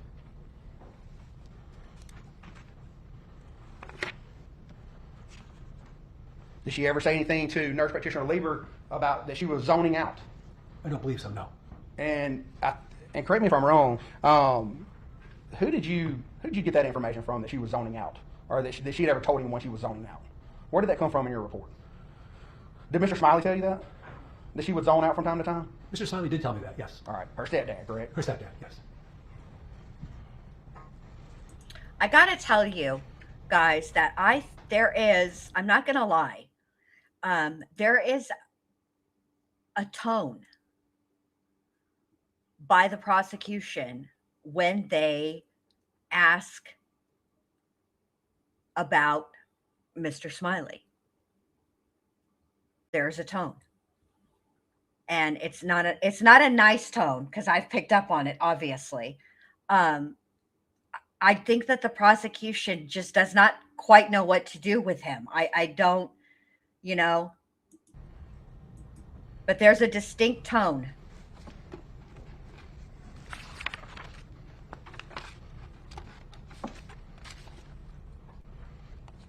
On page 7 of your report, you talk about that the primary source of Carly's anxiety was her will to want to please her mother, correct? That's what she told me, yes. So her main source of anxiety is basically an overprotective mother who wants her to do well, right? I'm not sure I'd say overprotective, although I think Carly probably would. Right. In fact. And Carly's obviously worried about pleasing her. Yes. And specifically, what was Carly worried about, her mom finding out? I think that it was important for Carly that she do well in school, that she really excel, because she thought her mother would be proud of her for that. And then later, of course, and then she was cutting, as I understand it, for about 2 years before the incident. So I'm sure that it's reasonable to think that she was worried that her mother would find out about the cutting.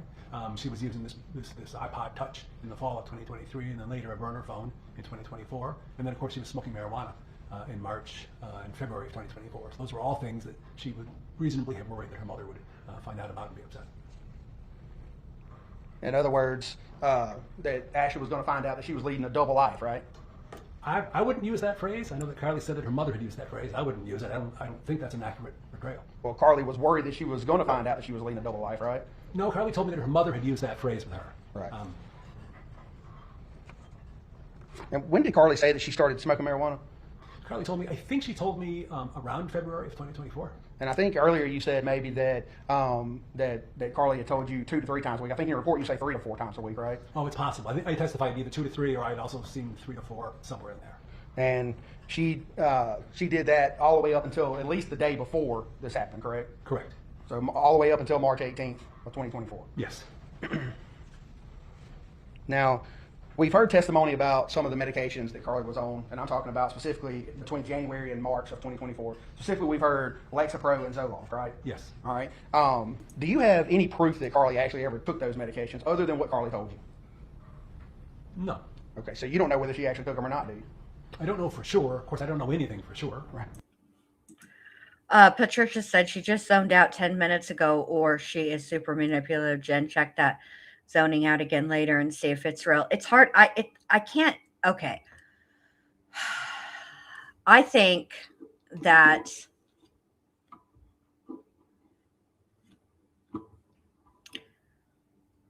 okay. First of all, we have to understand how it works to be held in the jail pre-trial. Okay. So, and then what happens during the trial.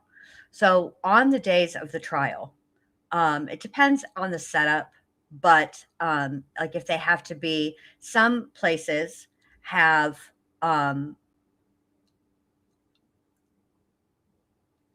where the people who are on trial stay in a holding place.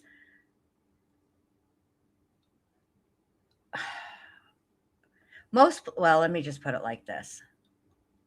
It's been my experience, not personally, but from what inmates have reported, that when you are in jail pre-trial and your trial comes around, you must be transferred to the holding area under, at the courthouse from whatever county jail you're in. Okay.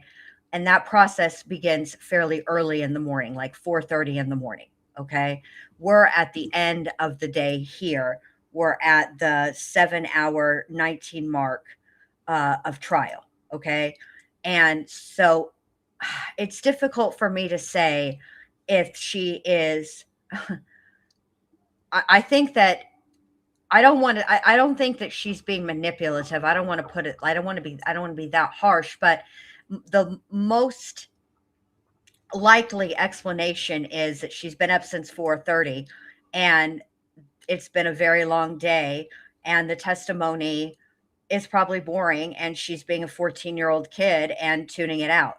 I mean, I am a 49-year-old woman and I'm not being forced to attend these trials. All right. I'm watching them on my own volition and I zone out. So it's difficult for me to say what's really going on in the courtroom. But what I'll say is this. There does seem to be a disconnect between what she reported to people who were in a position to help her prior to the murder versus what she's reporting now after the fact. And there could be a couple of reasons for that. It could be that now that she has murdered her mom, it's more advantageous to her to report every symptom. That's one scenario. Or it could be that she realizes perhaps that there is something that's she has some mental health issues and that maybe she feels like she squandered the opportunity to get help and prevent something like this from happening, or it's some combination of both. But what I know is that the medications were filled, and Carly reported to me that she took them regularly, and I imagine she reported to the nurse practitioner that she was taking them. Okay, and you have no proof that she actually took them as they were prescribed, right? I have no absolute proof of that or. And in fact, she didn't take them as prescribed, because whenever she was being weaned off of the Zoloft, she just said she quit cold turkey, as you testified earlier, right? I did testify that she stopped the Zoloft abruptly on March 12th rather than follow what was the recommendation of going down to 25 milligrams. Right, but you said. Right, she didn't titrate down. Patricia says, okay, I get it. She actually looks really tired. Nice one, Jen. You're such a clever girl. I try to be clever. I try to pay attention to these little details. I do find the way that we deal with juveniles, okay, in the legal system who commit the worst crime that you can commit, which is murder. I find it interesting how our justice system in the United States deals with them. And I'm honest, I constantly wonder, are we as a society, are we doing the best? Are we handling juveniles in the justice system? Are we by charging them as an adult and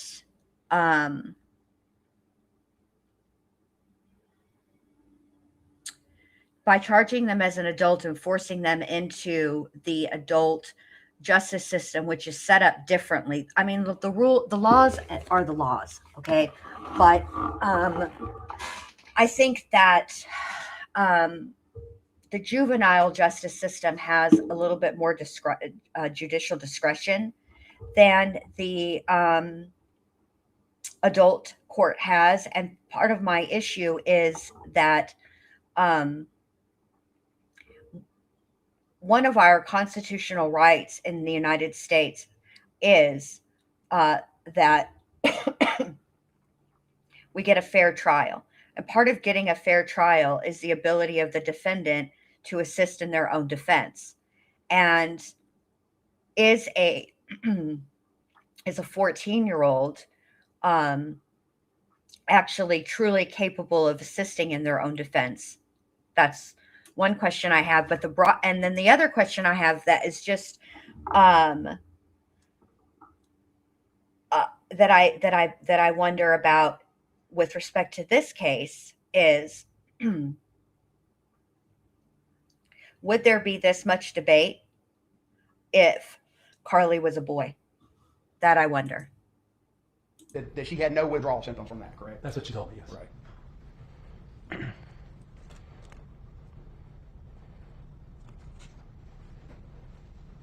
Now, again, when did Carly begin taking Lexapro? She began taking Lexapro on March, it was prescribed on March 12th, 2024. It was picked up on March 12th, 2024. I don't know whether she took it that day or the following day. Okay, and so your opinion is based off the fact that she either started taking the Lexapro on either March 12th or March 13th, right? Yes, that's one of the bases of my opinion, yes. Okay, but again, you don't know which day she started taking it on. I don't. All right, and hypothetically speaking, if she told someone that she did not start taking it until March 18th, would that affect your opinion here today? Not substantially. Okay. And you said that she was prescribed basically 5 milligrams, right? Yes. And that's essentially half of what the recommended dosage is for a pediatric patient, correct? Yeah, I mean, there's a range of recommended dosages, but it's a low dose. So the general dose is typically 10, is that right? Typically 10. Okay. And of course 5 would be half of that, right? Yes. But even still, after taking that, at least as of the day before, whenever Carly saw Miss Kirk, she didn't say anything about any voices that she was hearing, right? To therapist Kirk. That's correct. They weren't commanding her to do anything, right? Well, I'm not saying that. She didn't tell Miss Kirk about it. Right. She didn't tell Miss Kirk, and the first time she ever said anything to anybody about it was after she was already detained, correct? Although we heard SK testify this morning that she had told her before the incident. Okay, her friend that she still stays in contact with today, right? SK is a friend that she still stays in contact with, yes. Right.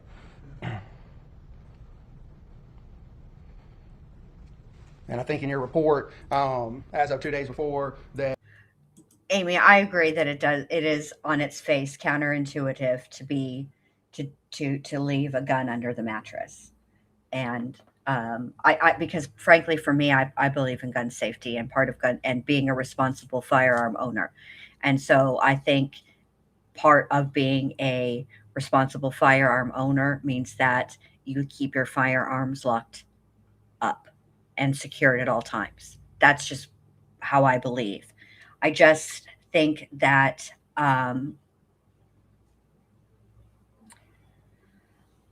Yeah, I understand, and it's not that I do, it's not that like I'm trying to be argumentative or disagree with you. I just feel like um,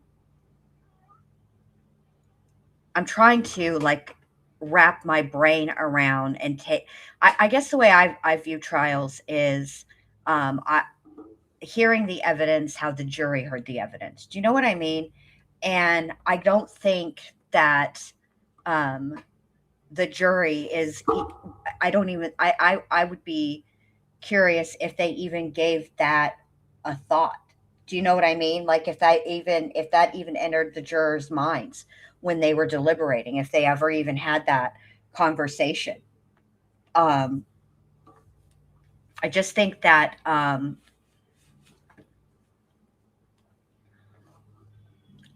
even the state has conceded that her no, that was Mac.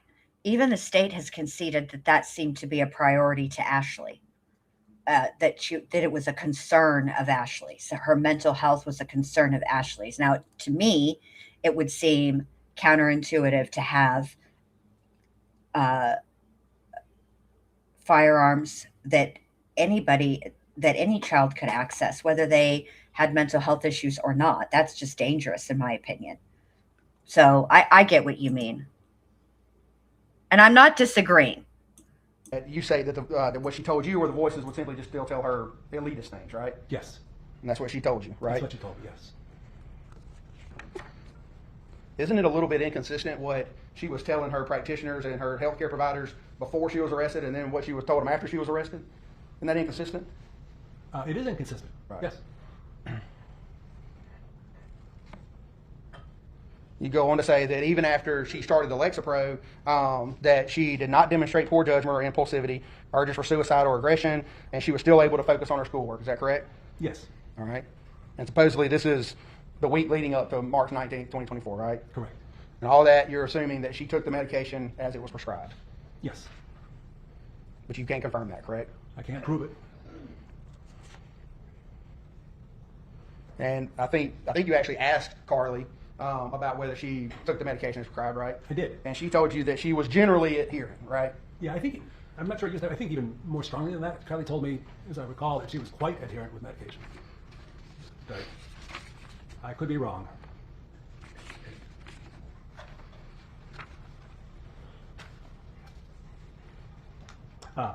Page 10, third line down, I did say, and I think she then told me that she was generally adherent with what was prescribed. Thank you.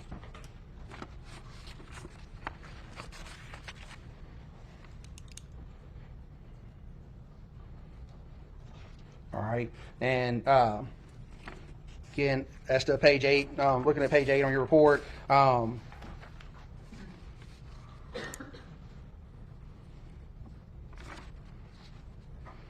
you're talking about the day of March 19th, right? Yes. All right, and you said she remembered waking up, correct? She told you she remembered waking up that day? Yes. And she said she was irritable, she didn't sleep much, right? Correct. And she remembers after school going to her mother's classroom, right? Yes. And she said that her mom actually was clearly upset, right? Yes. And at some point, Miss Smiley asked her if she was doing drugs, and she searched Carly's bag, right? Yes. And this was either at school or sometime between when they left school and got home, right? Yes. Miss Smiley asked her if she was lying or hiding anything, right? Yes. And like you said earlier, Carly told you that it seemed like that her mom had a sixth sense, right? Yes. But now we know that out of concern for their friend, some of her friends devised a plan to go talk to Miss Smiley and tell her basically that they were concerned for Carly because she was smoking weed and had a burn phone, right? Correct. And you said you watched the video from inside the house, and so whenever you see Miss Smiley and Carly get home, you can see Miss Smiley go directly to Carly's room and start searching. Is that right? Or well, you don't see what she's doing, but you see her go directly into the direction of Carly's room. I believe so. Yes. And then Carly kind of goes, listens to her mom to see what she's doing, and then Carly at some point takes the dogs out, right? Yes. And then that's whenever Carly supposedly blacks out. Correct. And then comes back to right whenever the deputy picks her up, correct? That's what she reported, yes. All right. And then I believe you say in your report there that she had an awareness that she had done something wrong because she found herself in a sewer, right? Yes. All right. Why would she have an awareness that she did something wrong if she doesn't remember what she just did? I don't know the answer. I know this is what she told me. Right. And what I took from that was that at that point she did have some awareness, because there's no particular logical connection between coming out of a storm drain and having actually done something wrong. Right. And the officer, and you saw the video this morning, the officer, or you saw his testimony, and he stated that he asked her if she was the girl that shot or was involved in the incident, and she said yes, right? Yes. And she said because it seemed like it was a logical thing to do, right? That's what she told me, yes. Which is the same thing that she told the people at the school whenever she brought the knife to school, right? That it seemed like the logical thing to do, or it seemed like the logical thing to say. She did say that, yes. Would it also be logical to say, I have no idea what you're talking about, to the officer? That could be logical as well. Well, if he asks you if an officer stops you and asks you if you just shot someone and you have no recollection of it, would it be logical to say I have no idea what you're talking about? It would. Not to say that yes, because I just thought it was logical, right? Correct. And you described Carly right after being arrested or detained. She stated that her mind was shut off, right? Yes. But she said she was aware of everything that was happening, correct? She did, yes. All right, and so that's after the officer picks her up. Yes. Now, you also talk about in your report after March 19th, you state that Carly reports hearing gunshots in her dreams and feels terrified and paranoid, correct? Yes. Did she say why she heard gunshots in her dream? No. That she just said she heard gunshots in her dream. Right? She said there are times that she has, I think she used the word nightmares, but that she heard gunshots and they were scary for her. No, actually, she did not use the word nightmares, as I report, but she said in her dreams, and she felt terrified and paranoid. And those are the gunshots that she remembers from when she killed her mom? I think that's a reasonable presumption. She didn't say that specifically. Right. But she supposedly doesn't remember killing her mom, right? Correct.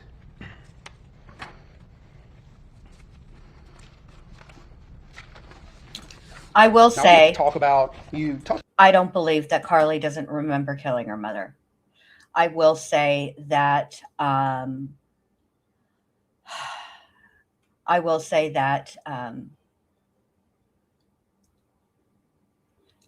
that it's not a subject she wants to talk about, and the best way to not talk about something you don't want to talk about is to say you don't remember. About a couple of the I guess diagnoses or opinions that you rendered, and I think kind of one of the first ones where you talked about bipolar 2, correct? Correct. All right. And hold on, it's also important to keep in mind that what this doctor was, what his task was, okay? His task is to evaluate Carly. His task, his job, what he was hired to do is not to is not as a therapist.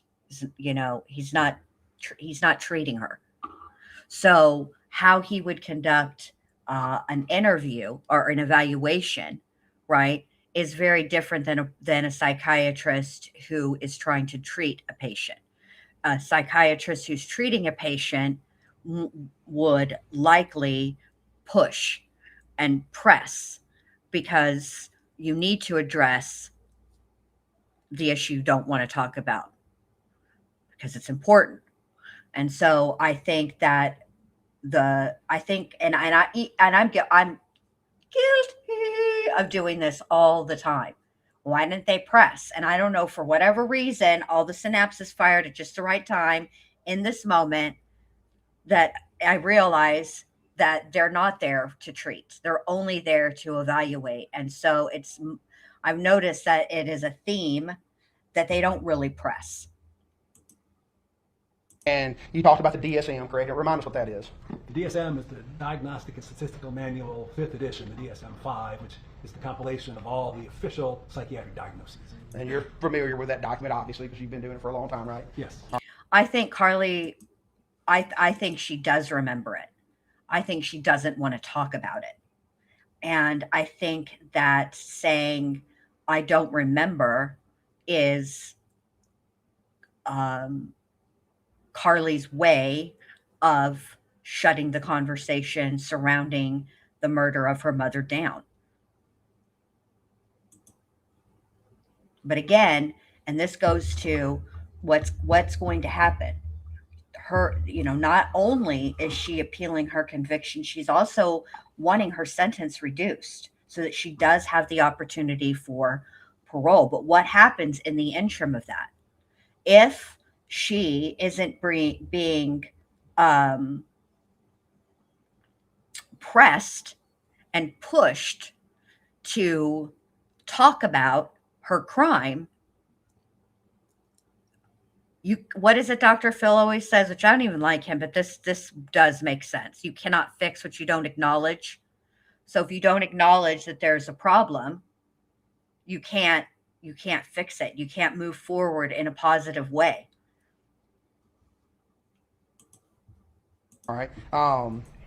And so, and you talked about hypomania, right? Yes. And is bipolar and hypomania, are those terms kind of used interchangeably, or is one different from the other? One is a little bit different. Bipolar 2 is the medical condition, or it's a psychiatric condition where a person has either depression or hypomania. So hypomania is a component of the bipolar 2 illness. Right. And you, I believe you have diagnosed or evaluated, your opinion is that at some point during this time period between March 12th and March 19th that Carly was suffering from hypomania. Is that correct?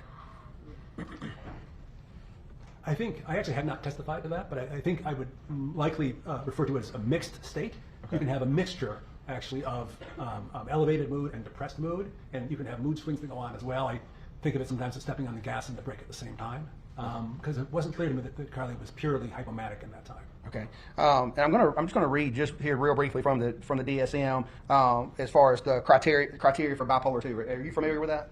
Yes. Okay, and the DSM states that a hypomanic episode is defined as a distinct period of persistently elevated or irritable mood with increased activity or energy lasting for at least 4 consecutive days. Is that correct? Yes.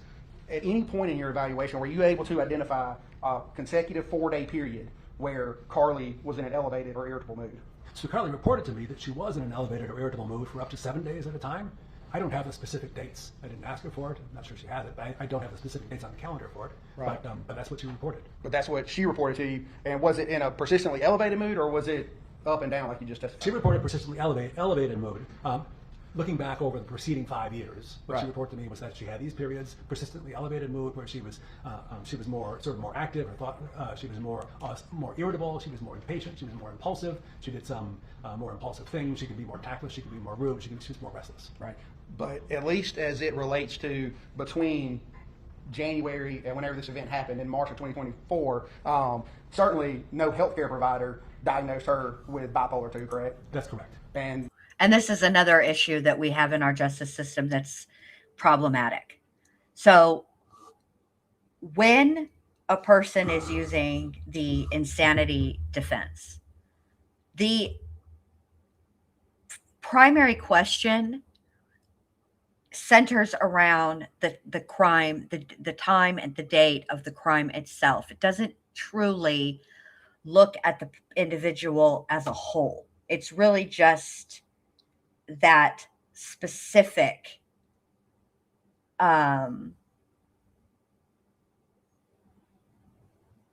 it's like just that specific time period, right? I mean, if you guys were to do that to me just based on today alone, right? Like if we were to do that to me, evaluate me, right?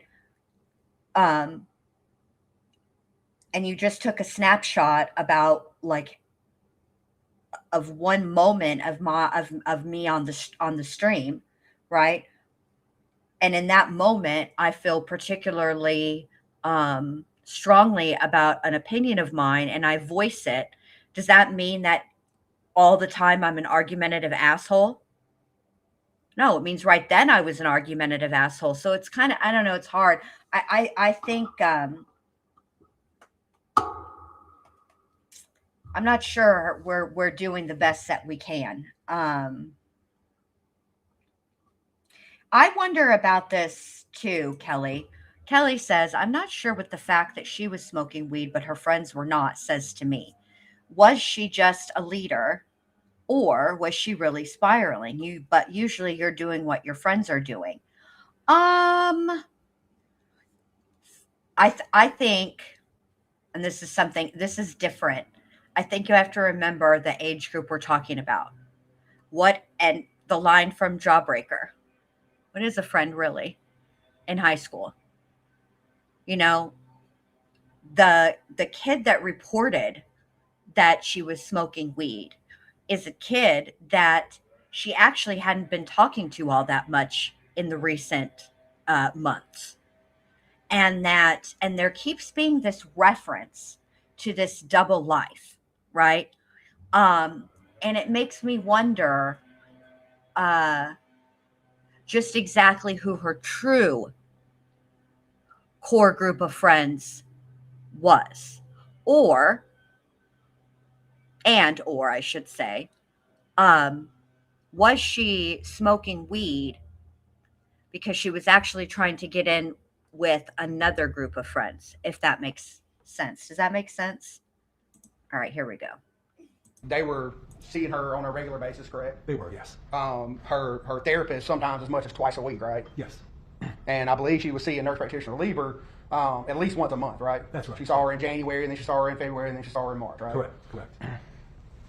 And none of those healthcare providers identified a consecutive 4-day period where she was in a hypomanic or elevated state, right? They did not. Okay. But after talking to Carly, now she's told you that she was in an elevated or hypomanic state, right? Yes. And that's 6 months after she's been charged with murder, right? Yes.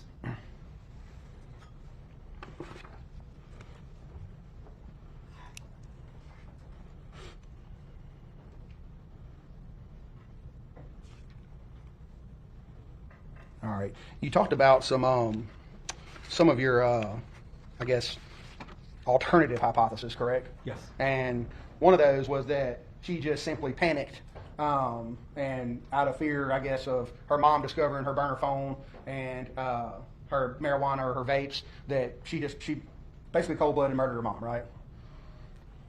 I'm not sure I would agree with that phrase, cold Well, she panicked and she killed her mom. She panicked and she killed her. Yes, that was a hypothesis or possibility that I considered, yes. Okay, so that's one thing that certainly could have happened, right? Yes. All right. And the second thing that you hypothesized was that she was simply a psychopath and callous and she killed her mom, right? Yes. All right. But they could certainly both apply to Ms. Gregg, right? I know your opinion is that they don't, but they certainly could, right? They could potentially, yes. Yeah. Now, I guess your opinion here as we sit here today is that on March 19th, whenever Carly shot her mom, that she did not, in your word, appreciate the difference between right and wrong, right? Yes. Okay. And you said you watched the videos from the house, right? Yes. Okay. Is it your opinion that she didn't appreciate the difference between right and wrong whenever she hid the gun behind her back? It's my opinion that in general at that period of time she fundamentally didn't appreciate the difference between right and wrong, although I will also acknowledge that she acted in ways like that would seem to indicate that she had some appreciation. Okay. So I guess, again, I would just simply ask, is it your opinion that she did not appreciate the difference between right and wrong when she hid the gun behind her back? It is my opinion that she did not appreciate the difference between right and wrong at that time or at any point in time in that period. Okay. And in that video, when she peeks around the kitchen wall after going to retrieve the gun, I assume it's your opinion that she didn't appreciate the difference between right and wrong at that time too, correct? That is my opinion, yes. Okay. Whenever she removed the camera from the wall and hid it in the fridge, it's your opinion that she didn't appreciate the difference between right and wrong? Correct. When she called and texted multiple friends, but obviously knew that she couldn't tell them what was wrong over the phone, then I assume that you also don't believe she knew the difference between right and wrong at that time. I don't know whether it was obvious that she felt like she could not tell them what she had done. I don't know why she didn't tell them. Well, she certainly told them she couldn't tell them, didn't she? Yeah, she did. So, and this is the issue, because some of the things that she's done would indicate, and I do disagree that in this with his assessment, I do think that she absolutely could appreciate the wrongness of her actions and could appreciate that what she did was wrong. Because I think she did many things to not get caught, like hiding the gun behind her back. And the putting the gun or the camera in the refrigerator is I mean, I suppose one way to look at it would be diabolically creative, right? You know, you got to get rid of the camera, but you can't be caught with the camera. You don't have a vehicle. What do? You hide it. And who, in their right mind, let's be honest, who would think to look in the refrigerator behind all the bottles of water for a camera? Most often, most people would look in the trash nearby. Do you know what I mean? In a closet, in a box somewhere, but not the refrigerator. So I guess you could make both arguments. Either in that moment she was just diabolically smart because it's so I guess so crazy it makes sense. Hold on, I got a cough. Because it almost looks like a crazy thing to do, but in reality, it's not actually a crazy thing to do. Like on the face of it, putting it in a refrigerator seems ridiculous. But if you really think about it, it's actually quite smart. Obviously, the better choice would be to destroy it, right? That would be the best choice. But if you're trying to look crazy, I don't know. I think that's right. Right. And did you ever talk or see any or see any text messages from a gentleman named Thad Gilbert? I don't remember. I've seen something about him, but as I sit here, I don't remember. I don't think I've seen those text messages. Okay, so sitting here as an expert today, that you've been introduced as an expert and is an expert. If she were to testify one of her friends, TG, and told him that she fucked up, excuse my language, but that's his words. If she told him that, then would it be your opinion that she didn't know the difference between right and wrong at that time? It would. All right. What if she told TG that he volunteered to call 911? She said, no, you can't do that. She still didn't know the difference between right and wrong, right? No. Yes. And the other thing that gives me pause is the calling of the friends. And it's the calling of the specific friend. There's one specific friend that she called that gives me the most pause.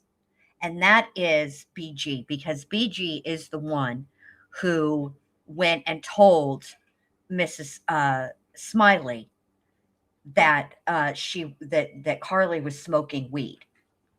I just feel like if you're trying to avoid, okay, right, let's think about this, all right? And obviously, she's 14. I'm trying to remember how I would have thought at 14.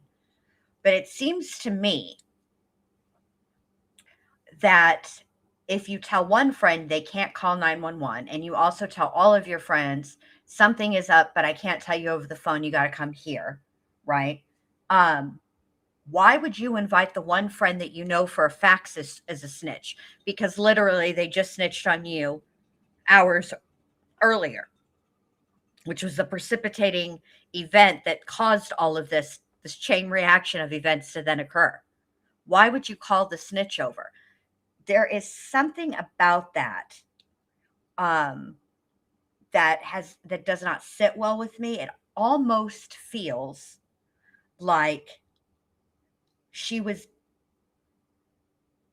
wanted BG to come over to see what he had caused. That's just how it feels.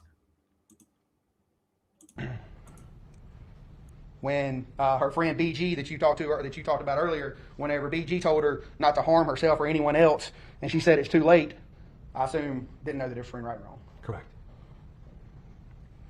When she told her friend that you invited over, BW, that she put 3 in her mom and that her stepdad would be home shortly and she had 3 more to take care of him, still didn't know the difference between right and wrong. Correct. And when she ran from the house after it was all done, she didn't know the difference between right and wrong. Correct. But I guess, in your opinion, a lot of it goes back to the switch in medication, correct? I think that's only a piece of it. I think there's much more than that. I think the psychosis, I think the mood swings and mood disorder had been present before then. The psychosis was clearly getting worse by March 12th before the Lexapro was switched. The dissociation had been ongoing. So I think there was a lot else even before the Lexapro was begun, and then I think the Lexapro was made things worse. Right. But to be clear, you cannot tie her actions, and I believe you stated in your report, you cannot tie her actions on March 19th to the switch in medication, correct? I think the switch in medication had an impact. I think it clearly had an impact. I cannot say Lexapro made her do this. Right. In fact, you state, in Carly's case, in my opinion, the Lexapro that she began taking clearly worsened her pre-existing psychiatric disorders, leaving her in a highly precarious state, but there's inadequate information available to attribute a direct causality to that medication, correct? That's correct. So you cannot attribute, as you sit here, a direct causality between the Lexapro and what happened on March 19th, correct? Well, I think there's some causality there. I think it made her mood problem worse. I think it made the situation worse. I cannot say that Lexapro made her do it. Right, because you have inadequate information, as you stated in your report, right? Correct. Here's the only reason why I'm leaning towards it was more punitive inviting BG over than anything else. Because when she wanted to kill somebody, she did it. When she pointed that gun at her stepfather, his wound was a through and through and not lethal. And you'd think, right, that you become, once you fire a gun, you know how that feels, right? If you've never fired a firearm, you have no idea how it feels, the noise, the recoil, any of that stuff, right? So I feel like she killed the one and only person she intended to kill that day, which was her mother.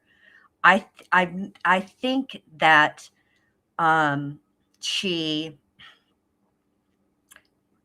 shot at her. I think she shot her stepfather for a wholly, completely different reason. That is, I don't have it all the way together yet. And I'm not sure that I ever will, but it almost seems as if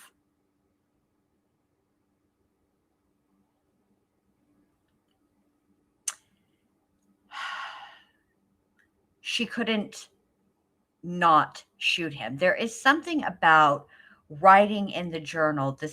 It's not just that she wrote in the journal, it's what she wrote in that journal that makes me wonder if this was not something that she planned, and that it was going, and that maybe that is the reason why she couldn't concentrate in school that day, because she knew what she was going to do when she got home.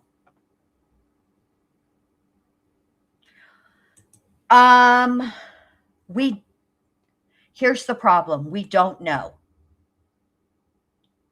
We don't know because BG did testify, but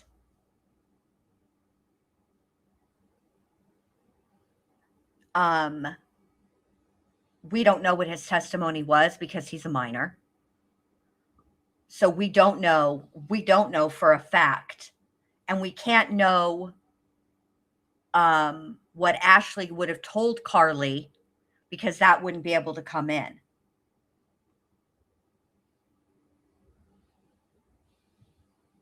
You don't think so, Neat? I mean, she fired 3 times at her mom and she hit her twice in the face.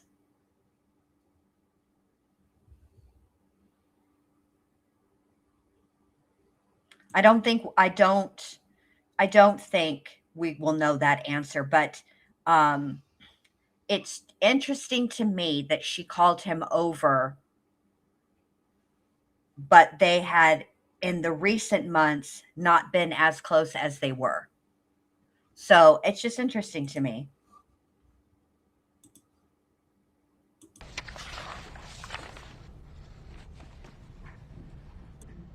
Court indulgence.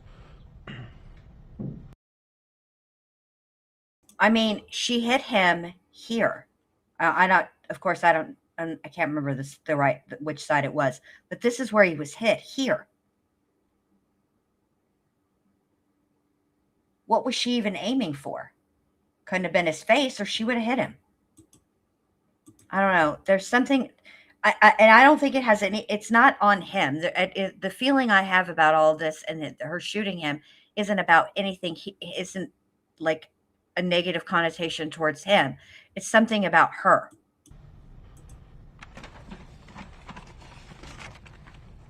I want to ask you just a second about dissociation, Dr. Clark. And I believe that you stated earlier that dissociation is typically more what you would see as a protective mechanism. Is that correct? Well, that's one theory for how it begins. That when a person develops trauma, that they use it, they will dissociate as a way of protecting their sort of psychological well-being. It's one right. Theory. And I've also prosecuted other type of crimes, and I know sometimes with like sex offenses that some of the victims will say that they felt like they kind of left their body and that they were maybe over their body like looking down on. Is that correct? That'd be a type of dissociation. Yes. Okay. And I believe you stated earlier that in that model that it's typically the victim who is having the dissociation, correct? Yes, I did say that. Yes. Right. Not the person who's offending, right? Correct. Although there's also, I think, quite a bit written about people who are offending who also experience dissociation. Right. And again, up until March 19th, no healthcare provider ever said anything about Carly dissociating. Correct. That's correct.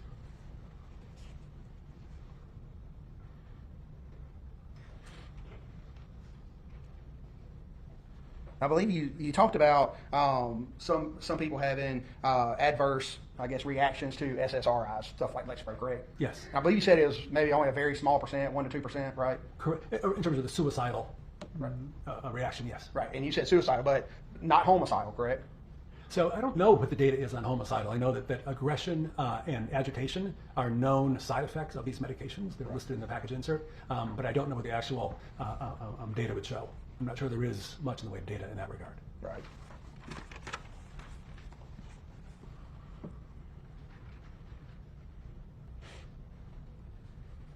And as it relates to the dissociation, you talked about one of the things I guess that typically you see is complete amnesia, right? That's what people who write about it say, that you tend to see more. I'm sorry, what they say is you tend to see more patchy amnesia rather than complete amnesia in people for whom the association is thought to be legitimate rather than malingering. Okay. And as far as your theory goes about whether or not Carly was callous or anything whenever she did this, you said you don't believe, in your interactions with her, you don't believe her to be callous, right? I think not just my interactions with her, but everything I know about her based on all the records and what I've heard from the friends and the family in general. So overall, I do not believe her to be callous. And that's based off of your 4-hour evaluation and the documents that her defense team gave you, correct? And my interview with Mr. Smiley. Mr. Smiley, who's now supporting her, correct? I'm not sure what you mean supporting her. There are various meanings of that, so I don't want to agree to something I don't really understand. Okay. Court's endorsement.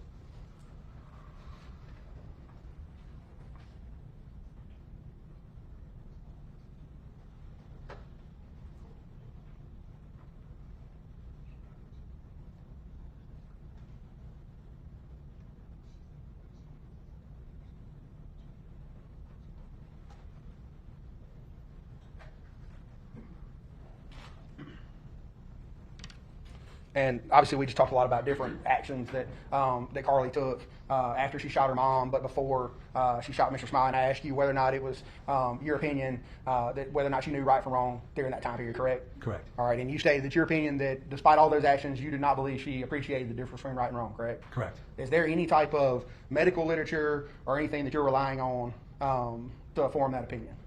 Well, there is. There's certainly literature on dissociation, literature on violence in dissociation. I believe that in my report I referenced certain articles. That is, bear with me one moment, on page 23 at the bottom of my report.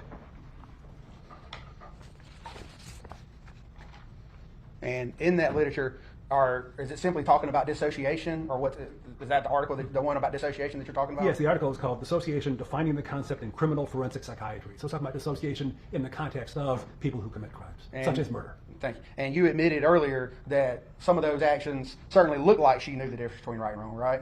Yes. And you saw the video earlier, and where did you hear her ask about how's my stepdad in the video earlier with Deputy Shack? I did. Okay. Why would she ask how her stepdad is if she didn't know that she shot or did anything? I think reasonable to conclude that she had some idea that she had done something or something had been done that might have imperiled her stepfather. So she clearly knew something at that point. Right, but she knew something about when she was supposedly blacked out, correct? Correct. And I draw what I conclude from that is that the blackout was not complete. That there was some level of awareness that she had.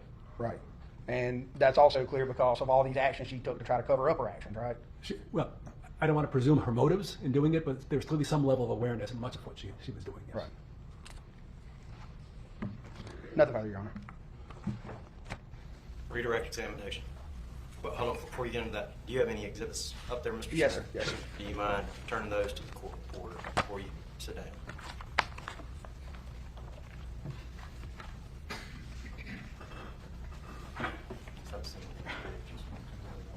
Take that too. Mr. Smith? Yes, sir. There's one page laying up here loose. Okay. Make sure it's in those records. Yes, sir.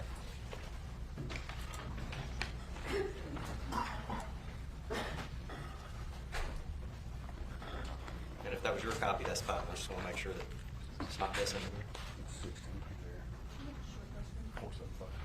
Yeah, I'll tell you what, while we're getting all our exhibits back together, ladies and gentlemen of the jury, let's go ahead and take a quick rest. Okay? Everyone please remain seated while the jury exits.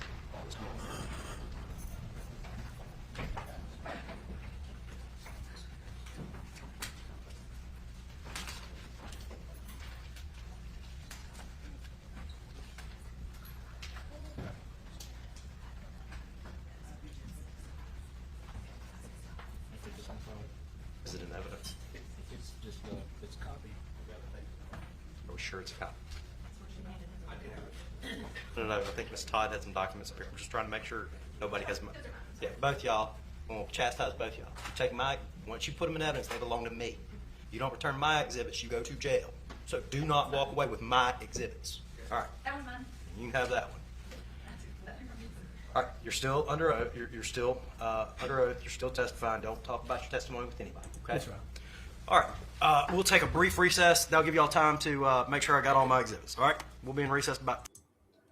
I also think that, like I said in the chat, I'm trying to understand how best to deal with this person who committed this crime, which is a rational thought process of an irrational act.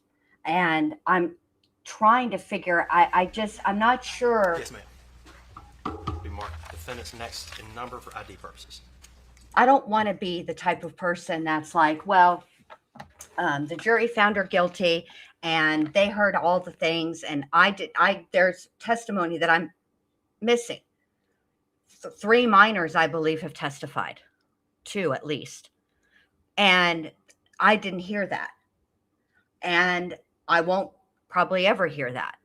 But I do worry about the way we treat juveniles in the adult justice system.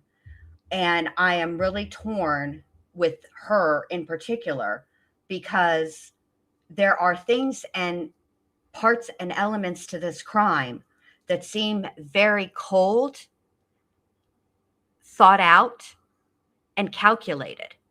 I'm not saying she had a great plan, obviously, but it does seem like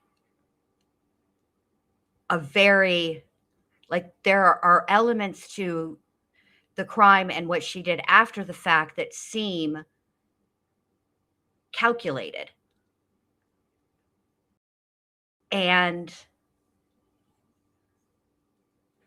But at the same time, I don't want to hear the evidence about from the psychiatric evaluation and roll my eyes in the back of my head like I did when Dr. Lewis was testifying about her evaluation with Letitia, when it was such an obvious farce. I don't want to, because she's a juvenile, but I also, like, there's just something about her that doesn't sit right with me. And I suspect that the truth is somewhere in the middle with her. But now what to do? That's the question, really. What do we do with her?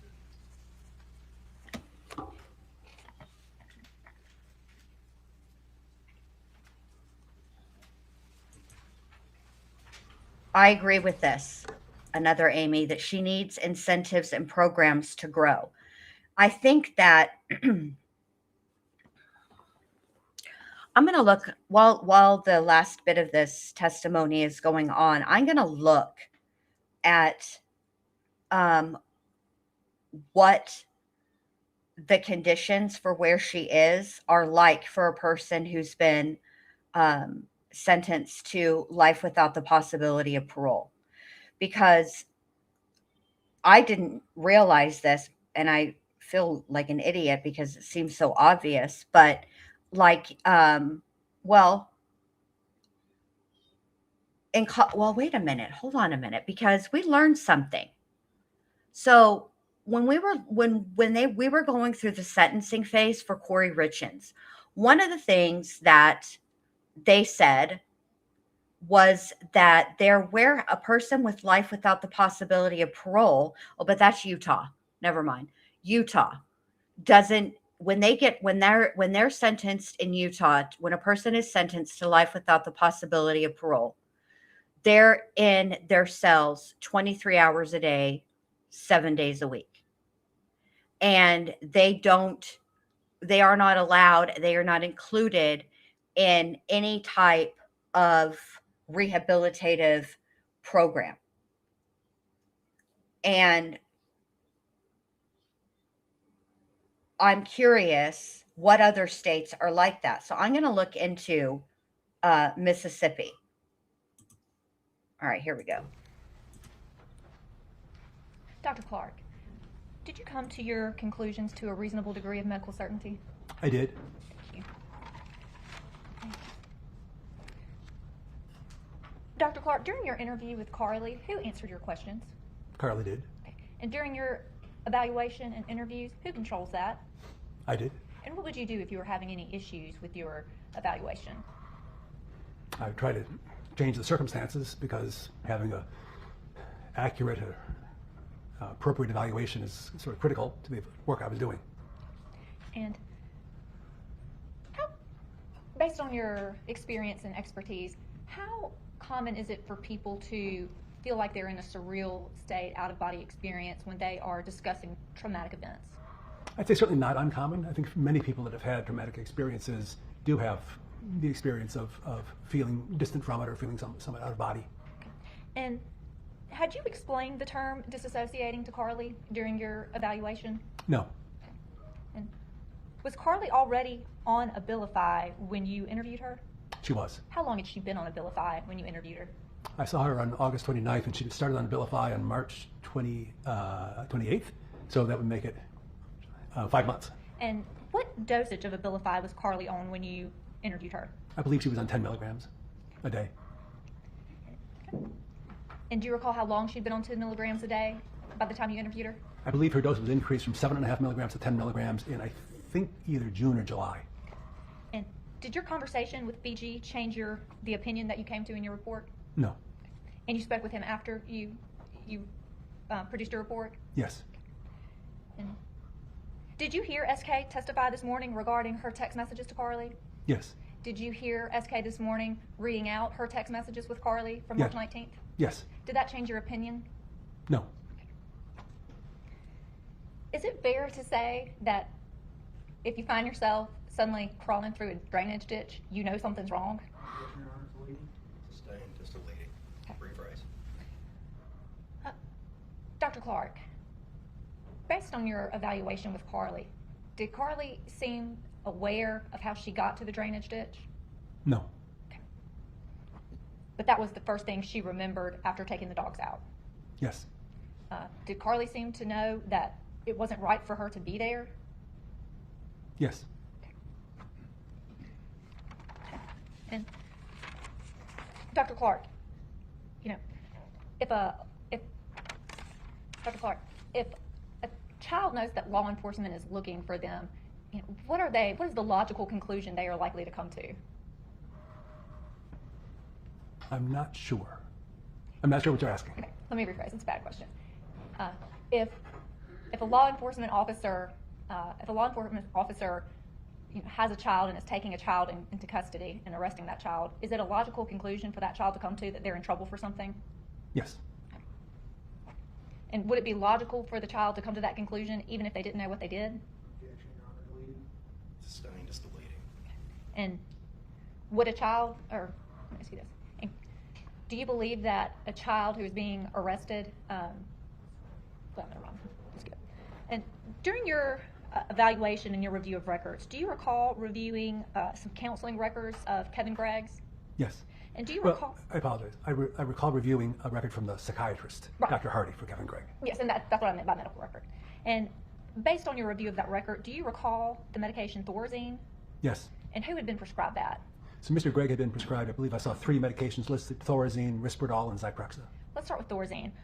What kind of medication is Thorazine? Thorazine is an antipsychotic medication and sometimes called the first generation antipsychotic. It's an older medication. Okay. And what was the second medication you said you observed? Risperdal. And what type of medication is Risperdal? Risperdal is also an antipsychotic medication and is considered as a second generation antipsychotic. Okay. And what is the third medication that Mr. Gregg had been prescribed? Zyprexa was the third medication, also a second generation antipsychotic. And did you also observe in those records that Mr. Gregg had been hospitalized? Yes. And based on the medical records that you reviewed, from Precise Medical Records and Ms. Kirk's medical records, were those medical records received were they produced in response to subpoenas directly to the various medical providers? I believe they all were, yes. Okay. So it wasn't something that I drafted up or something that Mr. Camp drafted up and sent to you, correct? To the best of my recollection, all of those documents came with subpoenas. Okay. And did I hear you correctly when you said it was a nurse practitioner at Precise Medical Clinic that prescribed Carly her medication? I believe that Ms. Lerber is in fact a nurse practitioner. Okay. I Not a believe. psychiatrist. Not a psychiatrist. Dr. Clark, does a person always know if they've lost time? No. Dr. Clark, can a person know they've lost time if they have no memory of it? Objection, Your Honor. I think it's outside the scope. Cross. Corollary rule, it was touched on about her alleged disassociation. I'll allow him to answer the question. Could you please repeat the question? Yes. Can a person always know that they've lost time if they have no memory of it? No. I think some people are aware that something has happened, and some people aren't very aware at all. Okay. And when you reviewed Rebecca Kirk's records, did you see information in there regarding that Ashley Smiley had also spoken with Ms. Kirk? I believe so, yes. Okay. And and based on your evaluation of Carly, was Carly afraid that her mother would find out that she was having these mental health issues? Yes. Okay. Is it reasonable that Carly would not want to disclose that she was having these mental health issues to someone she knew was talking to her mom? Yes. Earlier in your testimony, you talked about how Carly was a follower. And if someone has more of a follower personality, are they likely to argue with law enforcement? Objection, Your Honor. Outside the scope. Your Honor, he brought it up on cross. Why wouldn't she have argued? Overruled. You can answer. I'm not sure being a follower makes much difference in that regard. I would imagine that for a 14-year-old who's being arrested or picked up by the police, they're not likely to argue. I see Carly as a pleaser. Perhaps that's more germane. I think it's unlikely Carly would have actually argued. That's not something that would be characteristic of her.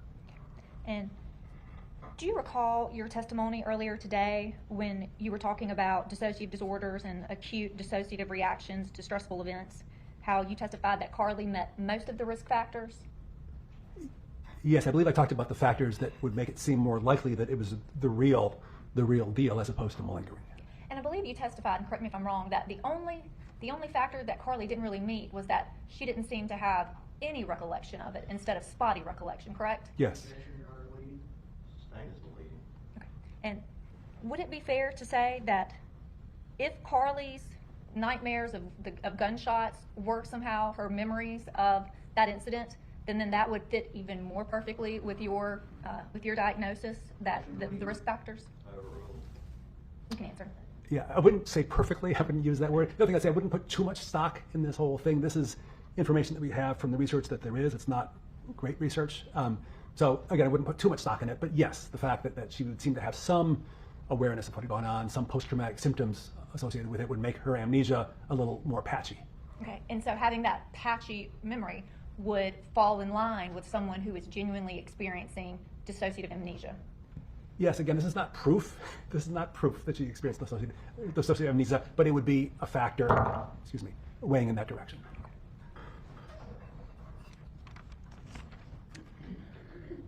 And Dr. Clark, when we saw the body camera footage today, when Carly and Deputy Shack arrived back at Carly's house, were there already law enforcement videos and an ambulance there?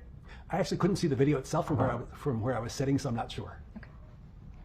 And if that is what the video portrayed, would it be, how likely would it be, or would it be logical for someone to believe something has happened? I think it would be very logical for someone to think that something had happened, yes. Okay. Begging the court's indulgence.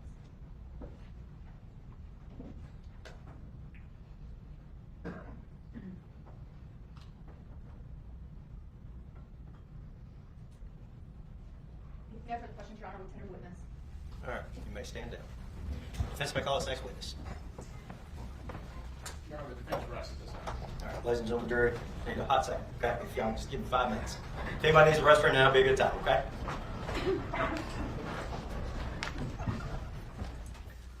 Oh, holy shit, I wasn't ready for them to rest. I thought we at least would get one more witness. Hold on, let's see. Yes, we do, Your Honor. All right, any further? Record will reflect where outside the presence of the jury does the defendant re-urge this motion?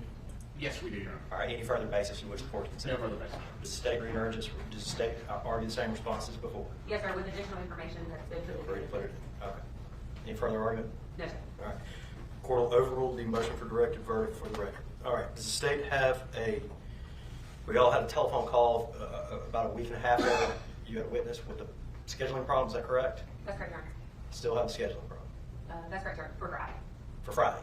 So I can recess. I mean, it's 4:47. What I'm saying is I can recess for the night. I should recess for the night. But if you have a witness problem, it's Wednesday night. Folks go to church. If you have a witness problem, we spend about an hour taking care of something else. I'll let you call the witness now. But if we don't have a witness problem, I want to rest. I want to be done for the night. Your Honor, can I make sure we have 2 witnesses upstairs that are pretty short? Can I just make sure that they can both be back tomorrow? Yep. Y'all mind checking on that, let us know. And for those going to check it, it's not a convenience issue. It's an availability issue. Okay? And Dr. Pickett's in the courtroom. He is available tomorrow. Okay. Your Honor, can we approach real quick? Sure.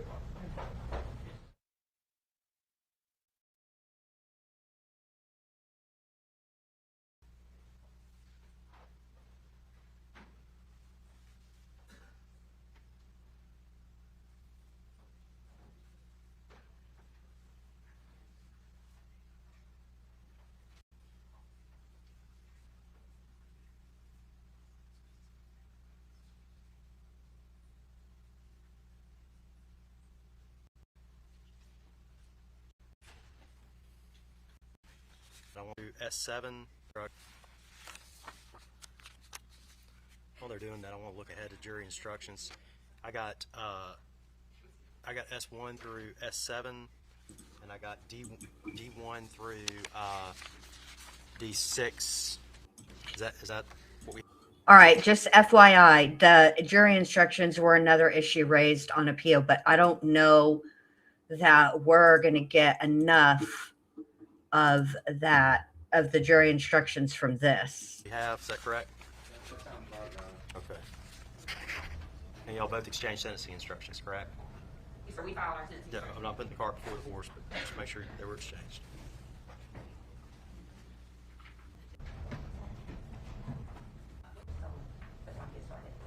Yeah, let's get started around. I'm gonna have the jury here 8:45. All right, so they're done for today. All right. Okay. So there's a couple of things I wanted to show you guys real quick. One of the things that I looked up is what programs are offered to people sentenced to life without parole in Mississippi prisons. And the answer comes back as inmates serving life without parole in Mississippi generally do not have access to early release, transition, or vocational release programs. However, the Mississippi Department of Corrections offers them in prison educational, faith-based, and personal development programs. So faith-based is like Bible study, etc. Life skills and character development classes such as moral reconation therapy, Better Man, and general financial and parenting literacy helps inmates manage emotions, address criminogenic thinking, and develop personal accountability. Higher education through grants, organizations like University of Mississippi operate the prison to college pipeline program, allowing imprisoned men and women at the Mississippi State Penitentiary and Central Mississippi Correctional Facility to take humanities-based college-level courses, and they have mental health and palliative care. Currently, she is located at the Youthful Offender Facility in Mississippi. So that is where she will be for now. And I ask that because, again, there seems to be debate about what she was actually sentenced to. And so if it becomes something more concrete and she is eligible for parole, I just hope that it's not going to be that going through the appeals process doesn't take so long, right? And that she has access to something. I'm sure in the youthful offender program she will have stuff, but that's very different than prison. So there's that. The other thing I wanted to share is what was brought up by Lil Red, which is the fundraising campaign for Carly that reads as follows. If you are reading this page, you are likely aware, perhaps painfully so, that my granddaughter, Carly Gregg, was judged guilty of first-degree murder, attempted first-degree murder, and tampering with evidence on September 20th after a jury deliberated less than 2 hours. For these convictions, this 15-year-old girl is now sentenced to 2 life sentences, and then in parentheses it reads without parole, and a 10-year sentence. As she sits incarcerated in the custody of the Mississippi Department of Corrections, her community is rallying around her to seek an appeal. The family is now at a crossroads, compelled to seek justice for their daughter, granddaughter, and friend. We are aware the road to an appeal will be lengthy and full of challenges. Hold on a second, I have to cough.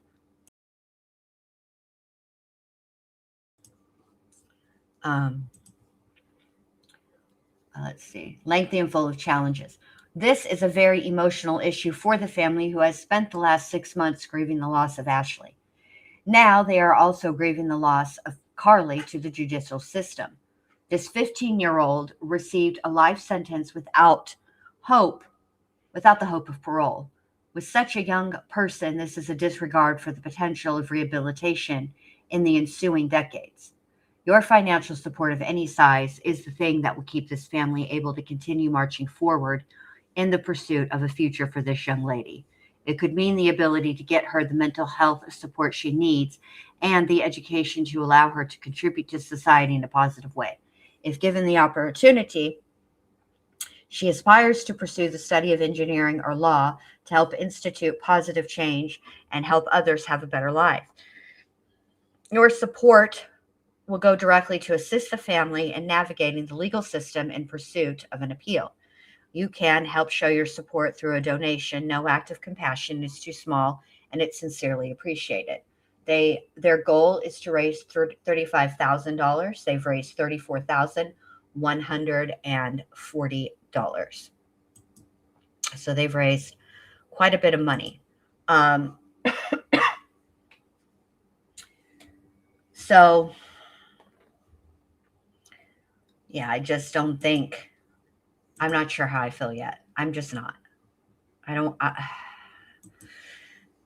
I also wonder if this would be up for such debate. I can't help but think about this because it's true when it comes to adult offenders as well. There is seemingly a debate that happens more frequently when the offender is a female versus male. And I wonder if we would be having this debate at all if we were talking about a man. I can tell you I can tell you for sure I would be, because I do feel very strongly about trying to answer the question of how we treat juveniles in the criminal justice system. And so I would be obviously watching that, but I wonder if the people that are debating it, if they would be debating it the way they are if this were a male. So I'm just curious about that. But that is all I have for us today. Tomorrow is, I would imagine, closing arguments. Or no, there's a rebuttal, then closing arguments, then we know the jury deliberates. But I am most interested. So let me look ahead and see, like, we might be able to combine days. But because I am most curious about the sentencing phase. That is where the appeals attorneys have raised the most issues. So I'll let you guys go for today, and I'll see you guys back here tomorrow. Have a great rest of your afternoon. Bye.